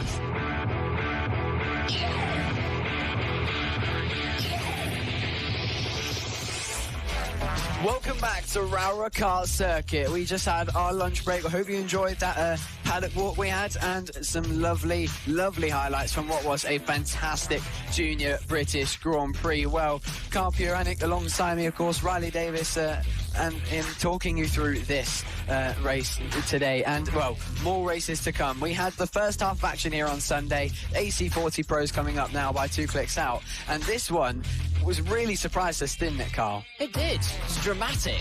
It was a very, very dramatic set of scenarios, and it was a Greek tragedy bestowed upon Finley Styles, who we were almost certain was going to streak on into the lead, and that would be the end of that. No, dropped it into the Stuart S's. Did really well to get back on the bike and just finish the race and get within a whisker of maybe picking up a place. But it shows even the very best in their respective categories are getting caught out here today. Yeah, exactly that. Finley Styles, we were talking about in the morning, because AC40 Pro was our first race, that the conditions were a little bit more difficult to manage compared to what they were mostly experienced with through Friday and Saturday. Things were a little bit different, and literally a lap before the mistake was made by Finley Styles, I was saying he doesn't want to be too careful here. We're only 2 laps in, I think 3, and he was pushing on quite hard, bringing a gap out to about 2 seconds. He needs to be careful not to make the same mistake that Noah Barfoot did when he crashed out the lead of a wet race at Lid at the start of the season. Get too comfortable in the condition, get too confident with how he's dominating as they now make their way onto the grid, where they'll get their warm-up lap underway. But this time you feel like Finley Styles is going to learn from that. He pushed a bit too hard, asked a bit too much, and now hopefully, if it's similar to the situation with Noah Barfoot earlier on in the year, he can wind that backwards and just keep confident and knowing that he doesn't need to do that much. I think you summed it up quite well on the paddock walk that you will all have watched during the lunch break. And that was, he seemed confident, but there was like a hint of nerves in his mannerisms, in the way that he came across. It preceding this weekend, whatever precursor you want to use. The point being that there was just a hint, a flavour of the fact that Finley Styles perhaps wasn't completely invincible. So in race 1, we saw the peak of his powers, and then we saw the crushing low of race 2.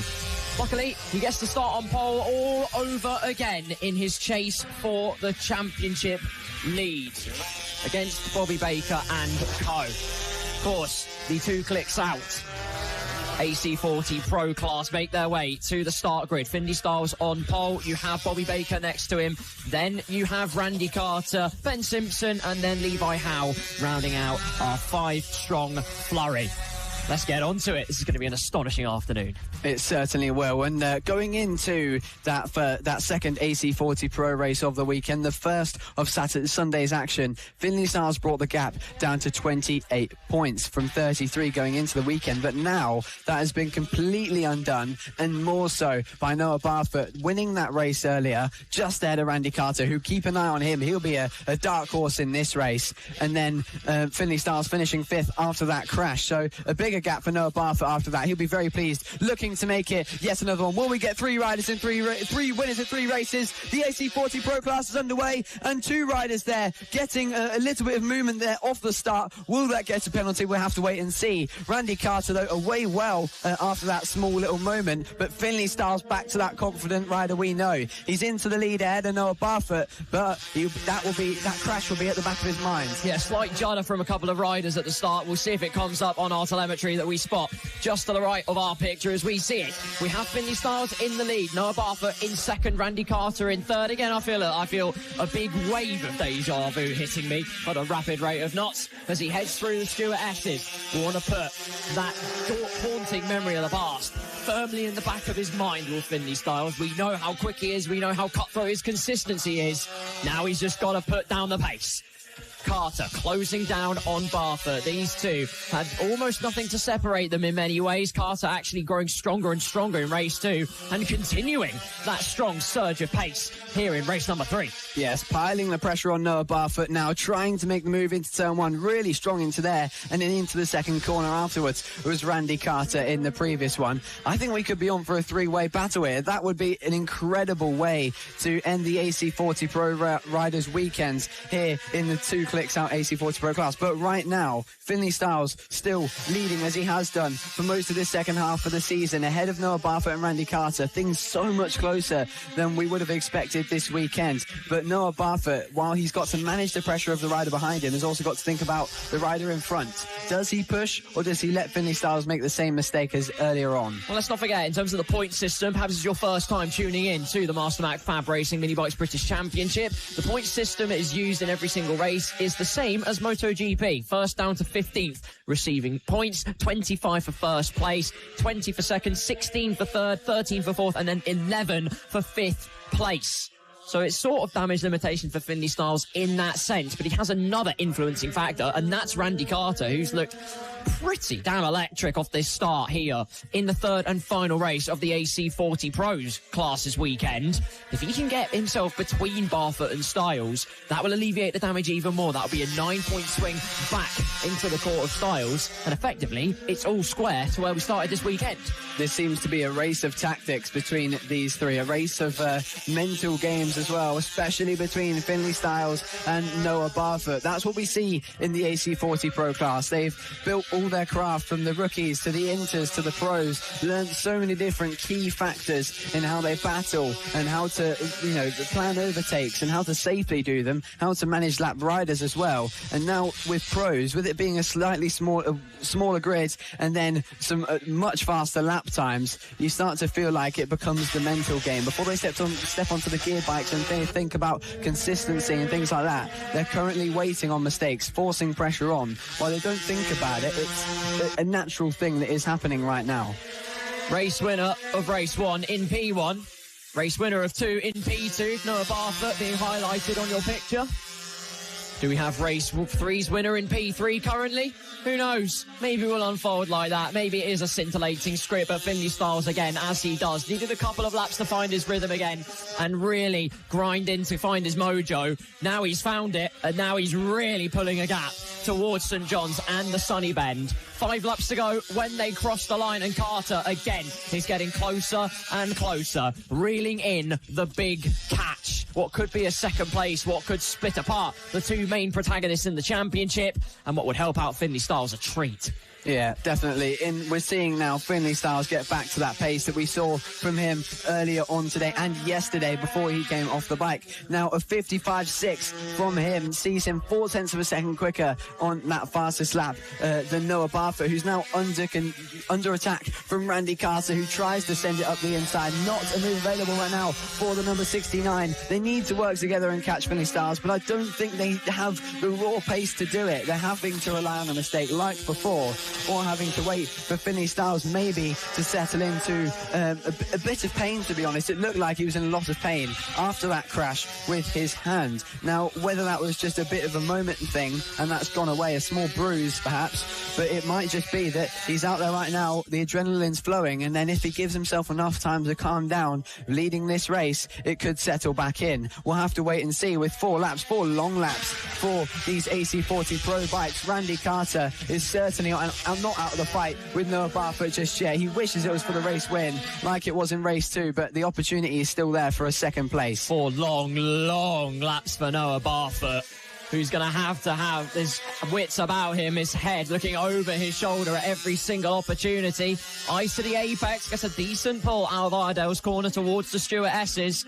Randy Carter that time will go substantially quicker. Always so much easier. You're always under less stress when you are the hunter than to be hunted. It's just the way the psychological warfare goes. All the artillery in favour of Carter, but the ammunition that Noah Barfoot has got, championship leader, too easy for him. He's got all of the metrics at the moment.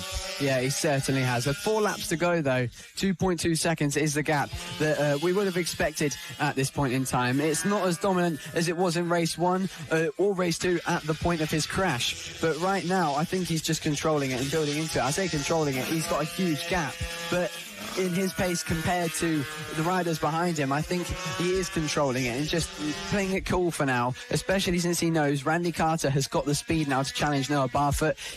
He almost has, I guess you could say, a teammate to help give troubles to his championship rival. 1, 2, 3, the magic number for Finley Styles. That's all the number of laps he needed to get back to his peerless best. through the Stuart S's. Carter chasing down Barfoot, closing in. 2 tenths is the gap as they head into St John's and the Sunny Bend. If you are just tuning in, welcome along to FAB-Racing, wherever you're watching from, whenever you're tuning in.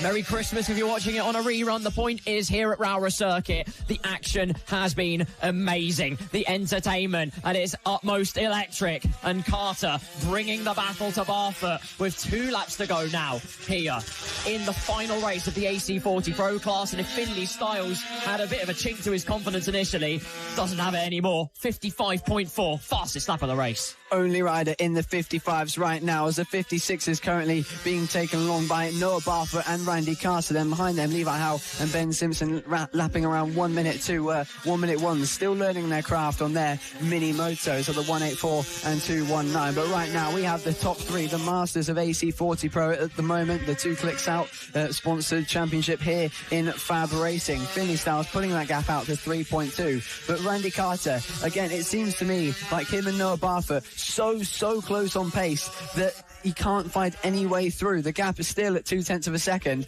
and he gets the slipstream on the main straight, closes it in just for it to open up again and close again. It's a rubber band situation. Your heart aches for him. He must be so annoyed. Final lap of the AC40 Pro Class, final race of the AC40 Pros weekend. And he did it in the first race. He's shaken off those gremlins. He's found his motivation, retrieved the groove. And through Iredale's he goes, the number 19, the pole sitter, Finley Styles, who, when he's at his best, he is practically invincible. Barring a mistake into this corner here, the Stuart S's firmly put in the back of his mind, eyes only on the apex, and therefore eyes only on the prize, with a few corners to go. And he's back to his absolute best. No mistake of that. Yeah, undoubtedly, Finley Styles is back to the dominant force. This was the ultimate challenge for him. The questions were asked whether it could be carried on. He made the mistake and rose to come back with a fantastic race victory. Finley Styles wins the final AC40 Pro Class of the class win of the weekend. Fantastic race for him from start to finish. Well controlled and well demanded. He's back in the championship fight and isn't going anywhere anytime soon. Randy Carter spent the whole race trailing Noah Barfoot, and sadly couldn't make it in time ahead of him to the flag. It just goes to show you how hard it is sometimes in these classes. They're so high level, every single one of them. It's so difficult to compete for these kids. As we said earlier, it's so close in pace with Barfoot and Carter that Carter just couldn't pass him. Exactly right. Through the final corners, meanwhile, still 4th and 5th place to navigate the Rowrah Kart circuit, to cross the line. Levi Howe in 4th place, crosses the line in a moment. Ben Simpson soon to follow. And thus brings the famous 5 to the end of proceedings here at Rowrah Kart circuit, with Finley Styles bringing home all the spoils.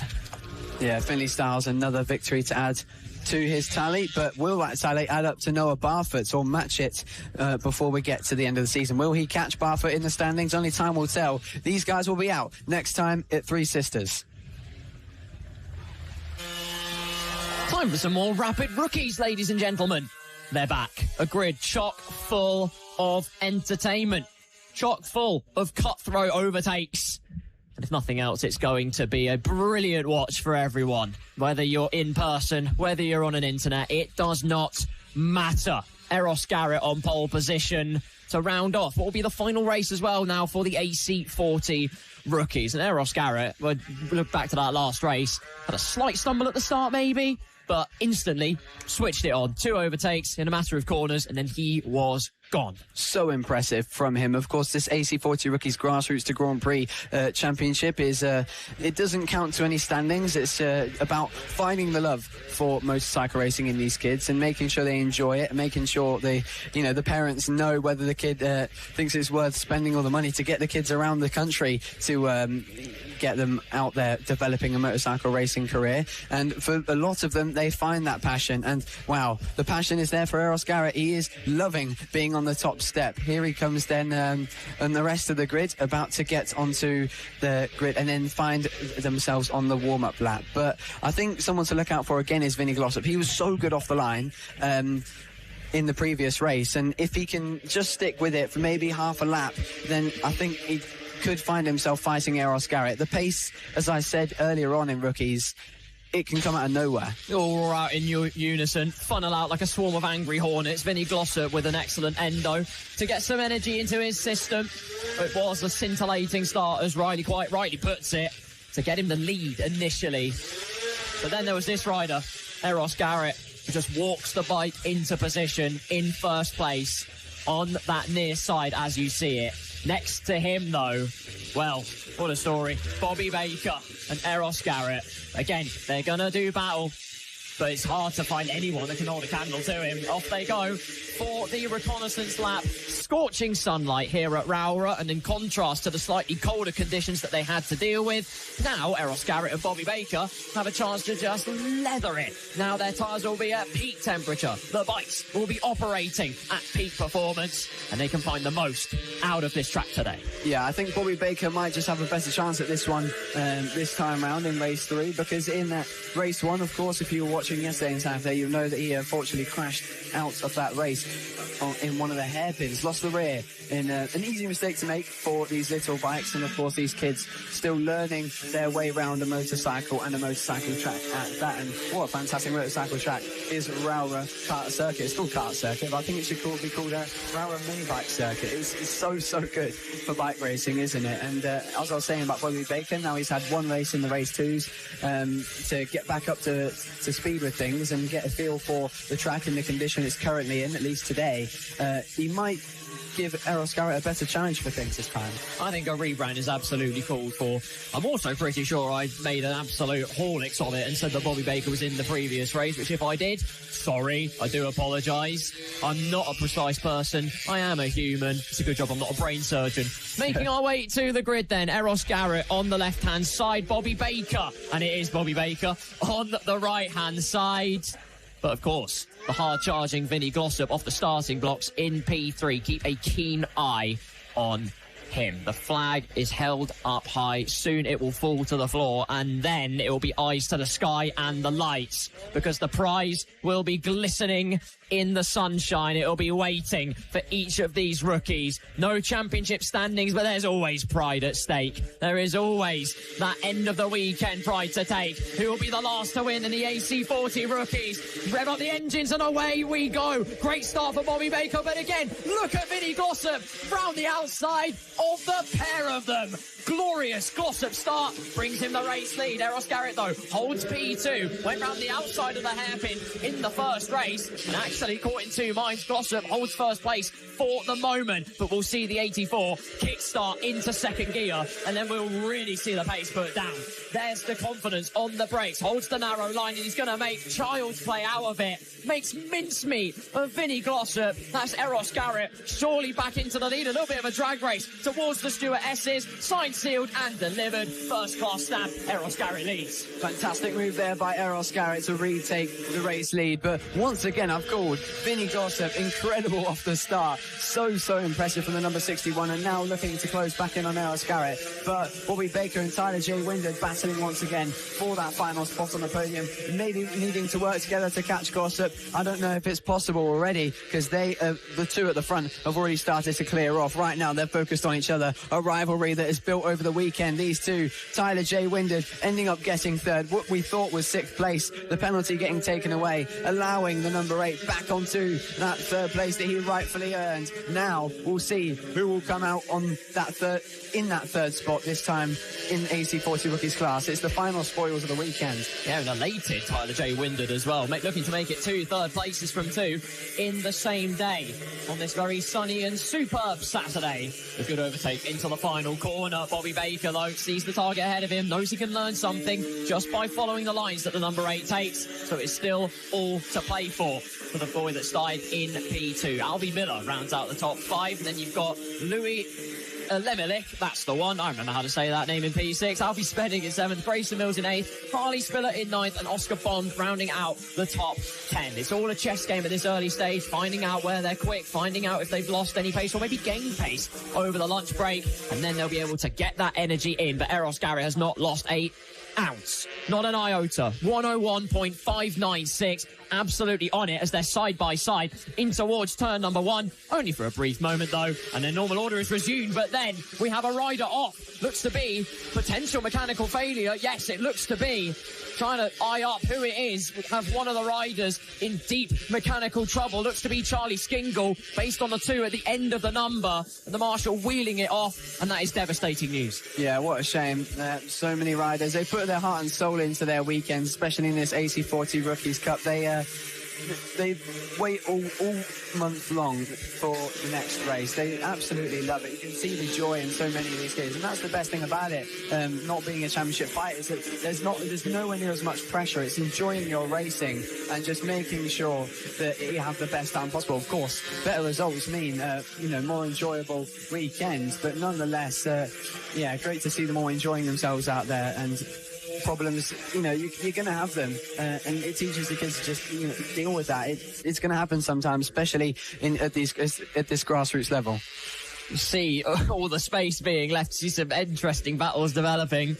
All aboard, everyone. Next stop, Switchback Station, because there was a lot of them just then. We've got a brilliant quartet going hammer and tongue with the racing as we see an absolutely disconsolate rider.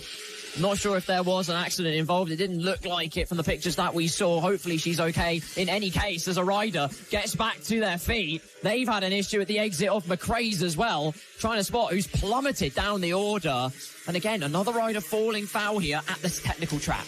Yeah, a lot of young riders have struggled with this track. It's very, very hard to master here at Rowrah. And it seems to me like Eros Garrett, the only one who has been able to manage it. And that's why in this rookies class, he is deserving of that step up to AC40 Inters, as so many were before in this season. And before that, he is on such a high level at the moment that, the AC40 rookies, you feel like this track is a very difficult one for them to master. Of course, the extreme undulations, it's a challenge for some riders to get used to in the pit bikes and the moto team. But, for these kids, they're on these tiny little mini motos. It's a very difficult task for some of them to gain that confidence. And Eros Garrett clearly got that. And right now, Tyler J. Windard, I think, has actually closed in on Vinnie Glossop. Could be in within a chance for second place here, Tyler. Yeah, right on the back of him. We survey Eros Garrett for the moment with about a 6-second gap. Windard is right on the tail of Vinnie Glossop. 4 laps to go, 3 when they cross the line. Glossop will be out of the Stewart-S's in a moment. Eros Garrett's making his way to St John's Corner. There they are, Windard and Glossop. Windard and Glossop. In reverse order as you see them. Windard wanting to put that order correct as he sees it. However, the number 8's going to have to do more than that. The fast starting Vinnie Glossop could have all the answers. He's going to hold it to the middle of the track. Windard, though, been no stranger to overtaking, and in the slipstream goes the number 8. Has to wait his turn into the chicane. You have to go for it with conviction, and conviction is not so clear-cut. Oh, big accident. There's a big off. 2 riders down in an instant. Trying to figure out who it is. Looks to be Harley Spiller and Alfie Spedding that have both gone down. So contact, maybe a move down the inside, has swept both of them out onto the grass and spilling down the order more to the point. Red flag. We're hearing red flag as well. Yes, the red flag is waved with 3 laps to go. And Eros Garrett's lead's going to be completely wiped out, but a red flag called out. 2 riders falling down at the late stages here in the AC40 Rookies Cup. Harley Spiller and Alfie Spedding collecting each other. And that means they will all retreat to the pit lane, and the order will look like this. Eros Garrett was leading by nearly 7 seconds ahead of Vinnie Glossop. Tyler J. Windard in P3. There they are. They've just been stopped on track for the time being once they get confirmation of the situation. We've then got Louis Lemelik in P5, Grayson Mills in 6th, Oscar Bond in P7, Albie Miller in 8th, Freddie Fletcher now up to 9th, and Hudson Heaps promoted up to the top 10. Harley Spiller and Alfie Spedding were firmly entrenched in that quartet that were battling so hard and giving so much racing room and respect. Just panning over, you can see waving. I think that's Charlie Skingle just waving to his fellow competitors, asking what on earth's going on. The answer is we have a race stoppage here in the final race of the AC40 Rookies Cup. When we know more in terms of the racing proceedings, of its results, whether the racing is called to a close, we shall let you know in due course. Eros Garrett had a comfortable lead, has looked imperious all weekend and has continued that form substantially well. Of course, lead completely eradicated if they do indeed choose to restart this race. They've lined them up, 4 at the front and then 6, as you can see, leading up towards St John's Bend. A message from race control at the top of your picture, ladies and gentlemen, and that will probably be confirmation of the red, and it is. Did have 3 laps to go. Whether there's a restart or not, I'll wait for confirmation on there. Assessing whether they can go racing. Well, they imagine they can go racing, but there's always a time schedule to stick to as well. Either way, what cannot be denied? Eros Garrett greatness is on display. It's been absolutely running riot in the AC40 Rookies Cup, brought to you by Grassroots to Grand Prix. Vinnie Glossop with his hard-charging start will keep P2, and there we are. Confirmation in my ear. That is race run in the AC40 Rookies Cup. Eros Garrett is your race winner, a confirmed margin of nearly 7 seconds over the competition. Perhaps not his most dominant performance, but we didn't get the full distance to see that elapse. We have Vinnie Glossop in P2, and then P3, Tyler J. Windard. And how much time would he have needed to get the punch on P2? The answer is, we'll never quite know, but he was knocking on the door. Bobby Baker in P5, Louis Olemelik in P5, Grayson Mills in 6th, Oscar Bond P7 with Albie Miller, Freddie Fletcher and Hudson Heaps rounding out your top 10. There we go. AC40 Rookies is done and dusted. And now comes utterly electric excitement. It is time for the AC40 Inters Cup. And so here we are, the AC40 Inters Cup. And this is where it gets quite fun, because we have a very special guest with us to help guide you through some of the action, alongside myself, Carl Poranic and Riley Davies. You'll just have to wait and see, though. I'll leave you in suspense a little bit. Being walked off the track there, believe that to be either one of Harley Spiller or Alfie Spedding. But onto the Inters Cup, and same grid as we had previously. Oakley Hitwell in first place. Logan Paisley joins him on the front row, and currently is the championship leader as Riley Davies is back. Hello, mate. Inters Cup, we are back on, and I said they had a special guest. I don't know, would you like to introduce them? Well, joining me now in the commentary box, it was great to have you with us, Carl, and I promise you that you're not out for the rest of today. You're definitely coming back soon. But for this Inters race, to join me is Riley Paisley, of course, older brother of championship leader Logan Paisley, who's had a great season so far. Ella Park, complete domination, and here winning race 1, second in race 2 to Austin Baton. He's having a great weekend, is he? It's great to also have you in the commentary box, and congratulations on that 3rd place. Yeah, thank you. We've got a lot of family here this weekend, so a bit of pressure on both of us, but I think we're managing all right. And yeah, we're just not pressuring under the championship at the minute, because it's still, well, technically early doors in the championship, and everyone's coming in. A lot of rookies moving up, like there's Savannah Polden, Theo Tyler, Izzy Cook, who's moved up halfway through the season. So they'll be building into this race, and hopefully we'll be up there as well in later rounds. Yeah, it's of course been a good season, as I said, for Logan. This is your home round, you and Logan's home round here at Rowrah, and you've been doing very well for it. So that was your first podium in the Extreme 200s this year, wasn't it? So that was great to see after what was an unfortunate slip-off yesterday. So a very good comeback. But right now then, we have the AC40 Interclass, and coming into this one, Logan Paisley is he was the championship leader coming into race 2 earlier on, but I believe after the second race, Austin Baton taking the race victory has retaken it, and it is very tight at the top. Logan Paisley, does continue to lead the championship with the number 25, but as you said, Riley, still kind of early doors at the moment, because there are so many riders left. So many races left on the calendar, 3 rounds, but in those 2 that we've got after this one, 3 races for every single class. But we're going to go quickly through the grid before they get started. It is Oakley Hitwell lining up on pole position. Someone that's surprising to see, to be honest. It's not that he's been slow this season, but he's really come to the floor here at Rowrah and has shown some really impressive speed. That's then followed by Logan Paisley and Austin Baton in the top 3. Then Albie Stone, Daisy Grayson, Jensen Brown, Chase Carter, Casey Reese and Izzy Cook, Keely Bailey rounding up the top 10, followed then by Savannah Polden, Imogen Vivas and Theo Tyler as they now get onto their warm-up lap for the AC40 Interclass by LS2 helmets. Now, Riley, do you see Oakley Hitwell being able to take the victory in this one? It was a really unfortunate race for him in race 2, getting caught up in some traffic and going down. Do you think that's going to give him a bit more drive to push for the win this time? Well, I've seen him after that last race, and instead of knocking his confidence, I think he's more confident for this one. So it should be a good race. Hopefully there's a lot for the win, you know. There was Daisy Grayson, Jensen Brown, they were quite up there as well. So it'll be tight between a lot of these riders. Yeah, it certainly will. It's been a great championship so far this season. So many riders competing up there. As Albie Stone is another rider who had an issue in that race.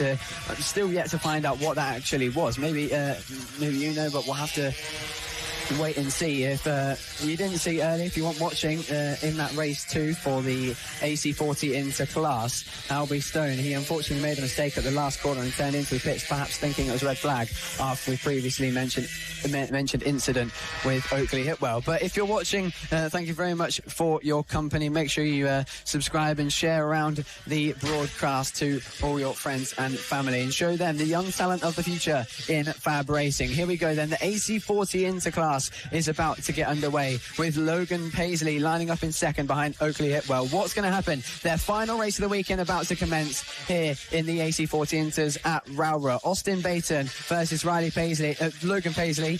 Riley Paisley's in the commentary box with me. Logan Paisley versus Austin Baton in the story for this championship. Who's going to come out on top? We wait for the lights to go on in a few moments' time. A long wait for these young riders, isn't it? With Albie Stone there. Look out for him on the second row. Here they go then. About to get racing for the final time. They are away really well. A really good start is for Austin Baton. What a launch from the number 100 who shoots to the lead ahead of Oakley Hitwell and Logan Paisley. That was a sublime start then from the young man trying to retake the championship lead after what was an unfortunate race 1 for him yesterday, which saw his engine have some issues and saw him drop down the grid quite far in that race. But Riley, that was a great start from Austin. How do you think everyone's going to respond to that? Hopefully they can latch onto the back of him before he disappears, but I do think these riders will grow into the race and it should be a close one. Yeah, we really hope so. Oakley Hitwell looking for that first win of the season. He got his first podium yesterday and, as formerly mentioned, missed out in the second race. And there you can see Riley's little brother Logan running along in third place. So much family here to watch this weekend at their home round of Rowrah Kart Circuit. And now Logan Paisley aims to get in the slipstream, maybe just a little bit too far back to make a move down into turn 1 as they now complete lap 1. It is Austin Baton in the lead of Oakley Hitwell and Logan Paisley. Albie Stone then in 4th and running ahead of Jensen Brown. Chase Carter in 6th and Daisy Grayson, who has got not the best starts. He tried to go around the outside there of Logan Paisley, I think. Oakley Hitwell, I didn't quite see that one, but he's gone down yet again. That is really disappointing. And it looked to me like Oakley Hitwell, he was in second beforehand, I believe. But Riley, did you see that one? That was unreal. Yeah, I saw that one. Such a shame for Oakley, you know. He crashed in that last one, that race as well. But he's gone out there and he's confident, and hopefully it doesn't knock him too much and carry on and get some points for the championship. Yeah, it's difficult when you have a crash so early on in the race as well. And the Inters, it's the biggest class, a bigger class in fact, compared to the AC40 Pros. So it's quite difficult in the first lap to go down. You're going to drop quite far down the field. But then despite that contact, what looks like contact between Logan Paisley and Oakley Hitwell, we'll have to find out as the race goes on. Logan sets the fastest lap of a 59.0, trying to close in on Austin Baton. 8/10 of a second gap right now as Daisy Grayson currently alongside another rider. That's, I believe, the number 42 of Keely Bailey. It's Chase Carter. Nice Carter. One. There you go. Yeah. Showing your knowledge in the Fab paddock. Thanks for that one, Riley. Chase Carter under pressure from Daisy Grayson as the number 19 tries to chase him down with 7 laps to go. And Austin Baton, he's brought out quite a strong gap. But one thing that I've sort of introduced to Carl in his first weekend here at FAB-Racing is in the mini motos with the riders finding confidence a lot quicker and losing it a lot quicker as well. You tend to see the lap times change a lot more than you do with the bigger bikes. Yeah, well, just looked on the timing there, and Chase Carter, P5, is holding off Daisy Grayson, and I believe that's one of his fastest laps of the weekend, a 59.9. And I was speaking to his mum earlier, and she's very happy with his progress this weekend from earlier rounds. And just as I say that, Daisy makes a move into the top 5. Yeah, brilliant move at that from Daisy Grayson. She's been putting off some fantastic moves. She's been having a go at riding some ovales as well. Saw her on Friday in practice riding one. And here comes Albie Stone trying to make a move for 4th place on Jensen Brown. Jensen Brown is a rider who is really strong at Lid. Competed with Logan, of course, and Daisy quite fiercely for the race wins, and took, I think, 2 out of 3 wins there, with Logan taking the middle one in that weekend. But yeah, Jensen Brown, he's had a bit of a difficult season compared to Lid. Maybe just really strong at Lid and struggling to adapt to the other tracks, but hasn't quite returned to that winning form. Do you think that's a reason as to he's just not the most comfortable on the other tracks, or is it more just he's struggling from that point with the championship pressure? Well, actually, I do think that Jensen's got his confidence back, but I would just like to mention Oakley Hipwell. He's back up to 7th, and he's on the back of Daisy Grayson and Chase Carter for that P5, and he's just made a move on Daisy. He's a little bit wide, toughs it out around the outside. Yeah, he did tough it out. That was a brutal send there by Oakley Hipwell. Brilliant move, and I do agree. Jensen Brown does look like he has got his confidence back somewhat to fight for that top 5 yet again. I think back to Clay Pigeon, and he was really struggling to get back into that frame of mind of fighting with other riders, and especially since there was such a big pack at the front, consisting of Daisy Grayson, Logan Paisley, Austin Baton, and Albie Stone as well. As Logan Paisley sets yet another fastest lap of the race, of 58.5 compared to the 58.6 of Austin Baton on that last lap. Not the biggest difference in lap time at the moment, with just 4 laps to go. The gap at 6/10 of a second. Do you think maybe in these last 4 laps we could see him close that gap? Well, I do hope so. He's my little brother, and I try to help him in the most ways I can. And yeah, I do hope he tries to get past Austin Baton. We can see the gap there, and it's come down quite a lot from what I saw at the start of the race. Yeah, piling on the pressure then is Logan Paisley. One thing that Logan has been really, really good at all season long, what I've noticed, and many other people as well, is how good he's been at defending position. He's able to get through, and then it's been very, very rare that anyone's been able to pass him. One moment comes to mind where someone has really been able to challenge him for race wins or podium places that he's been defending so well is Albie Stone at Ella Park. If you remember the final race, that unfortunately Albie Stone ended up with that one losing out due to crashing out of the lead, fighting with Logan. So Logan taking the triple at Ella Park and looking to add another win to his tally here in the final race at Rowrah, and he's right on the back of Austin Baton now with 2 and a bit laps to go. What kind of tactics do you think Logan will be going for now? Will he be waiting for the final few moments, or maybe thinking about it now? Well, I mean, these little riders, the young age, they just want to win races, the rookies that have moved up are doing quite a good job. Savannah Polden inside the top 10 as well, but back to the front, and Austin Baton trying to fend off my little brother of Logan Paisley. Yeah, he certainly is, and he's put in a really strong lap so far, has Austin Baton, as they looks like they're coming up to lap traffic. That has made a difference in so many different classes this weekend, as Austin Baton goes to the inside of a few riders trying to get through and make it as clean as possible. Logan Paisley trying to get through them as quick as possible as well, but I think he's going to get caught in that in the first corner. That's going to get a little bit messy for Logan Paisley, and unfortunately that's really held him up. The number 25, unfortunately, not not being able to get past them as quick as Austin Baton could because he was on the straight. Now he's got some work to do in this last lap and a half. You feel like that gap, it's not really going to get closed. That's extended to what I'm going to guess about 2 seconds, but it's still a really strong weekend for Logan to take home some consistent points. Yeah, well, hopefully he does, and he doesn't have to win races every race, positive points and good results, but I'm looking on the timing there, and Oakley Hipwell up to P4 from his crash earlier on, and he's quite close to the back of Jensen Brown. Coming round the final corner is Austin Baton to start the last lap.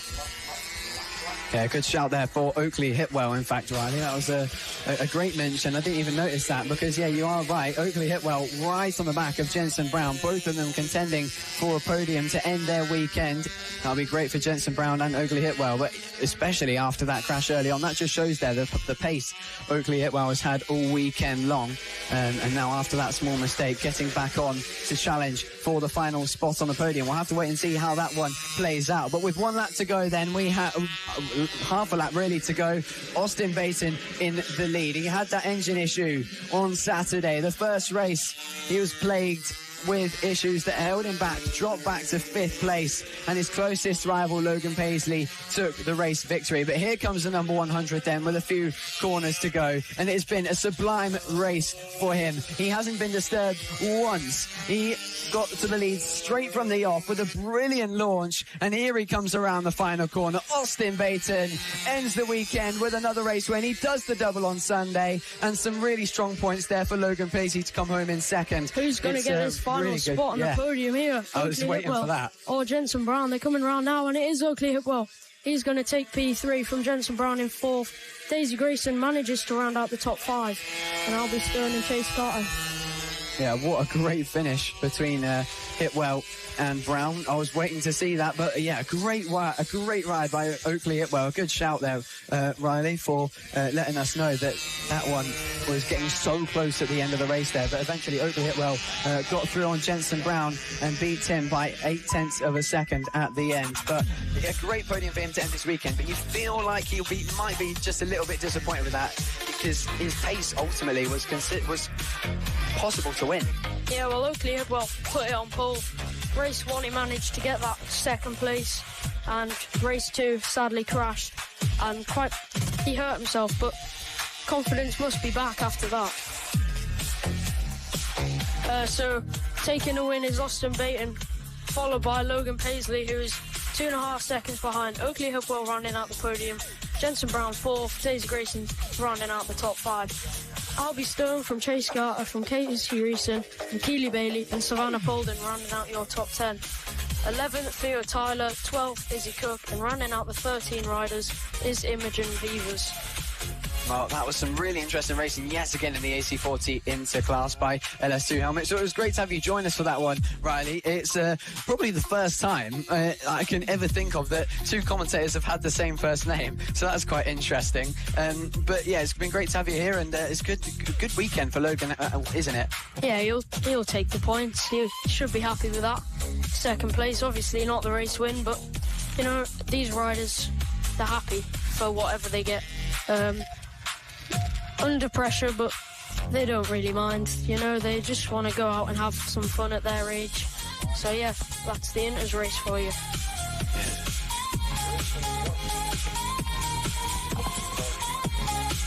Yes, that AC40 Inters race was certainly another one which brought us so much excitement. And Austin Baton, a brilliant comeback as Carl Piranek joins me back in the commentary box. It was great to have Riley's input there in that race. Riley Paisley's input. Well, whether my input was needed or not, that's what you decide, because I thought Riley Paisley did a great job commentating on that race. But right now we have the Mini GP 50Rs, and yeah, another class which has developed to be quite interesting and a little bit unpredictable. despite what we thought coming into the weekend, we did say the Mason Fedrick show, but Jensen Ansell, the start he got in race 2, could offer a bit of a different opportunity. Did it good. Absolutely right. Do you know what? I was having a great time with Riley Squared in the commentary box. I'll have that more often, I think. It's great to get direct insight from one of the young riders as well, to know exactly what kind of motions they're going through, what kind of attack they're taking into certain corners, how they're approaching situations. It's just great to have that insight as we go away for our reconnaissance lap. I don't know, at this point, to be fair, Riley Paisley could just take my job, but let's move on from that. We've got in first place Mason Fedrick, who was a whisker away from the 49s, has still not been able to do it. But now the track's at its optimal, he could finally breach that barricade. Jensen Ansell in second, Freddie Taylor and Emilio Pereira on the second row. Bo Morris, Reed Saxelby on the third row with Tommy Williams, Nelly Newth, James Dermott and Logan Hopper rounding out the top 10. Lawson Dorrington, Danny Longhurst and Oliver Cheeseman round out our 13-strong grid. Yeah, a 13-rider grid that is all looking to close in the big gap that Mason Fedrick makes every single race. And this time we could see it smaller than ever. The gap was about 2 seconds, I think, between Jensen Ansell and Mason Fedrick in that previous race. So will that get any smaller? Will the start be as good as it was for Jensen Ansell? And again, so crucial is that start. Absolutely right. All the questions and all the answers will flow your way shortly. On the left, you see Mason Fedrick with his mentor overseeing his protege. Part-time marshal, full-time cheerleader in the squadron of Mason Fedrick. He's back again for a second dose of potential delight. It should be a fabulous Fedrick display, but can Jensen Ansell ruffle his feathers? The flag will go to the front of the grid in a moment, and then it will be full revs, eyes on the lights. Turn up the volume, ladies and gentlemen. Wait for the flag, and here we go. Are you ready, everyone? Because it is lights out, and away we go. And a blitzing start from Mason Fedrick to hold the lead into the first chicane, and now he can just go through the motions and stay there. Jensen Ansell in P2. Emilio Pereira gets to jump on Freddie Taylor, moves up to that P3 position. They're all through the first few corners safely, but again, Mason Fedrick looking to fly on clear. That was some start there by Emilio Pereira as he looks to get on the back of Jensen Ansell, make competition for second place. The point in the race where Jensen Ansell was building into it, and Mason Fedrick hasn't quite pulled away like we've seen beforehand. It is still a gap, but a gap smaller than what we've seen. I think now Jensen Ansell, we spoke about this previously, has built into this weekend and has found that extra pace.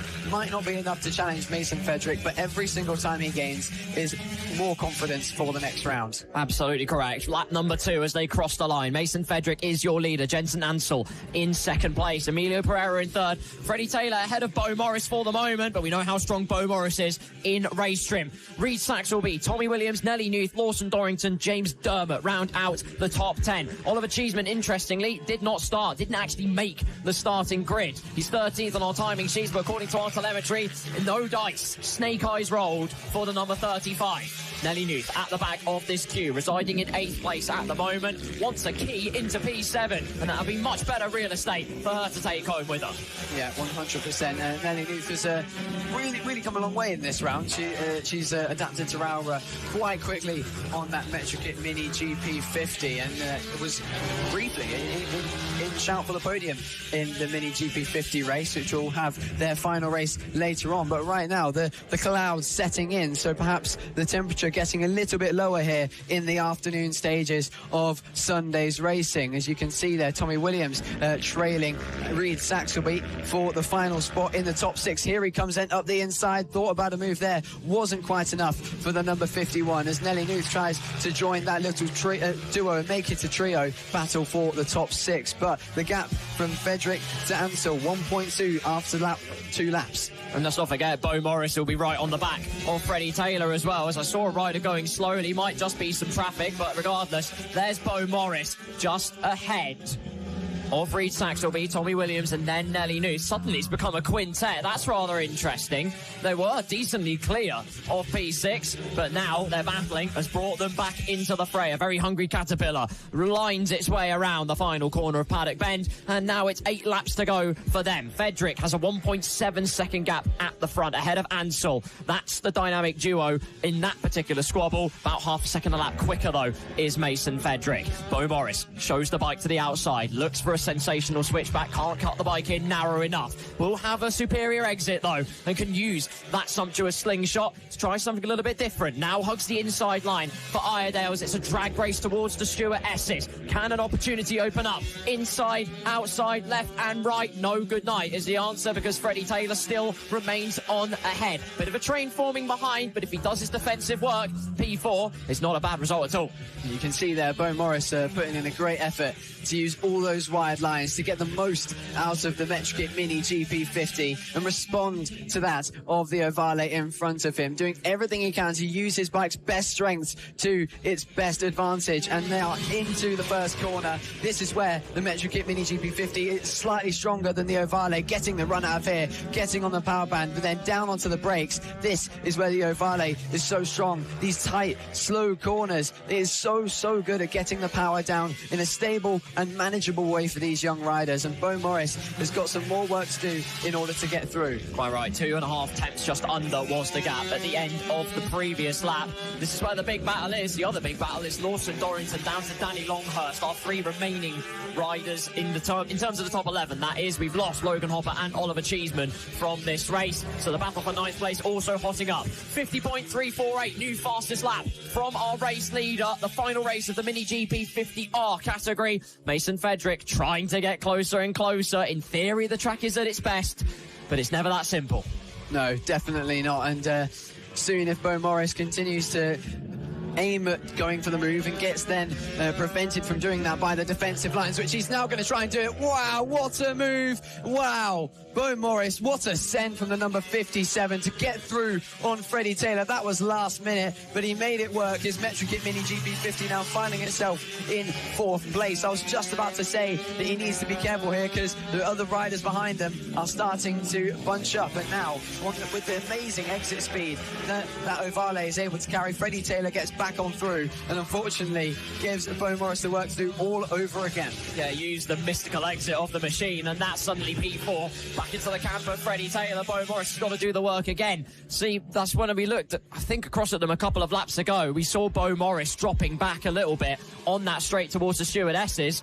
Perhaps potentially a carbon copy, made the move stick, but then if you don't have the acceleration with the bike underneath you, you're never going to make it quite stick. Again, to the inside of the hairpin corner, Freddie Taylor could just well let Bo Morris go here, because he knows about the advantage they could hold as it all gets very close for comfort. Up at the front, gap 2.7 seconds. Frederick and Jensen Ansel are in a class of their own. Emilio Pereira sitting comfortably in P3, because these 5 are going to scrap it out all the way until that checkered flag. Freddie Taylor holds it for now.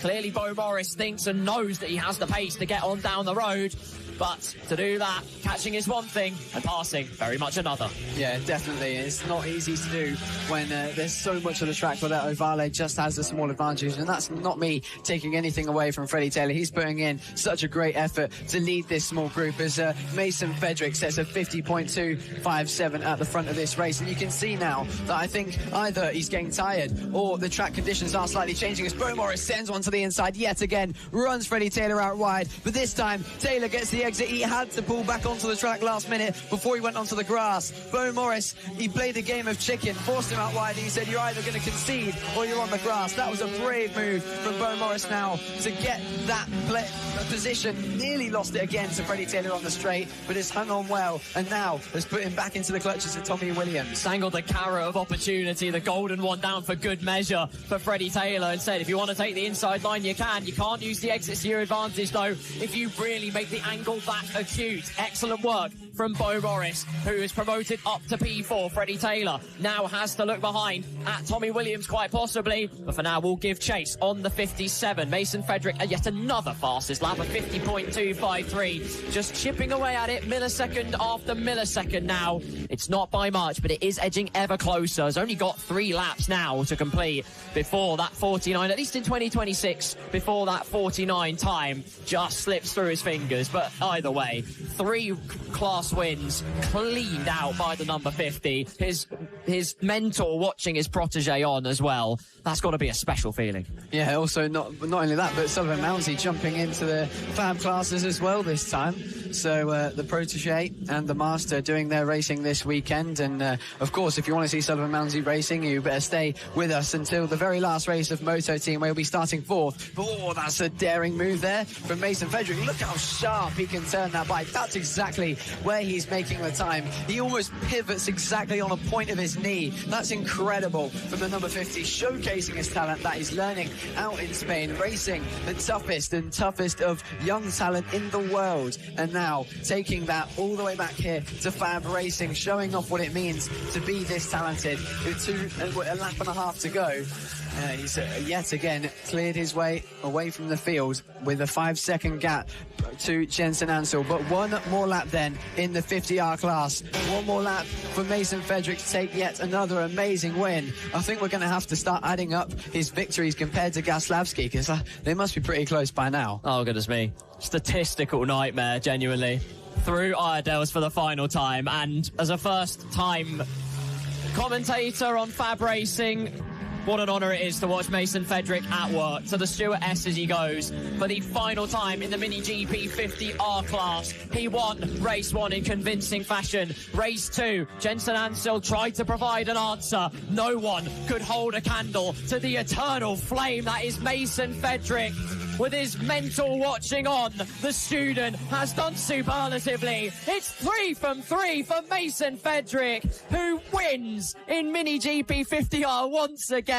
Puts down one more fastest lap for good measure as well. It won't be the 49, but a 50.10A, just to put a shine on what has been a spectacular performance. Yeah, it's just incredible to see this so consistent and fast every single weekend without fail. Some riders, they have issues at tracks. Some riders don't enjoy them, and some riders, they just come to a track and don't get on with it very well. But Mason Fedrick, there's no such thing like that in his mind. He's got that kind of confidence to him as he struggles to get the bike stopped there.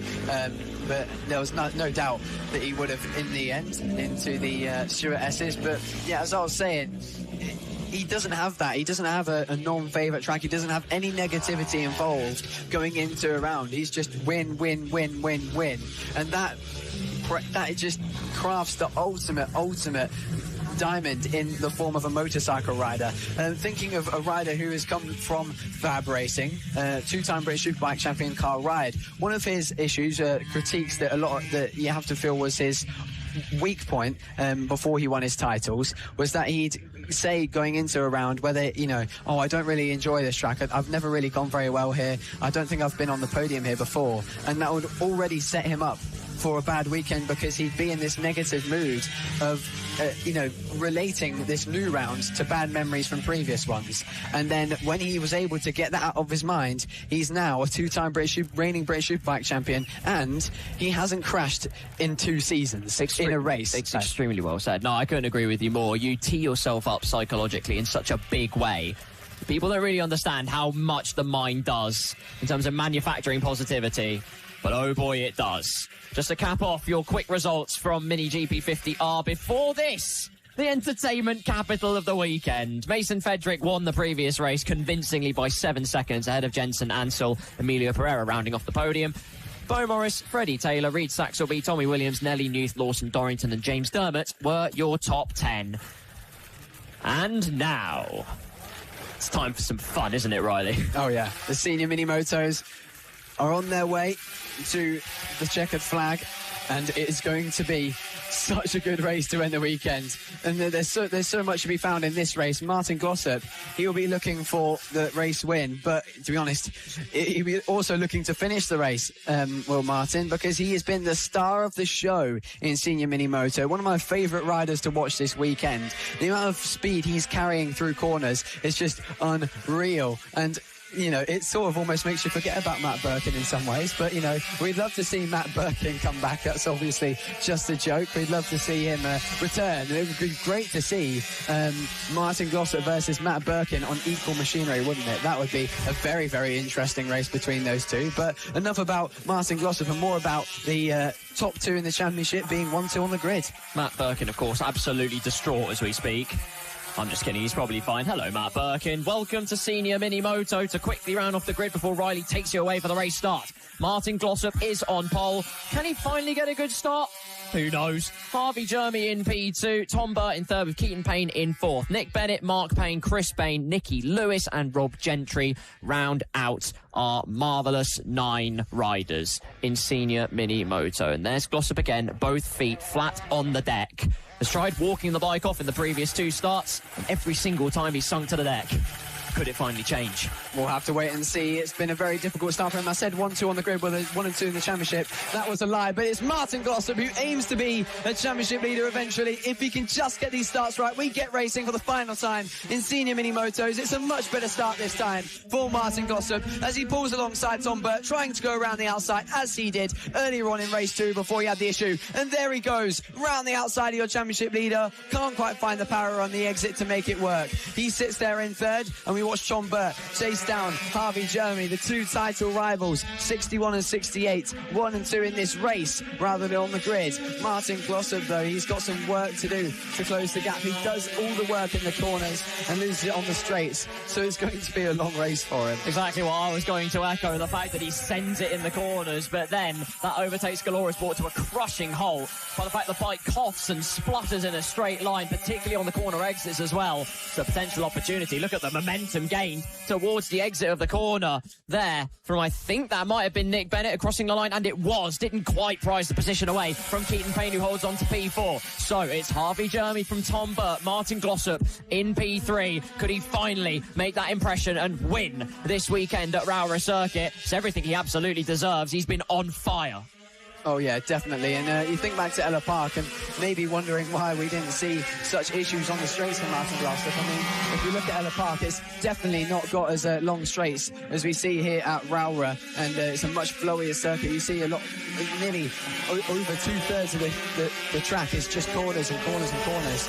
And then you've just got 2 straights of the start-finish straight and then the straight after turn 1. But, yeah, a bit of a harder task for him this time than last time at Ella Park. But we now watch Harvey Jeremy being chased down by his rival all season long. These 2 have just been incredible, and Martin Glossop looks to add to the cake. It has just been so good to see Senior Mini Moto in such a good position this year, and it's getting even better because Martin Glossop looks to take second place, trying to go around the outside yet again. He forces his way through. Tom Burt goes through on Harvey Jeremy, and Harvey Jeremy finds himself back to 3rd place. He quickly returns, though, thanks to the power underneath him, back into 2nd, chasing down Tom Burt. Oh, Glossop is so strong in that first chicane. He switched to superiority, actually.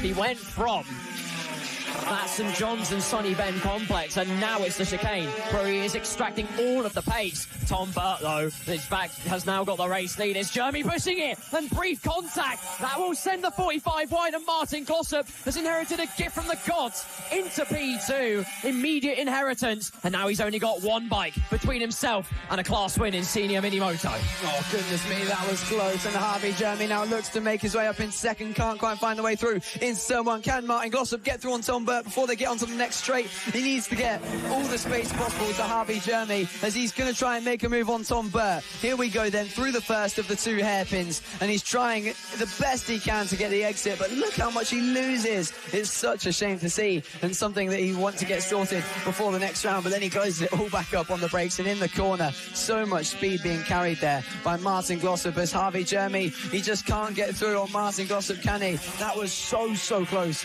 between Tom Burt and Harvey, only a lap ago, and that just shows the clubs are coming off in the championship. Tom Burt clearly didn't know he was there, but man, he did well to stay on it, did Harvey Jeremy. Do you know what it is? And we were talking about this before we started going live on broadcast, and it's watching Martin Glossop rag this Senior Mini Moto around. It's how early he gets his knee to the floor, how early he's attacking into the corners, still going full speed. Already his knee's down about half a second earlier than riders in the same pack as him. So much confidence in himself, in the bike and in the track. It's brilliant to see all of these elements combined together, but then it's in the hairpins. He always struggles on those exits, and Harvey Jeremy has a golden opportunity to breeze on back through, and does. Back into P2, goes to number 45. It's, as I said, in race 2, it just feels like a rubber band, and it's really, really upsetting to see for Martin Glossop, who undoubtedly has the pace to make it work here as he goes through on Harvey Jeremy. I think Harvey Jeremy may have just had a moment there, but it looked to me like Martin Glossop put his hand up. Perhaps he caught the rear wheel and just slightly shifted him out of the way. Oh, wow. A big moment for Harvey Jeremy. A bit of chatter, what it looks like on a mini moto. A rare situation, but moving a lot, then going down the hill.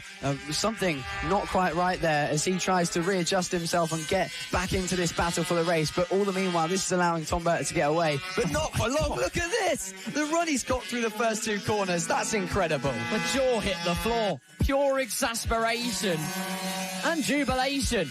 How is he taking that much speed through the chicane in machines that are practically identical? I have no idea. But that is just the calibre of rider that we have in the form of Martin Glossop. He's now hunkered firmly into the slipstream as the green machine and green suit moves out of the way. And that will be another lapped bike. Top 3 going through the Stewart S's. You have Tom Burt in the lead. Martin Glossop in second, who's in the middle of these 2 that are tussling for the championship. Again, Harvey Jeremy runs a bit wide. Martin Glossop down the inside. What momentum carried. It's mesmerising from Martin Glossop, who will have the inside. Harvey Jeremy also goes through, and that's how critical a compromise of momentum is. 2 places lost for Tom Burt, and now Jeremy takes the lead. Brilliant run through that first chicane. They're knocking 10 bells out of each other and around the outside. At the exit goes Martin Glossop. You do one. I've got an excellent exit to give you there. Now it's where he'll be compromised at the exit of McRae's hairpin. Going into Iredale's, he won't mind that too much. He knows exactly where he's strongest. Oh, this is just incredible. Look at that. He's tapping him on the back there. Martin Glossop having such a fun time out there in his number 61, but he's not having a fun time on the straights. I can guarantee that. I felt like he was almost trying to grab onto Harvey Jeremy so he could pull him along down the straight. And here they come now through the second half of the lap. What amazing racing this is, as Tom Burt now in the middle of Harvey Jeremy and Martin Glossop. Harvey Jeremy trying to make it 3 for 3 here. Martin Glossop trying to make that job as hard as possible for Harvey Jeremy out there. Here he comes, trying to go up the inside, but again he can't get the power. You can see him getting so annoyed with it. 2 laps to go. My goodness, we love senior mini motos. Well, it might look like hilarity, but ladies and gentlemen, the racing is no joke. All the way through, completely cutthroat racing as Glossop again sizes the bike to the inside, cannot optimise the exit. You just feel like his bike is running slightly underpowered compared to his competitors. He just does not have that straight line grunt. The acceleration is what's letting him down. There's a visible shake of the head from him at this exact point before the stewardesses on the last lap. And you have this pit of your stomach feeling that he'd easily win this race if he just had a bit more speed in the straights. Yeah, it's a real shame, but hopefully he can get something sorted for that by a couple new parts for the next race to see if that can fix his troubles here. But we're about to go then onto the last lap of the senior mini motos. Martin Glossop looks like he's trying to hang on as best he can to Tom Burt. Tom Burt has closed a slight amount to Harvey Jeremy in front. The gap is about 0.8 of a second. Martin Glossop trying to do the business, trying to close in on Harvey Jeremy as well. But I think right now he's just focusing on second. Sat in there behind Tom Burt, but this is where he loses so much. Look at that. They're closing a lot on Jeremy, but I don't know if it's going to be enough to make a move. He's going to want to sit in the slipstream as long as he can, does Martin Glossop. Try and get Tom Burt to catch up to Harvey Jeremy. It's too late. It has to be, unless there's a mistake from the number 45. At the moment, he's on his way to go 3 for 3 here at Rowrah and take it right to the very end of the season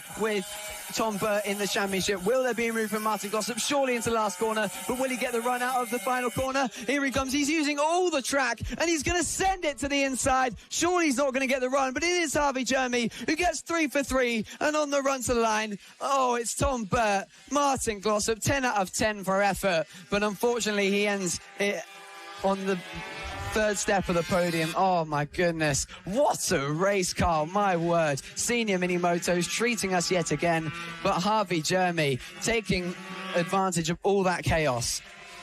My award for the greatest showman, Martin Glossop, everybody. The number 61. Take a bow. Number 45, Harvey Jeremy, does the triple. Excellent stuff from the number 45, and that will eat evermore into Tom Burt's margin. And look, that's how much fun they've had. It might not be the result Glossop wanted, but wheeling alongside Harvey Jeremy, raucous celebrations in the senior mini-moto class. And it's everything they deserve. What a show they've put on. Yeah, and now the championship gap between Jeremy and Bert gets even tighter. It's going to go right to the end, and hopefully Martin Glossop will as well, and hopefully his bike, to be honest. So we'll have to wait and see how that plays out, because Martin Glossop could be the ultimate decider between Bert and Jeremy in that championship. We'll wait and see how that one plays out, but for now, that was Senior Mini Moto, and that's their racing done for this round here at Rowrah Kart Circuit. They'll be joining us next time out at Three Sisters. But here's your results then after that impeccable race. It was Harvey Jeremy who took the victory ahead of championship rival Tom Burt in second place. Martin Glossop, who unfortunately, despite his best efforts, could not get the run to the line on Tom Burt to keep that second place. He ends the weekend in third. Then followed by Keaton Payne, Nick Bennett and Mark Payne, Rob Gentry and Chris Bain, Nicky Lewis rounding out the 9 riders that we have in senior minis. But man, that was incredible. Well. 3 wells for the triple threat, because now we're on to the big one. Welcome to Mini GP 70. The final flourish from Sebastian Gawlowski. It's absolutely possible. Our pole sitter, the imperious pole sitter, Max Johnson's tried to hold a challenge. Everyone's tried to hold a candle to him. Even Rex the Rocket Austin with his fast starts. But no one can catch Gawlowski in this category. Could that change here? One final roll of the dice here at Rowrah Kart Circuit, home of the Cumbria Kart Racing Club. And number 64 is there on the right-hand side of your picture, nearest as you see him. The number 141, of Max Johnson is in P2. And then the rest of the grid is as follows. Rex Austin, the Rocket, in P3 with Maxwell Keats in 4th place. Daisy Bolden in 5th with Josh Perkins lining off the 3rd row. Bradley Curtis and Harry James on the 4th row. Bojan Blazewski, and then that is it for the order. Caelan Ratcliffe, of course, not partaking. He's had to watch on after, like we've said, a heavy crash in practice at that first corner. But he's back in the paddock. He's walking around. We actually saw him earlier. Seems in good spirits, which is wonderful to see. Yeah, it definitely is. He's back and letting everyone know that he is definitely okay and already desperate to come back for the next races. We'll have a word from him in a few races' time. We'll get to hear from Caelan Ratcliffe and his thoughts on GP50s, of course. Keep an eye out for that. But right now, it's time for the amphibian scaffolding Mini GP70s. Sebastian Gawlowski riding the crest of a tsunami-esque wave. That's the level he's operating at. A wave in the air from Max Johnson. You saw it on the right-hand side from the 141. A Marshall quickly running on over. Needs a bump start to get the bike into gear. And looks like he has been able to do that. And yes, just tiptoeing it back into position. So Gawlowski on the left, Johnson on the right. Sebastian with the inside line into turn number 1. Eyes to the lights. They will hold it at fever pitch. Eyes on the prize. Away we go for the final race of the Mini GP70. And Rex the Rocket Austin moves up. Rocket by name and rocket by nature. He's up into P2 ahead of Max Johnson. Could it be another rinse and repeat in that aspect? What is also a rinse and repeat is Bradley Curtis brandishing a scythe and chopping his way through the field from 7th up to 5th place. More riders ahead of him that he can pick the punch on. Gawlowski will try and build that gap. He holds the lead. Rex Austin in P2 and finding a good advantage on Max Johnson in 3rd. And then it's Keats with, in P5, Bradley Curtis. Yeah. Wow, Max Johnson, he got a great start, but nearly came together with Sebastian Gawlowski, which also prevented Rex Austin from slicing his way through into the race lead, which would have been incredible, as here's Maxwell Keats trying to get underneath Max Johnson. Max probably just a little bit nervous after that one bit of a moment on the grid. That would have built the nerves a lot more, and now he's just waiting to find his way back into his rhythm and that locked-in state as he's trying to get his way back towards Rex Austin and start battling. Whoa, that was a massive moment on the rear for Maxwell Keats on the exit of the first hairpin, and now trying to take advantage of that is Bradley Curtis. The 71 can't quite make it up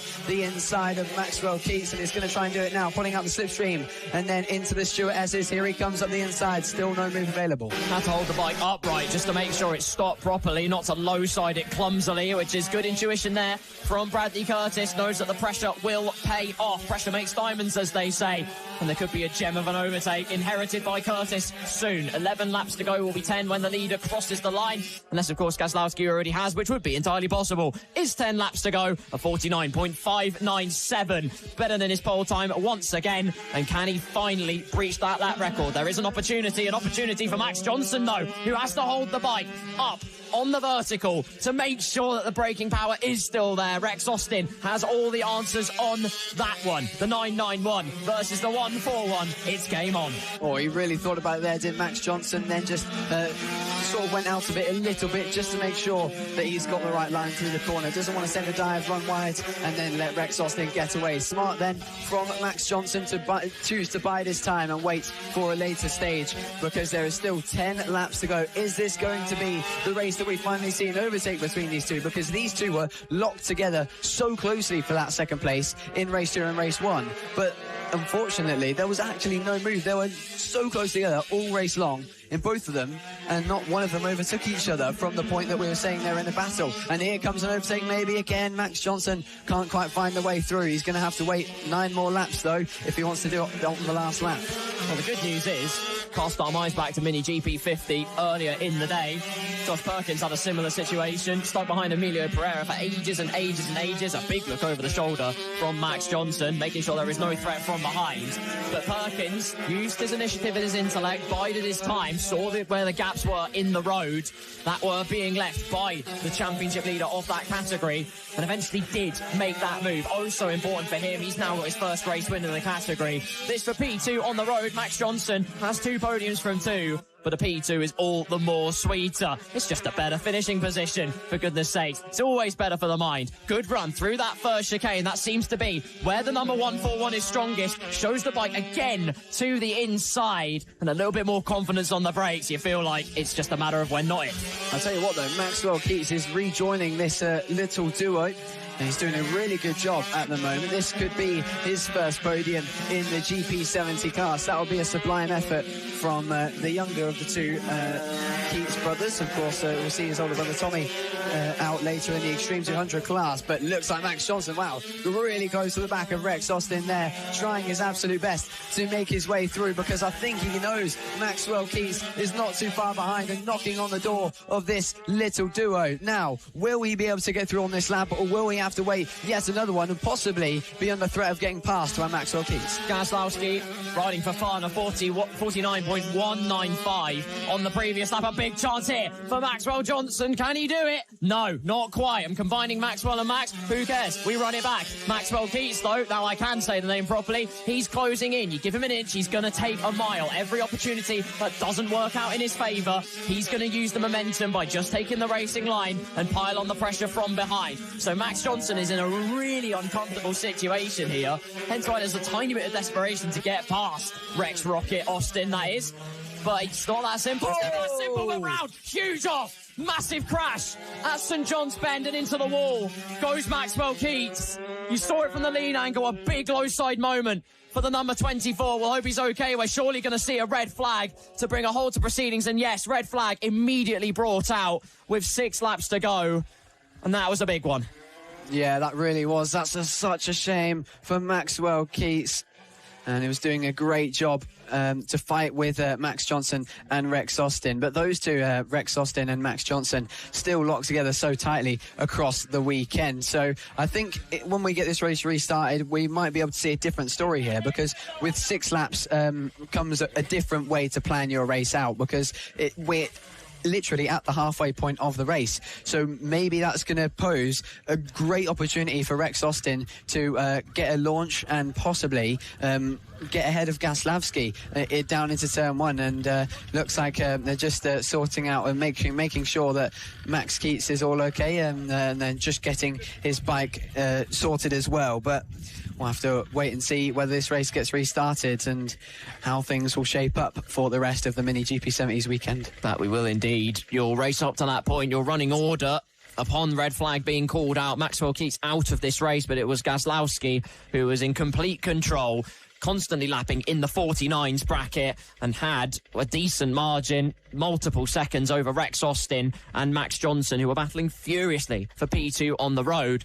And let's not forget Bradley Curtis as well, actually. Even with the off that the number 24's had, Bradley Curtis was right on the back of that train as well. So again, every half send that Max Johnson was doing, even more riders were inheriting the benefits. Yeah, exactly. So I think, as you said there, Rocket Rex Austin, a brilliant name that has now been introduced. We're going to have to maybe get a word with him after the broadcast and see whether he likes that one or not. But I think that's a great name, to be honest.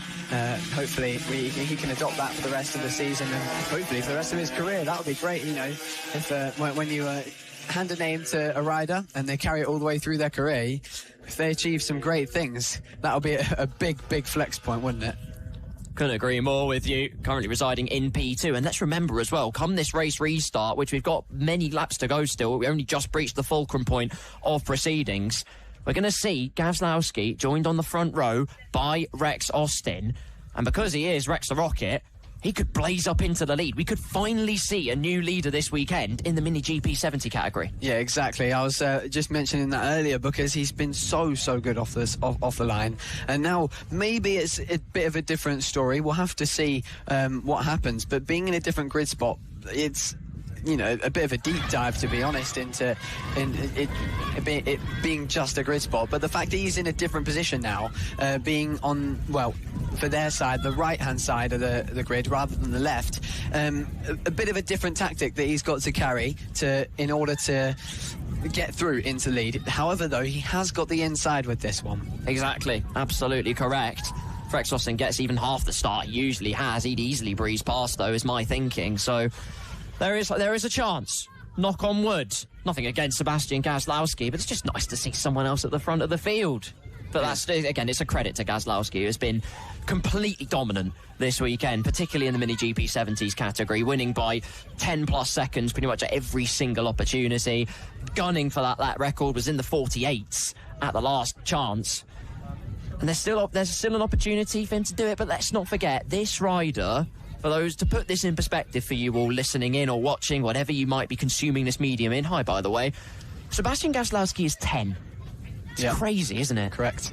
Yeah, it is really crazy because the Mini GP70 class is considered the direct step before you go on to the Moto4 British Cup. Now, the Moto4 British Cup minimum age requirement is 14 years old. So to be in what is basically the factory for Moto4 British Cup riders, the GP70 class, not only being in it at 10 years old, but dominating it at 10 years old, he's still got 4 years where he's got to figure out what to do because he's just so good. So he's got to maybe try out something else.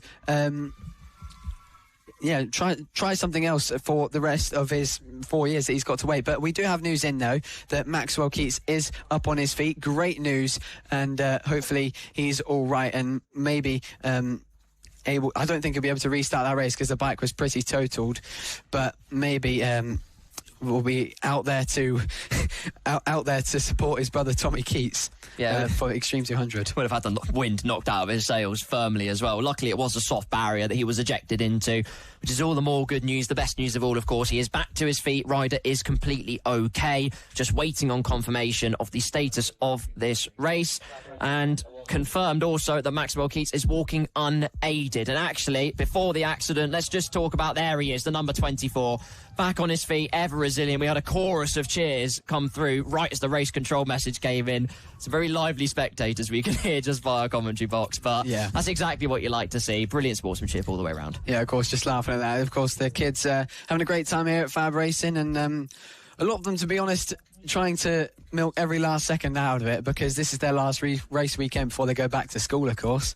You know, it's very, very upsetting that summer's coming to an end, which means less racing. See them all doing a bit of a running race, or to congratulate Maxwell Keats on his great job, to be honest, because he has to be happy with that. Up until that point, he was riding the race of his season in the 70 class. Truly promising pace that he had there to get onto the back of that podium battle. It shows so much promise for the rest of the season. Hopefully it would come back next time out of Three Sisters and give some more of that amazing potential to fight for the podiums. Completely concur with that. Was the second fastest rider on overall pace in the entire field. In fact, Sebastian Gazlowski, I mean, look, he's 49.1, he's quick, all right, we know this. A 50.2, though, faster than any other rider was Maxwell Keats, and you felt there was this ever-growing anticipation of whether he was going to be able to navigate his way to a podium. There was a great opportunity there.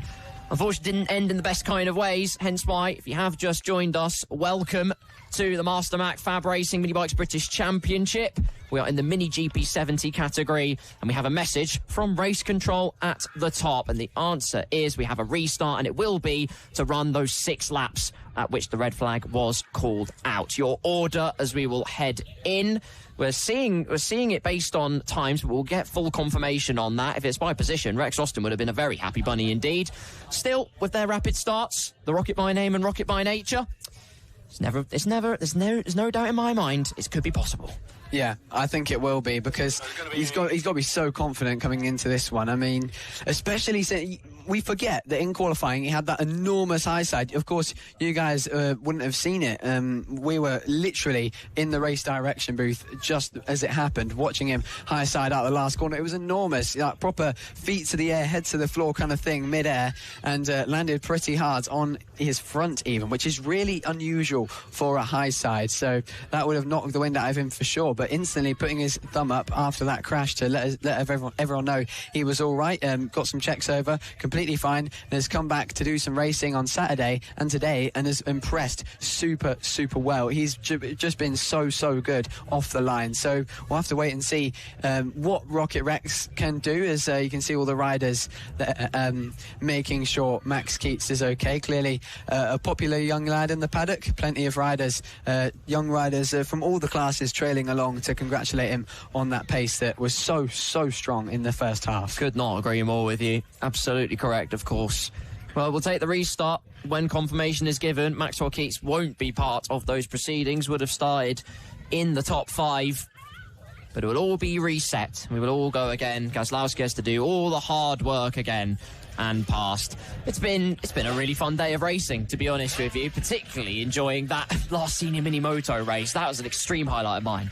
Oh, 100%. That was just so good to see. And this weekend, I think, has been the best weekend so far in terms of the General Championship for racing. It has been so good. There's always been a battle somewhere in the pack, even if a rider's dominating, which has been rare.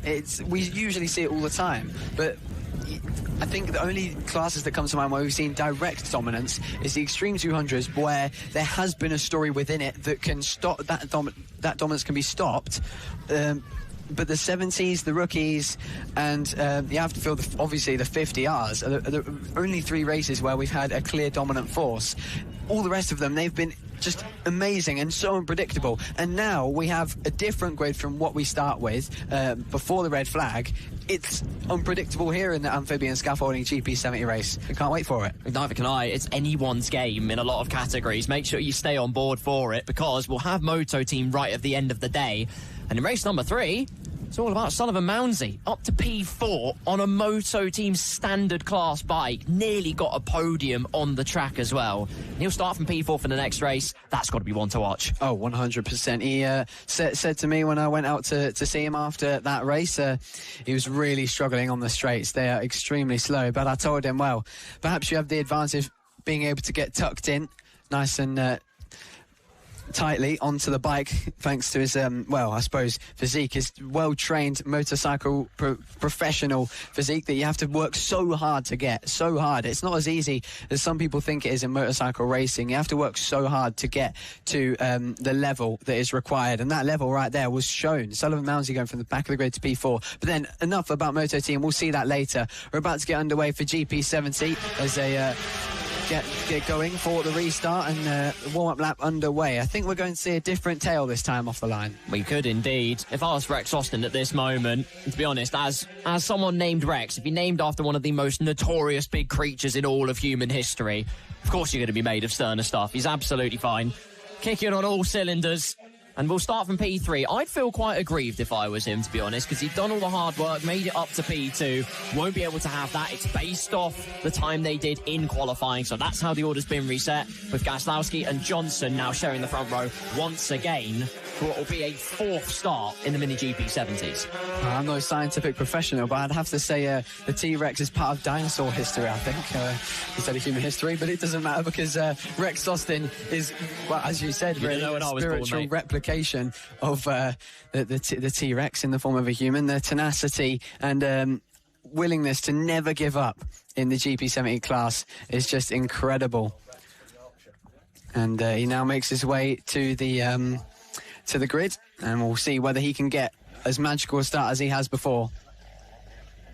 So, want to go again? 4th start in Mini GP 70s. Can the Rocket Rex do anything? Will Gazlowski hold it into turn 1? Eyes on the lights. Hear the screech. Feel the noise. It's away we go. It's a perfect start for Gazlowski. And Rex actually doesn't get the rocket start that we've expected so much from the number 991. It's Johnson that holds P2 as they head into McRae's for the first time off of the restart. Gazlowski will build the gap. The 141 of Johnson holds P2, and Austin now has to turn attacker. Yeah, he looks for the inside there, and Max Johnson doesn't quite get it done. These two, they're so even on pace that they can't find a way through on each other. It's so interesting to watch them try and find it, but they just can't do it. If they let go of the brake that ever slight extra bit, then they'll end up running wide, and the other rider will go back on through. It's just pointless. So they're trying everything they can. But I'll tell you what, look at this start from Josh Perkins. He was down, I think, starting 6th or 7th. He's made his way up into 4th. What a brilliant launch for him, as his spirit's very high after his first victory in the 50s. He'll be back out later. But now he's looking to attack for 3rd. Here he comes, trying to find the way through into tail 1. That would have been a fantastic manoeuvre. And as he now tries to get in the slipstream of Rex Austin, out of nowhere, he's now got his name in the hat for the podium. One race win in the bag. As soon as that happens, who knows what it does to your confidence? Suddenly it skyrockets. Perkins sees another podium potentially going in his clutches, but he's got to make it happen. Bradley Curtis didn't get the best start off the blocks, but he's up now into 5th place. Got past Harry James at one of the previous corners, and Daisy Polden will try and pile on that pressure. 5 laps to go in the Mini GP 70, the final race in the category for this weekend at Rowrah. Gazlowski leads, Johnson in 2nd, Austin in 3rd, Josh Perkins in 4th, currently holds the fastest lap, but of course only 1 lap has elapsed, so as they cross the line we'll really know the pace, and a 49.476 is damning evidence from Gazlowski. Yeah, 100%. He's pulled away and put in that pace that we know he's very, very well capable of, with a 49.4, as you said. Still trying to get close to that 48.3 set by Frankie Watson, but I don't think he's focusing on the lap records, as here comes a move up the inside. Rex Austin makes the move, and he gets it done. What a brilliant dive bomb from the number 991 we've been waiting for nearly all weekend, and now that allows Josh Perkins to maybe have a look into the Stuart S's. No move available, but now I think that's just turned this into a trio for 3rd, for 2nd even, and Bradley Curtis might want to join it. Simply lovely. Olympic levels of diving there from Rex Austin, who takes back that P2 place. Couldn't get it off the start blocks this time, had to do the talking on the track, and he has talked the talk and walked the walk for certain. Across the line with 3 laps to go now for each of these riders, from 2nd down into 5th place. Austin now leads the queue. Johnson in P3 with Josh Perkins and Bradley Curtis waiting at the tail of it, but also waiting in the wings in case real pain and shame begins. Johnson does not get the exit he would have wanted. That's bottleneck Perkins. Curtis goes on through and into the next hairpin of Iredale's. Curtis could steal the march on Max Johnson again. Looks to have a technical problem. You can see his right arm trying to just shoo away at the gears. Bike not finding it. And suddenly Max Johnson, after chasing down Rex Austin for 2nd place, is going to struggle to fight for a podium. Yeah, he's got an issue with the gear lever. I think Max Johnson, he struggled to get the bike into gear, into 2nd gear, coming out of the first hairpin, and that really hindered Josh Perkins. He had to almost get the bike completely stopped in order to avoiding hitting the back of the number 141. That's allowed now Bradley Curtis to get on through and into that 4th spot. And now it'll be a great job here from Bradley Curtis, as he's now, seeing the carrot dangled in front of him. A podium. Oh, goodness me, that was close. That was so close to a crash. I was just about to mention how he was in a great opportunity here to fight for the podium, and he just tried to sneak up the inside of Max Johnson, caught his back wheel, and somehow managed to stay on it. I mean, he's very disappointed with that, but goodness me, Bradley. I bet your parents are breathing a sigh of relief, to be honest, because that would have been a crazy, crazy accident if he didn't stay on it. But it is the last lap for Sebastian Gaslavsky, a lead of about 7 seconds now, thanks to all that drama behind him. Rex Austin is in second comfortably as well.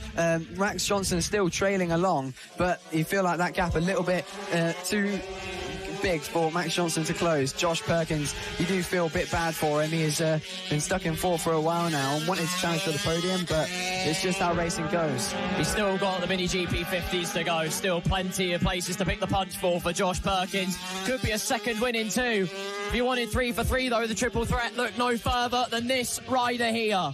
Sebastian Gaslavsky, Super Seb, through Sunny Bend for the final time in his Mini GP 70 conquest. He came, he saw, and oh, he certainly conquered. It's 3 for 3 for Sebastian Gaslavsky, who wins in dominant fashion.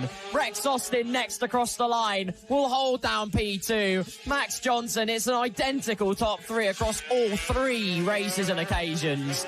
For the man of the moment, it's number 1 on the helmet and number 1 in all 3 races. Yeah, Gaslavsky yet again untouched in that race, and clearly the restart not affecting him whatsoever. We were waiting for a rocket ship start from Rex Austin, who unfortunately couldn't make it happen there, and still recovered nicely to second place. A great job from him, and look at that brilliant wheelie from Sebastian Gaslavsky, getting the front wheel up to celebrate yet another lockout here in FAB-Racing, but this time at Rowrah, as you said earlier, collecting them like infinity stones, one by one.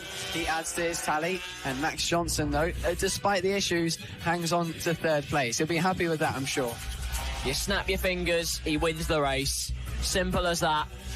Sebastian Gaslavsky wins once again, and by the way, let's not forget, he is only 10. You are witnessing a wonderful rider in operation. Rex Austin in second place, 7.5 seconds behind, with Max Johnson trying to chase him down at every race. Just could not make it happen. Josh Perkins in 4th, with Harry James in 5th, Daisy Bolden, Bradley Curtis, and then finally Bojan Blasevsky round out our finishing lineup. Well, there you are. The Mini GP 70 by amphibian scaffolding. What an event it's been. But now we move on. Gaslavsky with the triple. Now we head to the pit bikes. It's time for the 140s. And this has been one of our favourite classes this weekend and all the way through the season. The Pit Bike 140 class makes their way onto the grid to start their warm-up lap. And the story going into it was the championship, but it's now Michael Med versus Chris Wells, who will come out on top. It was one apiece in the 2 previous races. No, so Michael Med won both of them after an incredible battle between himself and Chris Wells in the second race. But this time, Jamie King aiming for a better launch and aiming to make a bigger effect on the battle. Indeed so. It was a titanic scrap, wasn't it? It was brilliant, all the way to the death, and it was right on the death that Michael Med actually made that move on the penultimate lap. Just had to soak up the defensive pressure from behind on that last lap, as Jamie King actually gets a good start. How about that? If he can do that in the actual race, he'll be laughing. He just needs that track position. If he gets that confidence boost, then from there, track is his canvas. Circuit is his board where he can paint it with vibrant colours and try and get a race win. But the pace from Chris Wells and Michael Med has looked on another planet. He's really got a lot of work to do as Jamie King. He really does, and he needs to get this one done here.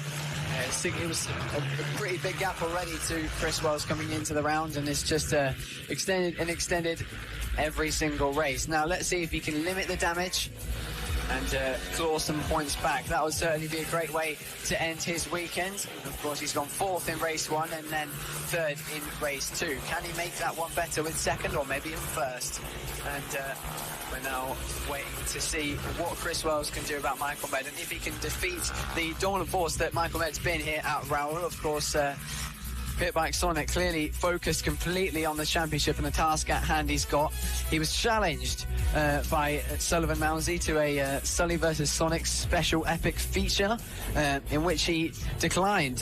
Whether that's because he doesn't want to lose or, because he's focused on the championship, we'll have to find out. But for now, he's got a job to do in the 140s. We all want to see the Blue Blur versus the Monster. Come on, bring us the entertainment. I'll tell you what can do as well. The pit bike 140 class, eyes on the lights, the flag is down, and so for the final time this weekend, we are go. And look at Chris Wells off the start. He's once again looking to jump Jamie King, and does so. Once again, Chris Wells with a rapturous launch off of the line. Pit bike Sonic will look down the inside, but no chili dogs on offer there, my friend. It's Michael Med leading Chris Wells into Iredale's corner. It's Jamie King in P3, and they all look to have got through safely. Yeah, Jamie King there tried to tough it around the outside, but Chris Wells was just having none of it. Forced him back to the outside line, put him then into a much slower entry, so much tighter into the next left-hander of turn 2. But Jamie King there, someone has an issue at the back of the field. That's the number 36 of, number 35 even, of Freddie Wadsworth, who's unfortunately ran into an issue. That's an unfortunate end to his weekend, as his bike doesn't give way to the best racing for him. But anyway, we're now seeing Michael Med lead this race. He's retaken this charge and now challenges Chris Wells to try and stay with him. But I'll tell you what, though, Jamie King has done a pretty strong job in this opening lap and a half to stay in contention. He's on the back of Chris Wells and Michael Med, and is ready to pick up any pieces. Still that stranded bike on the outside of McRae's hairpin. I think it's Robert Leveridge, number 96, that is stranded. Still can't get the bike started. That is race done for Robert, and that is such a shame. But look at this, Chris Wells takes the lead, but Michael Med's going to switch back in at the Stuart S's. Jamie King could get involved as well. They're going to run side by side into St John's Corner. Great racing respect from the pair of them once again, just as we saw all the way through race number 2. The difference is Jamie King's found some motivation, and he is all over the back of the number 73. Yeah, this is exactly what Pit Bike Sonic needs. A bit of a small taster of what it's like to be in this battle, to get him in the mode, to get him in this tunnel vision point of view, to chase down Chris Wells and Michael Med as they now continue on to Iredale's. Michael Med is going to find Chris Wells darting up the inside. Here comes the championship leader to take the lead of the race. Can Michael Med respond, trying to get in the slipstream? Could this be a 3-wide moment into the Stuart S's? Here we go, Jamie King's going to try and go for both of them, but no, he finds himself up the inside and doesn't get the move done on Michael Med. He has none of it, does Michael. He hangs around the outside with amazing corner speed. Even with the battles we saw in race 1 and 2, that felt like 2 starters. Now we have the main course down the inside from Michael Med, who says absolutely. A wave of the left arm from Chris Wells says, don't you dare, my friend. I'm going to keep that race lead through Paddock Bend. And does so. He's telling him, get a move on with it. Jamie King's down by inside. Don't you dare invite him to the battle. I don't want to fight you too much and let him steal some points from me. And so look to try and wave him on through, which almost spelt jackpot to Jamie King. But no, the number 777 of Michael Med keeps P3. The reason I was talking about someone called Matthew, I think it's someone called Matthew for a brief moment. You will have seen at the top of your leaderboards, someone did a 6-second lap time. Obviously, that's not correct. It was Matthew Rayland. Apparently, you had a 6-second lap time on lap 1, hence why the transponders all went a bit weird. It's fine. It's all fixed. He's now in P10. This is the natural order. And Chris Wells actually looking to escape a little bit from Michael Med. But look at the ascendancy he has through the left-hander going into Paddock Bend. That is where the Neon Machine is at its absolute strongest. 100%. In this now, this trio battle is starting to invite Ben Simpson into the picture. Chris Wells just done a 53.5 on that lap. What a brilliant lap time, despite all the battling going on. Yes, the lap record is a 51, but just because they were all chopping and changing so much, that's still quite a fast lap time, despite everyone darting to the inside, the outside, and everywhere. And now Michael Med still under pressure from Jamie King. Here comes Jamie King. Pit Bike Sonic trying to get up the inside. Michael Med looks to his right-hand side to find Pit Bike Sonic on the inside, and he goes for the wide line, uses the camber to run all the way around the outside, use the corner speed to stay in contention with Chris Wells. Jamie King still can't find his way through, but look at that, hanging it around the outside, forcing it to the inside, sending the dive for Michael Med. What a move. And now Chris Wells tries to respond, and Michael Med puts the chances to bed, and they are side by side heading down to turn 1. What a race here in the Pit Bike 140 class. Jamie King still can't find his way through on either of them, and this is allowing Ben Simpson a chance at fighting for the race win as Michael Med tries an opportunity again down into the first of the 2 hairpins, using all the track he can, nearly on the grass, but he's going to find Chris Wells back up the inside. Yes, he is. Oh my goodness, they're so close together at this point. Oh, I could do this all day. PB 140 is absolutely going for it. Jamie King's under pressure though. Ben Simpson was throwing the shapes down the inside. Pitbike Sonic does manage to dispel the charge for the time being. Chris Wells nipping at the heels of Michael Med down the inside of the right-hander at St John's. Nearly 6 laps to go here in the PB 140 class. You hear the oohs and ahs resonating around not just the commentary box but the entirety of Rowrah kart circuit as Michael Med holds on to the lead. The narrow line adopted by Chris Wells, who retakes that place at the inside line of the chicane. The championship leader moves on through. Excellent stuff as they head into McRae's hairpin. Jamie King was able to hang on there to third place and stop Ben Simpson from keeping it and trying to tag along with Michael Med and Chris Wells. Here they come into the second hairpin out of Iredale's onto the straight. Here comes Michael Med trying to make a move. He pulls up the slipstream and is now pulling Jamie King along with him. And now Pitbike Sonic tries to get in the middle of these two. Can't quite find a space just yet. 6 laps to go and Jamie King still can't get a move done on either of these. He needs to wait for something to happen between them, running each other wide or something like that, for him to slide on through and take the lead. Pitbike Sonic looking to sprinkle some chaos in amidst the top two. 5 laps to go when they cross the line. Chris Wells holding track position at the moment. I have a feeling these two could go substantially faster. They did in race 2 as King tries to send the bike up the inside. There's always hopeful. You know Michael Med can take all that momentum, and Ben Simpson's there with the most caramelised bucket of popcorn, just waiting for the sweet sensation of a squandered overtaking opportunity. Towards Iredale's they go. Wells bit ahead of Med, ahead of Jamie King, who got the fastest lap on that previous lap of 53.088. We're seeing laps well into the low 52s, even the 51s in race number 2. You have a feeling that Chris Wells and Michael Med can go a lot faster than this, but at the moment they're just happy holding station and battling. They certainly are. It's such a good race here to end proceedings for the Pitbike 140s, and here comes Michael Med with his signature move, sending it up the inside on Chris Wells, and now finding himself with the inside line into the final corner. Chris Wells isn't able to get the switch back, or is he? They're going to be side by side again heading down to turn 1. Is Chris Wells brave enough? No, I don't think anyone is really, to be honest. It is such a difficult corner to overtake. Here comes then Chris Wells trailing this time Michael Med through the first of 2 hairpins, using all the track they possibly can. Can Jamie King get his way through? He's pushing as hard as he can just to stay with them. I think he's really going to struggle to make an effect in this battle unless something happens. 4 laps to go, a quality quartet in front of our very eyes. Michael Med again has to defend from Chris Wells because he's now retaken the lead once again. And I feel like with these two, they're just attacking for the sake of attacking and stopping people from trying to manufacture their way through. If you have a bike alongside, it just means there's less real estate for Jamie King, for Ben Simpson to use. Makes the overtaking manoeuvre so much more difficult, exponentially more difficult, in fact, as they round to make it 3 laps to go. Med from Wells from King separate them by an A4 piece of paper. By even less than that, you've got Stephen Humphries and Matthew McLean. Humphries has made the move on the number 17 to take 5th place. So some good action between these two. They head into McRae's hairpin. Defending the inside is Stephen Humphries. And Matthew will try and look to set up that switchback. Not going to happen at the moment. Can set up another one potentially, but the racing line is covered by the man in 5th place. So they'll run their way down in towards the Stuart S's. 3 tours to go. And Michael Med looks to try and run on clear, but down the inside goes Matthew McLean.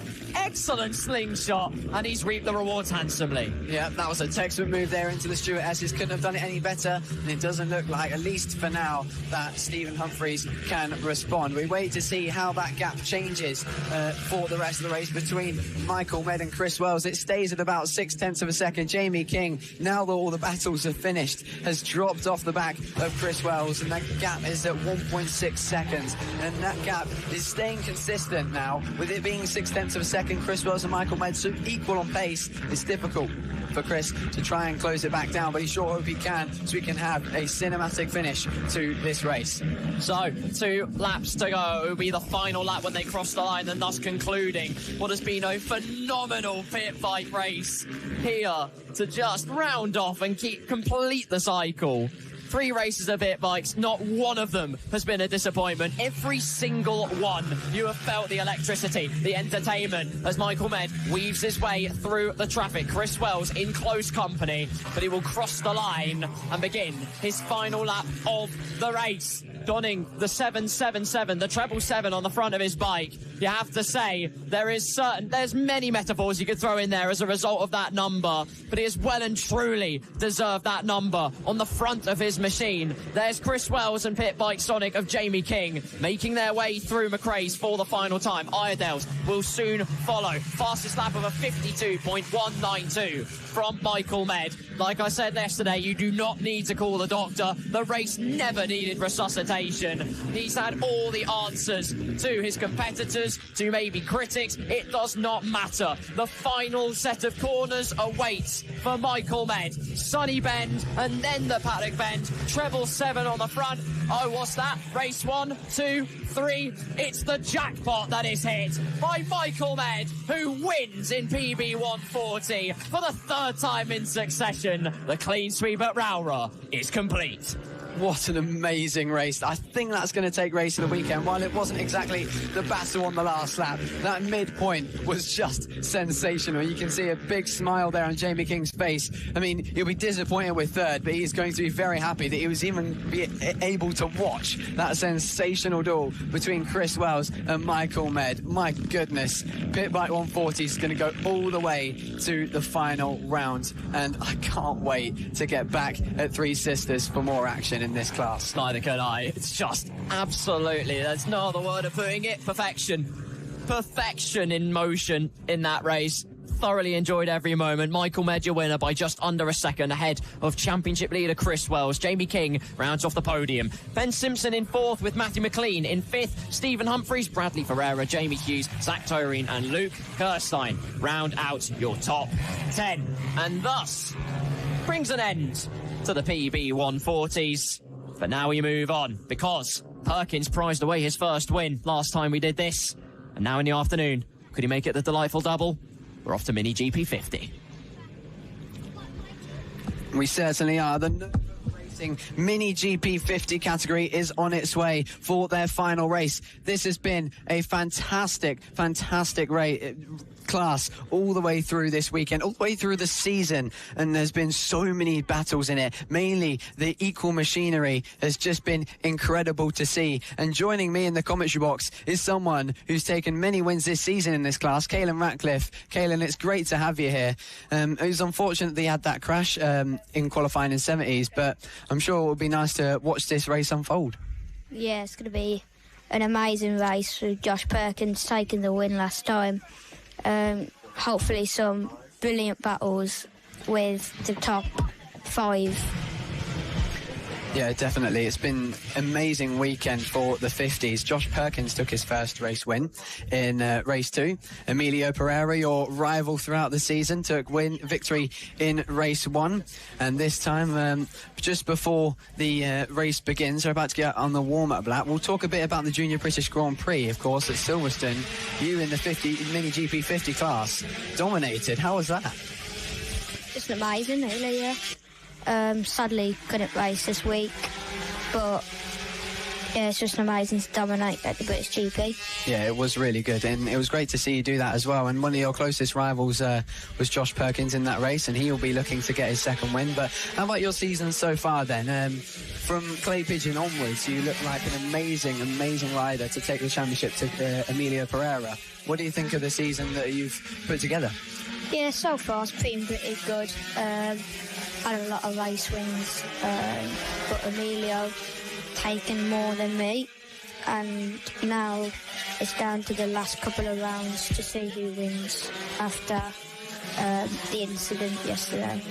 Yeah, I'm sure there'll be plenty of time for you to come back. You'll be back for Three Sisters and hopefully fighting yet again with Emilio Pereira and more riders perhaps if it stays like this. But on the grid then we have Josh Perkins on pole position ahead of Emilio Pereira, Bo Morris, Reed Saxelby, Tommy Williams, Nelly Newth, Danny Longhurst, William Skingle, Adele Everett and Oliver Cheeseman. Now just before we begin this race, Caelan, who do you think is going to come out on top? Well, it's one of them really. Don't really know, but my biggest guess is going to be Josh. Yeah, that's a good shout. We'll have to wait and see what happens then. The final race for the Mini GP50s by Nova Racing here this weekend at Rowrah. We get underway, and it's a lightning rocket start by Josh Perkins. What a brilliant launch by him, looking to take his second win of the weekend. Emilio Pereira trying to line up in the slipstream and get the move into the first of two hairpins. Bo Morris at the inside of Reed Saxelby into third place. A great move from the number 57. Now, Emilio Pereira, you, Kaylin, you know what it's like to battle him. If you're Josh Perkins leading this race, what do you do? Stay calm. Really, yeah. Yeah, that's the tactic. You can't let the other rider affect your focus and nerves at this point in time in the race. It's the first lap. It's always crazy. And right now, Emilio Pereira sets his sights on Josh Perkins. And Josh Perkins aims for that second race win of the weekend, as formerly mentioned. But he comes into last corner with a pretty decent gap on Pereira. But it looks like Bo Morris is setting up an exit here on the number 31. It's not the easiest to pass into the first corner. But having done some laps here, what do you think is the best corner for overtaking? Best corner? Probably the hairpins, because they're just easy to overtake on, but if you don't get enough speed through them, then you can't overtake. And the second best, probably down the hill. It's really dangerous there, but it is good to overtake there. Yeah, it definitely is. There's been a lot of moves down that hill as well, and in the hairpins. Josh Perkins getting that move done in, I believe, down the hill to take the lead of the race in race 2. But right now we're watching what is a 4-rider group for this race when at the moment 10 laps to go, so still plenty of time to decide it. Josh Perkins still got that little gap on Emilio Pereira, but one thing you have to feel is that Emilio Pereira is stronger as the race goes on. But the thing is, it's been hard to notice that, because to be honest, throughout the season, you and Emilio Pereira, Kaylin, have been really strong at the end of the races, have pulled up the gap to the rest of the grid and battled super hard. Now, if you're in second place and the person in front of you is starting to pull away, how do you manage trying to keep with them?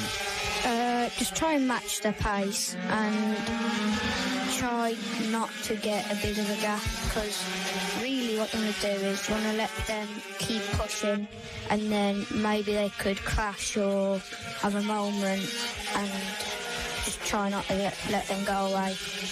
Yeah, exactly. It's a mental game, isn't it? Trying to fight for these race wins and fight for championships. Emilio Pereira trying to now continue closing in on Josh Perkins. Bo Morris trying to make a move into the first corner. It's not an easy place to pass there, but we might be able to see the number 57 make his way through on the number 31 down into one of the hairpins. Of course, Kaylin alongside me said that this is one of the easiest places to overtake. Of course, one of these both these hairpins, the best spots for overtaking. But if you don't get the speed through them, if you don't get the exit, then you'll ruin your run onto the straight after them, and then of course into the Stuart S's, which is another overtaking spot that's been used many times. But right now Josh Perkins leads this race with a fast lap of a 51.8. But is this track really the best on the Metrokit Mini GP50? It seems to me like a lot of people really enjoy it here. But do you think the next two of Three Sisters and Clandau, do you think they'll be better to ride on that? Personally, Rowrah was my favourite track on any bike, and Three Sisters, I also like that one as well. And Landau, we haven't rid that in ages, so it's just come back this year, and I'm actually excited to ride it on the 50 and the 70 if I ride that there. Yeah, it'll be really good to see when Rowrah, a great track, and it's such a shame that you weren't able to race it, of course, this weekend, but I'm sure that the pace was going to be very strong. And we're now looking at Emilio Pereira starting to get to that speed that we said later on in the race. We're about near to the halfway point, and he's just put in a 51.7 on that last lap, a really competitive lap time at this stage of the race. Now we're going to see Josh Perkins have to manage that pressure with Emilio Pereira lurking behind him, breathing down his neck. That gap is currently at 0.6 of a second. Pereira doing everything he can now to close the gap. Bo Morris has sort of drifted off a little little bit and is struggling to stay with Pereira, and that what originally was a 4-rider group for the race win is now separated into just Pereira and Perkins. But yeah, Emilio Pereira, he is closing in big time on Perkins. So now with 6 laps to go, do you think Pereira will be able to catch him? Do you think we'll be able to catch him or not? I'm not sure if Emilio Pereira can do it, but their pace is so even. Is there a possibility they can do it? Definitely. There's always nothing's impossible. You know his dad's on the side of the track signalling for him to go faster and faster. So there's definitely a possibility Emilio would catch up and take the win. Yeah, and what's that support like when you're, trailing someone for the race win, trying your absolute best to catch them, and you see, the support from your family on the side of the track, maybe your brother or Roman telling you, come on, go for it. What does that do to the confidence in the race? It just boosts your confidence, when you're not the only one cheering yourself on, you look at the side of the track and you see people hanging over the barriers, putting thumbs up to you and that, telling you to go faster. It's just a huge boost of confidence. Yeah, exactly, and I'm sure Emilio Pereira will be feeling that boost of confidence right now as he comes around the last corner. Looks like we're coming up to some lap traffic. As he makes Josh Perkins makes his way through on Adele Everett into the first corner. That might hinder Emilio Pereira. It's a very, very hard place to overtake, as we previously mentioned. So Emilio Pereira getting held up even more as you feel the confidence has grown for Josh Perkins. After that, securing that first race win in race 2, he's come and conquered this race so far. It's definitely far from over with 4 laps to go. Bo Morris there in 3rd place, but I think Josh Perkins, he's doing a really good job, isn't he, to take points out of Pereira and help you out in the championship. Yeah, that's what I said to him. I said, you got to win, help me out in the championship after I missed this round out. You got to let me, help me, Yeah, that's exactly what he's doing. Josh Perkins putting in a great race and a great weekend altogether to thwart any chance of Emilio Pereira extending an extreme maximum possible championship advantage over you, heading towards Three Sisters. But Bo Morris at the moment is 1.3 behind Pereira, possibly just closing in a little bit after that traffic affected him. And who have you enjoyed racing against the most, whether that be in 70s or 50s? So in the 50s, it has to be Emilio. And then in the 70s, probably Brad, because he shuts the door and that, and he's really fun to ride with and try and get past. Yeah, you've been battling a lot with Bradley Curtis in the GP70 class. Think back to Hooton Park, you were quite close in fighting with him as well. And Rex Austin, you've got a few podiums in the GP70 class, so a great season so far for you. And of course the 50s needs no introduction. But right now we're seeing Josh Perkins trying to take it to line. 1.5 is the gap. Pereira doing everything he can to close the gap, but it's just not looking possible at this stage. There's about a lap and a half to go. But I'll tell you what, Reed Saxelby has closed half a second to Bo Morris in 3rd. With half a lap and a half to go, do you think it'll be possible for Reed to try and catch him? Well, Reed, he's come far. Definitely. He was battling with Nelly and that. And now he's up there battling for top 5, trying to get a podium. But yeah, it's definitely possible he catches up to Bo Morris. And here they are on screen, Bo Morris and Reed Saxelby, so much closer than what we saw before. Reed Saxelby trying to get his first podium of the season, then trying to get in the slipstream now. It's not possible to get that move done, especially from back there down into turn 1. Now we're going to see Reed Saxelby try and get in the slipstream of Bo Morris and into these hairpins. He has to make the difference on the brakes to close that gap and open up an opportunity into the next one. Here is your race leader then, Josh Perkins. What a fantastic job to command, you feel, this race weekend in getting pole position and then taking second, but his pace was so strong in the first race, and then winning the second race this morning. And if he can just get it through these last couple corners, oh my goodness, it will be absolute jubilation for Josh Perkins. Here he comes then towards the final corner in the Nova Racing Mini GP50s for one last time. Josh Perkins does the Sunday double in the MK Mini GP50 class. Emilio Pereira takes home second place, and unfortunately Reed Saxelby was not able to challenge Bo Morris for that third spot, but a great podium for Bo Morris nonetheless, as do his tally in the GP50s. But Caelan, that Ratcliffe, that was just another great race from Josh Perkins, and that was really, really impressive to see him open that gap, wasn't it? Yes, that gap, it was small from the start, and then it got bigger and bigger and bigger until it was unclosable. Yeah, you have to feel he almost broke Emilio Pereira's spirits in trying to catch him, and I suppose Emilio may have thought, you know what, I'm not fighting Josh Perkins in the championship, so if I crash here trying to fight him, then that's going to give Caelan a much better chance to fight me in the future, so maybe I should just hang on to the second place. So Josh Perkins then takes another win here at Rowrah and adds to the tally. 2 wins then for him this weekend, 2 wins in the GP50 class, and he'll be excited to get back out for Three Sisters. He's then followed by Emilio Pereira in second place and Bo Morris in third. Then it was Reed Saxby, Tommy Williams, Nelly Newth, Danny Longhurst, William Skingle, Adele Everett and Oliver Cheeseman, who unfortunately could not finish the race. But wow, great victory there for Josh Perkins, and helped you a lot there in the championship, Caelan. But yeah, hopefully we'll be able to see you next time out at Three Sisters, and we wish you the best of luck for the rest of your season. We'll be willing for you to chase down Emilio Pereira and give us a really good end to the season and a good fight for the championship. Thank you. Well, that was Caelan Ratcliffe, a star of the future for sure, a super, super fast rider in the Mini GP50 class and the Mini GP70 classes as well. What a brilliant job from the young lad in his debut commentary opportunity. He did a really good job, didn't he? As Carl Reed joins me in the commentary box, that was really good. And Riley Paisley as well doing a great job. So it's nice to have had 2 young riders here at Rowrah jump in the commentary box for a quick try, isn't it? And now we're about to get ready for the Extreme 200s by LRA Moto. Oh yes, Extreme 200s. Here we are again, and look who it is waltzing to the front of the pack and doing an endo for a little bit of flair.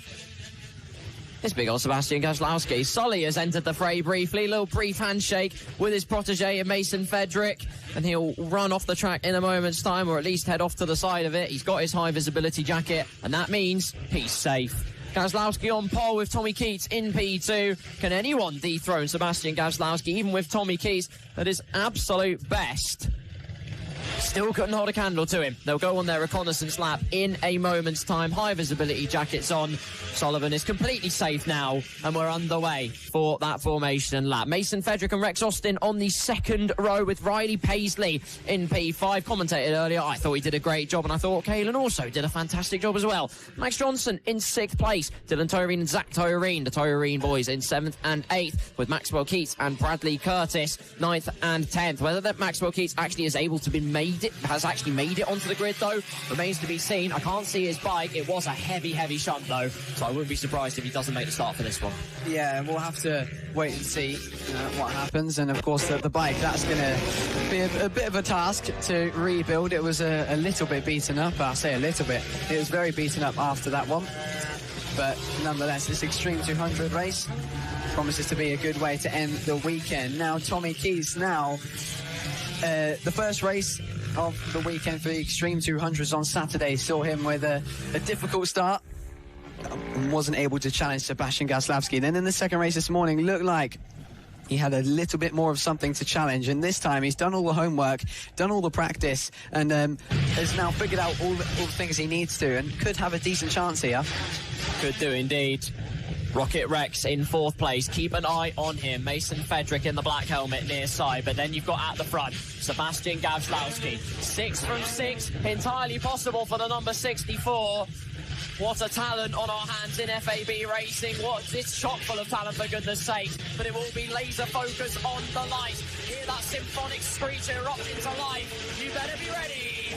It is time for the Extreme 200. A good start, a cracking start from Rex the Rocket to scorcher as he ascends to the moon and ascends to P2. Excellent stuff. Keats relegated to P3. It's Mason Fedrick down to P4. Gazlowski will do what he usually does now. Build a gap early doors and never look back. Keats has to make that move stick. If he can do it quickly, if he has the pace and finally can extract the most out of this track, there is every chance he can hold a candle to Gazlowski, but he's got to make it count quickly. I almost feel like in some way Rex Austin had the advantage and has done all weekend long with the outside line, you feel, because he can carry way more speed through the corner to chop everyone's nose off and try and find then the inside line into turn 2 rather than being so tight to the inside that it's hard to even squeeze your way through into turn 1. And that was must have been what prevented him from getting as sensational a start as we were expecting in the 70 race, the restart, which saw him start in 3rd place on the other side of things. But here comes then Tommy Keats back up the inside, trying to get the move done,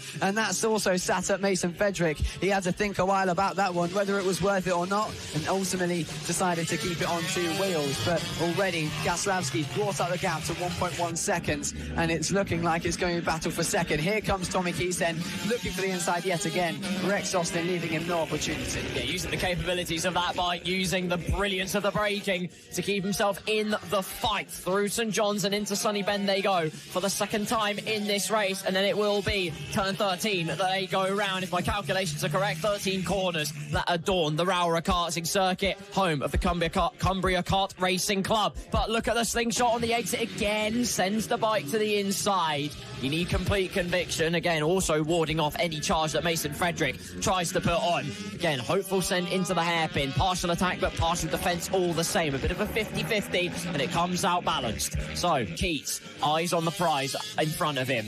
Gets the exit on Rex Austin. There's every opportunity, and with the acceleration of his motor, now he's got to make it count to the inside line. Can he be brave enough on the brakes? Into the Stewart S's, you bet he can. Through, back into his starting spot of P2, and Tommy Keats now has got a 2-second gap to try and claw to the might of Sebastian Gazlowski. Yeah, big job to do as Mason Fedrick launches one up the inside. What a move from the young rider on the 160 Ovale. Wow, Rex Austin did not see that one coming. Mason caught him napping and sent it, sat him up and moved him out of the way. Now, whoa, that was a huge moment for Mason Fedrick. That has to be the first mistake we've seen from him all season long, really, in the apart from the one crash that we saw from him in the extremes at Ella Park. But wow, that was huge, and he's done well to stay on it. Rex Austin, though, still aiming to regain that 3rd place. This is Riley Paisley fighting off Zach Toreen, who's leading the senior class, and Riley trying to get back into that top 5, move them out of the way and get involved in this podium battle. He has done. He's made quick work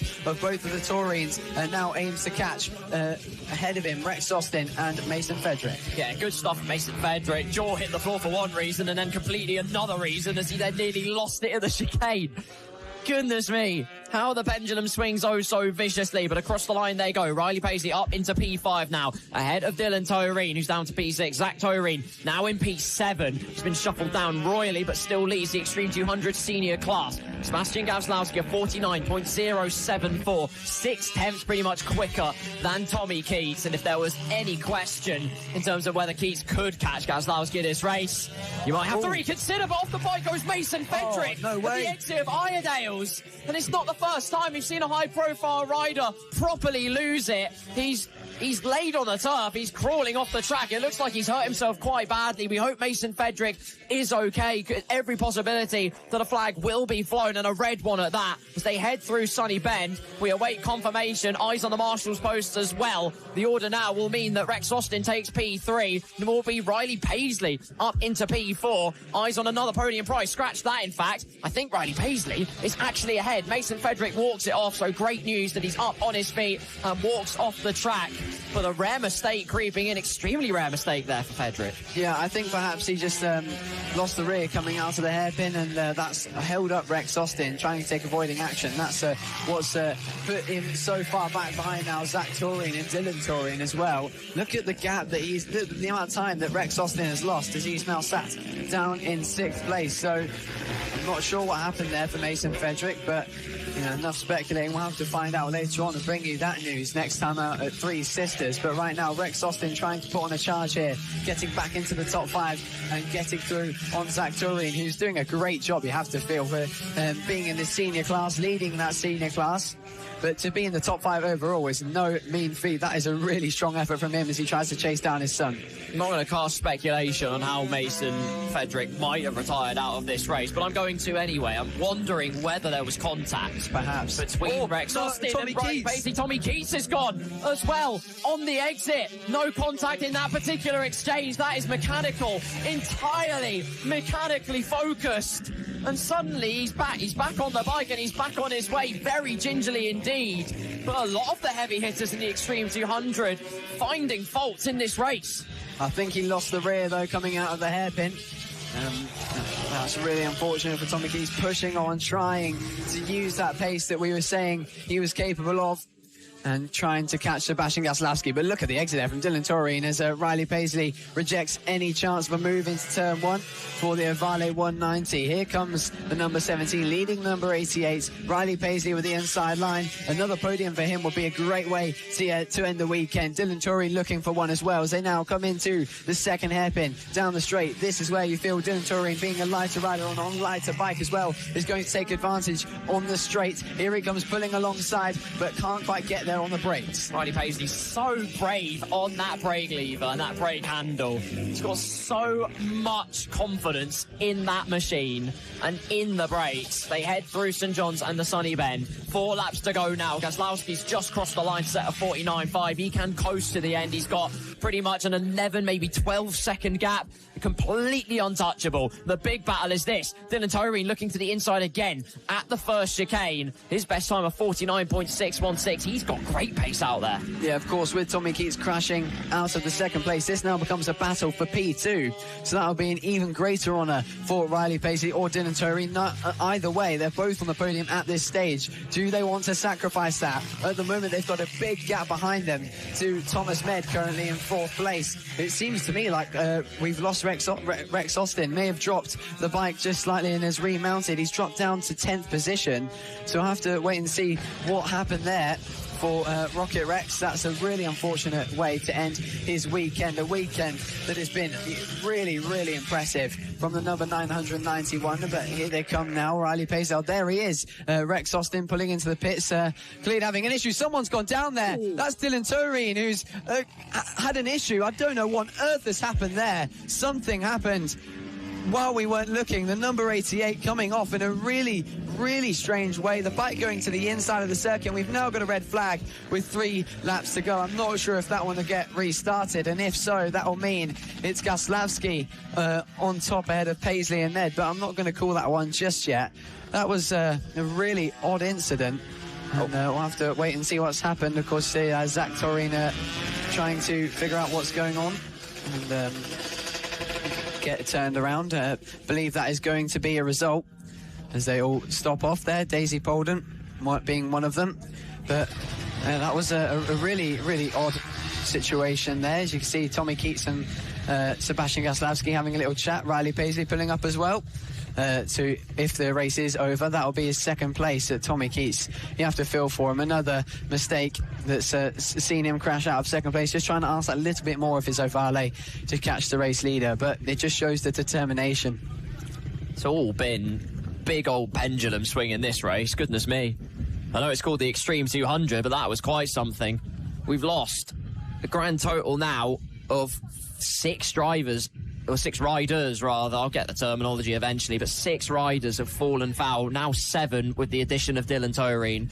Rex Austin peeled into the pit lane. Again, speculation on whether there was a bit of contact between himself and Mason Fedrick. We won't know for sure, of course, but either way, he's in P11 and not looking likely to get back out if this race indeed would get restarted. Presumably not, of course. We had a race earlier in the day, red flagged, with 3 laps to go, and that one was a result called instantly. We also don't have Bojan Blazewski. Mason Fedrick went out, of course, at the exit of Iredale's. Max Johnson, Maxwell Keats and Jamie King did not make the start. Your results at the moment then: Gaslowski, Riley Paisley in second, Thomas Med will be promoted to P3, Zach Torreen in 4th with Bradley Curtis rounding out your top 5 here. Yeah, and that'll be a senior win as well for Zach Turin, but we do hope that Dylan is okay after that incident. It's really peculiar, to be honest. I'm not quite sure how that one happened, but that should be a result called for the Extreme 200s, as we see here Thomas Med and Bradley Curtis just waiting to either get back out there racing again, or whether this will be an end to their weekend. This will be slightly disheartening for them.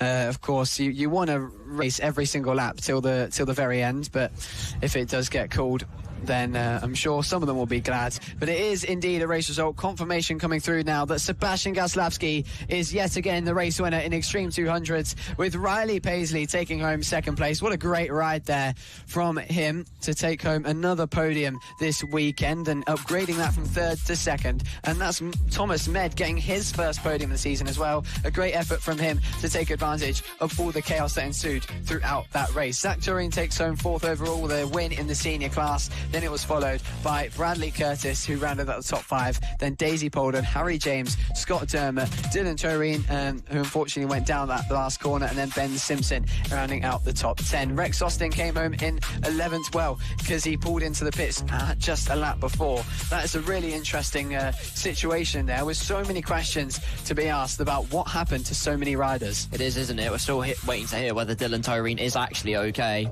Was sprawled out on the surface. It looked like a heavy impact with the ground, so hopefully all is okay for the number 21 rider once the red flag is cleared. After this, of course, we have only one event to go. That was the penultimate set of proceedings. We, of course, have race number 4 of the Moto Team class, and that will bring us home here at Rowrah Kart Circuit. As you see, your race winner, Sebastian Gaslawski there, and look, miracle of miracles, in fact, the greatest of news, in fact, because it's Dylan Turin. He's on his feet, and he is all okay, walking completely unaided.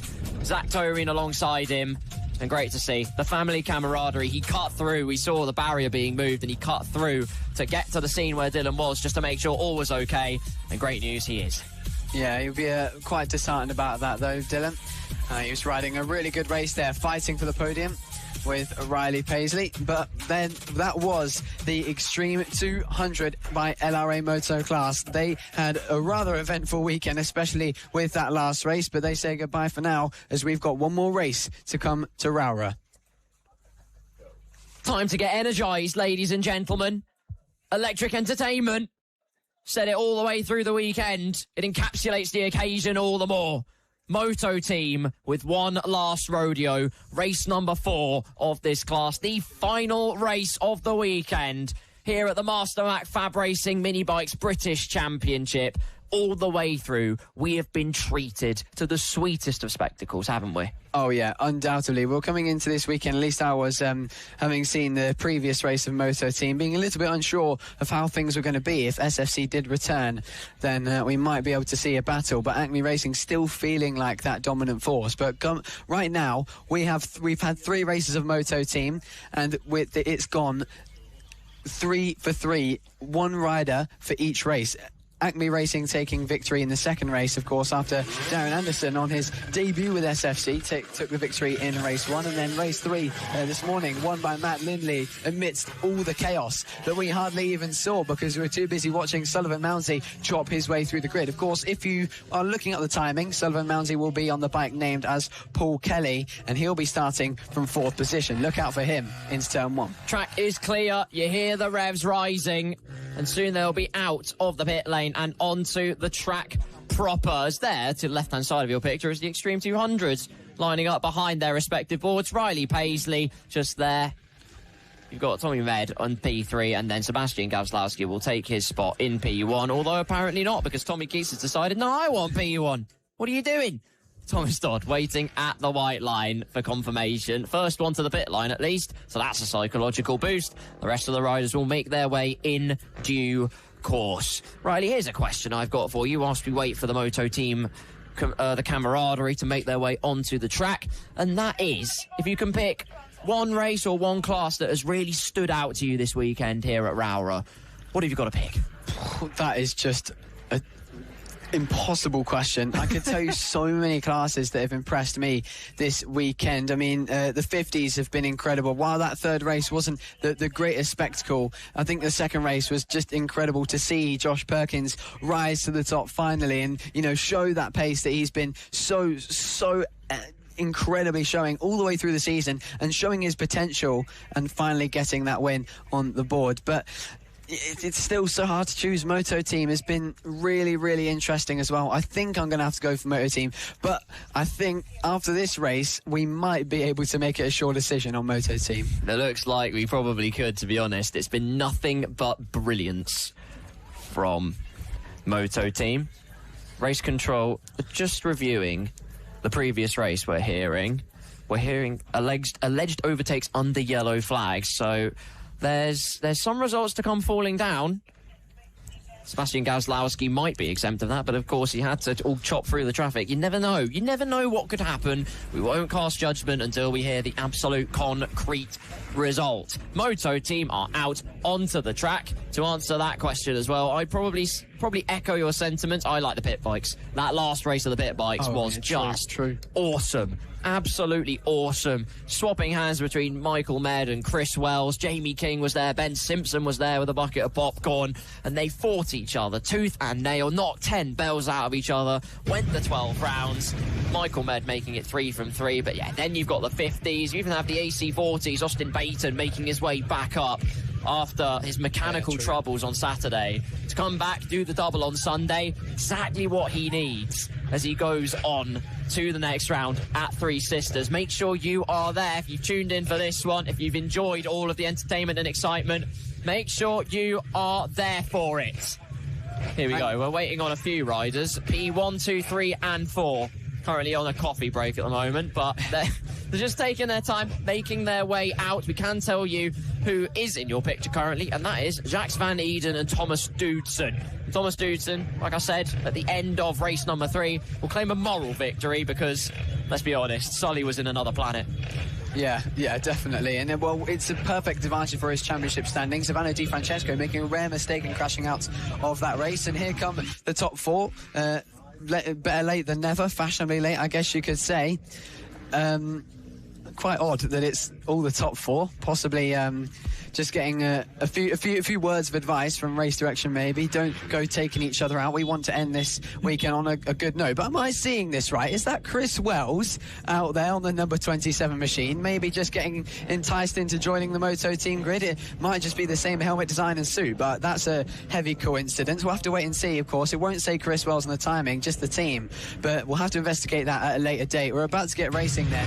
Matt Lindley, Acme Racing, SFC and Sullivan Mounsey. It's going to be an incredible race, but how does Sully go about this one? Wouldn't that be a humdinger if Chris Wells suddenly just installed himself into the Moto Team grid for a bit of fun? Sully's already done it. Wouldn't surprise me if Chris Wells wanted to do the same. What a class it is. It's not been short of any action whatsoever.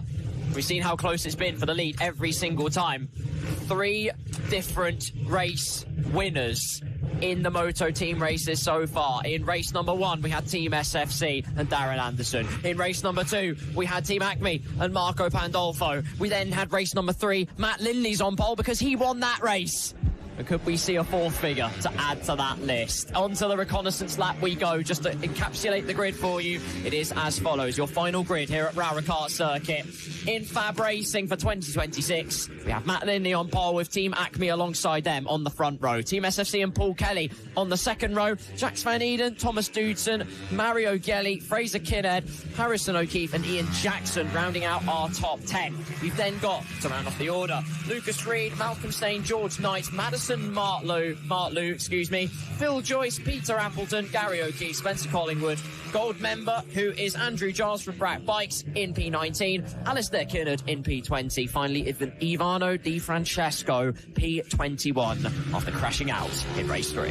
Yeah, a really unfortunate moment for Ivano Di Francesco, who was coming to this one on top of the world in the realm of the standard class in Moto Team. We'll see how he comes through this race. It looks like someone has got an issue, and it's SFC. Darren Anderson is taking a number 133 machine into the pits to get something sorted out. And look there, the mechanic, I guess, of SFC running along. to get something sorted. And that's Simon Clouds running along to try and sort out the SFC machine and hopefully figure out whatever issue that is. But will they start without them? It looks to me like they might. Oh my goodness, Team Acme Racing have got an issue as well. Maybe that was why they're taking ages to come to the grid. This is unreal. Marco Pandolfo pulling alongside the two title contenders out of the race. It's being laid out on a silver platter here for Sullivan Mounsey. Will Matt Lindley be able to deny this from happening? You don't feel like it. We're about to get rolling, and Sullivan Mounsey with a huge wheelie off the line. We are go for the final race, and it is not without drama here at FAB-Racing at Rowrah. And look at the curve Sullivan Mounsey taking there as he now darts to the inside of Jacques Van Eden. That was a monstrous wheelie as he dumped the clutch rather aggressively on that GSXR 125. Of course, hard to notice based on the fact that it is very bare bones, but he was telling us when I was talking to him at lunch that it was very difficult to manage dealing with that speed difference between an open bike and a standard bike, despite him being so much lighter than 90% of the riders here and able to get into that tucked position like a Moto3 rider that he is. It's still so difficult to make the difference. Two championship protagonists out of the contest already before we even start. In the case of Marco Pandolfo, it's completely out in the Moto Open as Thomas Doodson gets on ahead of Jacques Van Eden. Great move there. And now, this is the one you've all been waiting for.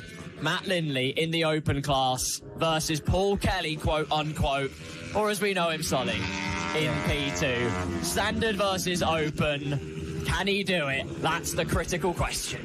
Matt Lindley feeling the pressure as Solly looks down at his right foot. Maybe something getting in the way there, a bit of an issue, but it looks like it's not troubling him at all at this point. Now, it's here that he says he's been struggling, of course. A very long straight, which gives Matt Lindley a bit of an advantage. But look at the speed and how low Sullivan Mounsey is able to getting his elbow to the ground here in the Moto team category. I don't know if that's happened so far this season. And Sully becoming a first as he going so aggressively through the chicane, showcasing the talent crafted by the Red Bull Rookies Cup. And oh my goodness, a huge front moment, a save that similar to Marc Marquez, again showcasing the talent that resides within Sullivan Mounsey. Nothing to separate them. 13 milliseconds on the previous lap between Matt Lindley and Paul Kelly.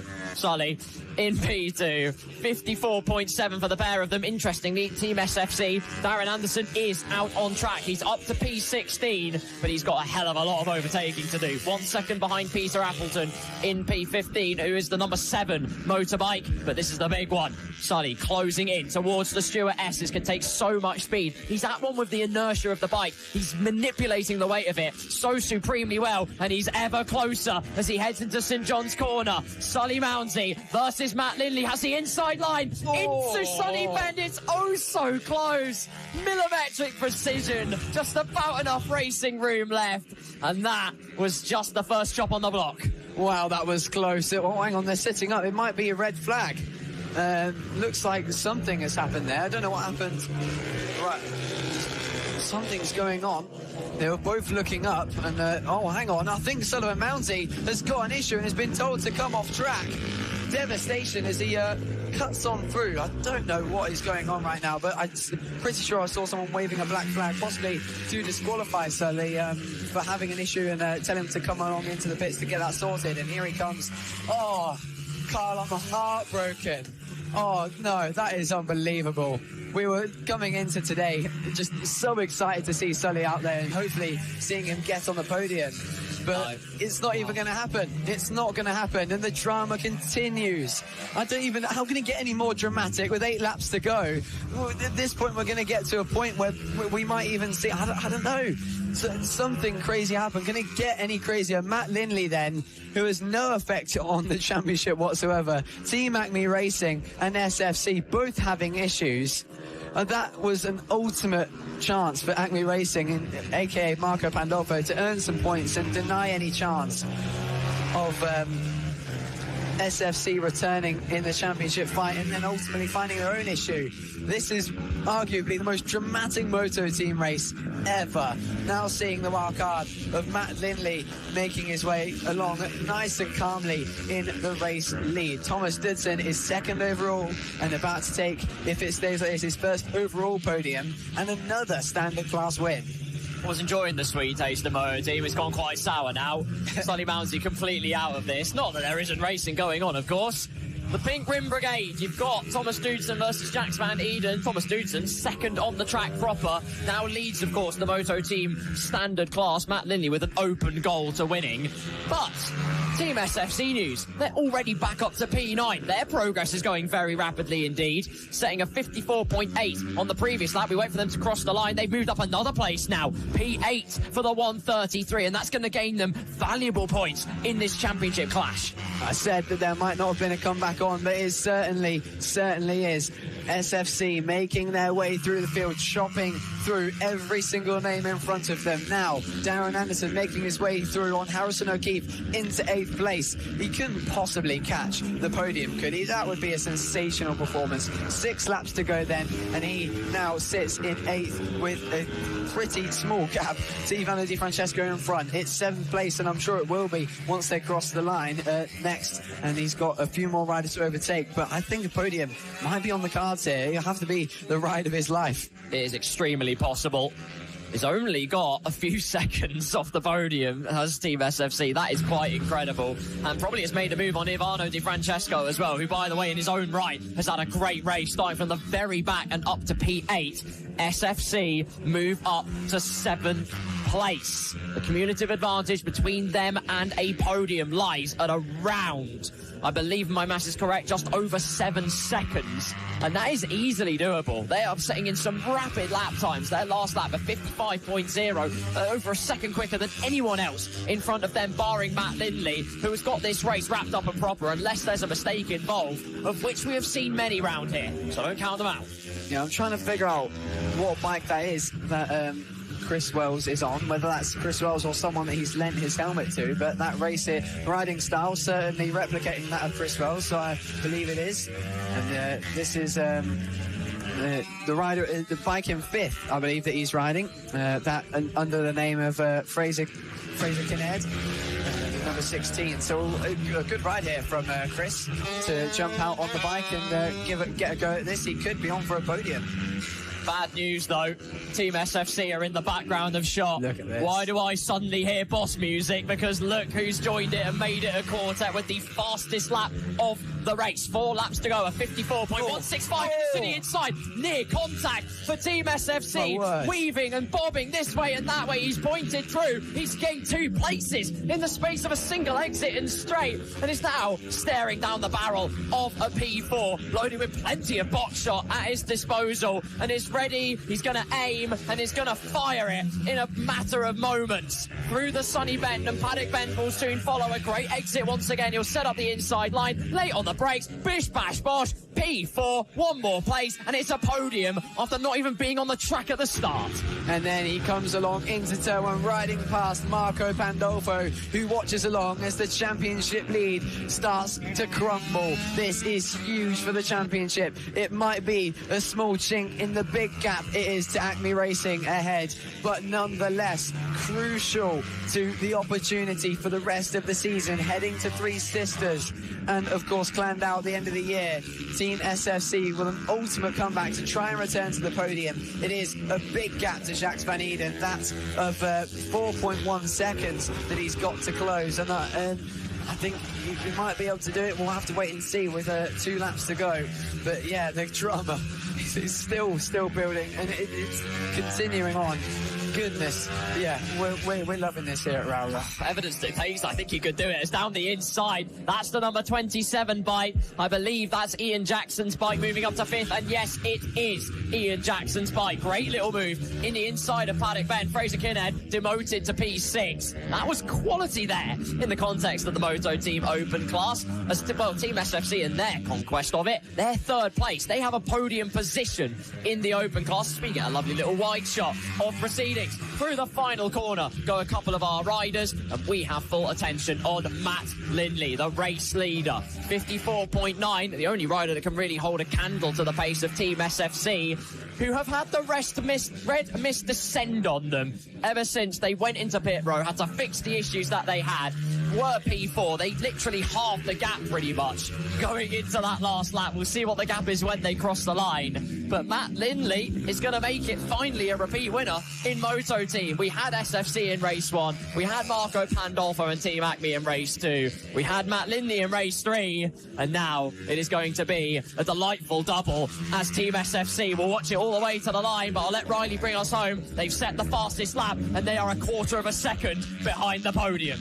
Yeah, not just third as well. They're not too far behind Thomas Dudson for second place either. We'll see what might happen. But right now, we're going to continue to watch the race leader, who we were saying yesterday on Saturday after 2 races for Moto Team. How unlucky can he get? Because he finished both races in third, having missed out on any opportunity to try and make a move on the battle between Acme Racing and SFC. And somehow he comes today to win both races here on Sunday. He conquers Moto Team at Rowrah in fine fashion, and coming to the line, it's going to be a question for second. It is going to be SFC. What a comeback from the back of the field. Darren Anderson with an absolute lifeline for SFC in the championship, and that will put some stress on Marco Pandolfo's shoulders. 20 points to the advantage of SFC. That is huge. Ride of a lifetime from Darren Anderson. Matt Lindley, credits on the victory. There's the number 2A1 in the centre of your picture. Double race winner here at Rowrah in the Moto Team class, the winner of Moto Team Open. Thomas Dudson will be very proud though, because he's not only got again another Moto Team standard class win, he's actually going to be on the rostrum in terms of the stats. He was P3 on the road. He'll be a very happy bunny indeed. Matt Lindley will saunter it into the pit lane at the Cumbria Kart Racing Club as the sun starts to go the other way over the horizon.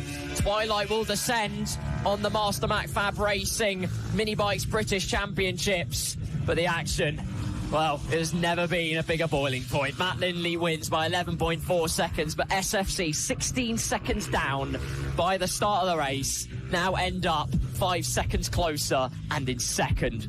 Thomas Dudson in P3 rounds off the podium with Jax Van Eden in 4th. Ian Jackson in 5th place with Fraser Kinnaird in 6th. Matthew Geely, Ivano Di Francesco from the back of the grid to 8th. Harrison O'Keefe in 9th, and George Knight rounds out the top 10. And thus draws the curtain on Fab Racing here at Rowrah. And what action it has delivered. Oh, yeah, it's just been incredible. And we came into this race deciding what class was the best. And I said, we'll have to wait and see until this final Moto Team race to decide what class was the best. Lo and behold, Moto Team takes the title. As you can see there, Marco Pandolfo pushing his Acme Racing machine back up the hill to get it packed away after what is a bitter end to the weekend. A miserable sight for the championship leader. But still, nonetheless, a championship leader, and a pretty decent gap for him after that one, going into the final 2 rounds. Well then, that has been Fab Racing at Rowrah. Goodness me, can we just have 7 more weekends of Rowrah, please, in a row? I'd like to have that. And it was just so good, wasn't it? And that has been my favourite weekend of the season so far. That was it was just incredible. I'm struggling to get my words out because it was so exciting. What a weekend for you to come into Fab Racing, Carl. Wow. It had a sprinkling of everything, didn't it? And you run out of superlatives for a race weekend like that. Not just because of the action on track, but look at the view we have been treated to this entire weekend. I can't think of a kart track that I've been to, or a track in general, that has had that kind of aesthetic in the UK. It is just glorious. What a treat we have been shown, whether it's the glory of Gaslowski, the ferociousness of Mason Fedrick with his protege watching on, Sully joining the Moto Team class, whether it ended well or not. It was brilliant to see him come along for the ride. But then there was all the close racing in so many other categories. It was just chock full of action. I'm so grateful I got to be able to be here to do this. Yeah, it was so great to have you here, of course, Carl. And honestly, I'm just so happy that your first experience of FAB-Racing was this. And, well, the Rowrah kart circuit, what a tale here as the third to last round here at FAB-Racing. What a beautiful place to put a racetrack, and what a beautiful weekend to put some amazing racing on. Thank you so much for your company around the world, and thank you to all the marshals for their best efforts, and of course the paramedics who help us so greatly in getting this racing underway. Next time out, we look to Three Sisters, where championships begin to get even tighter and even more dramatic. That, I think, was all from the MasterMac FAB-Racing British Championships. Rowrah delivered an absolute sensation, and for now, you'll have to wait a couple weeks until you join us at Three Sisters. Goodbye.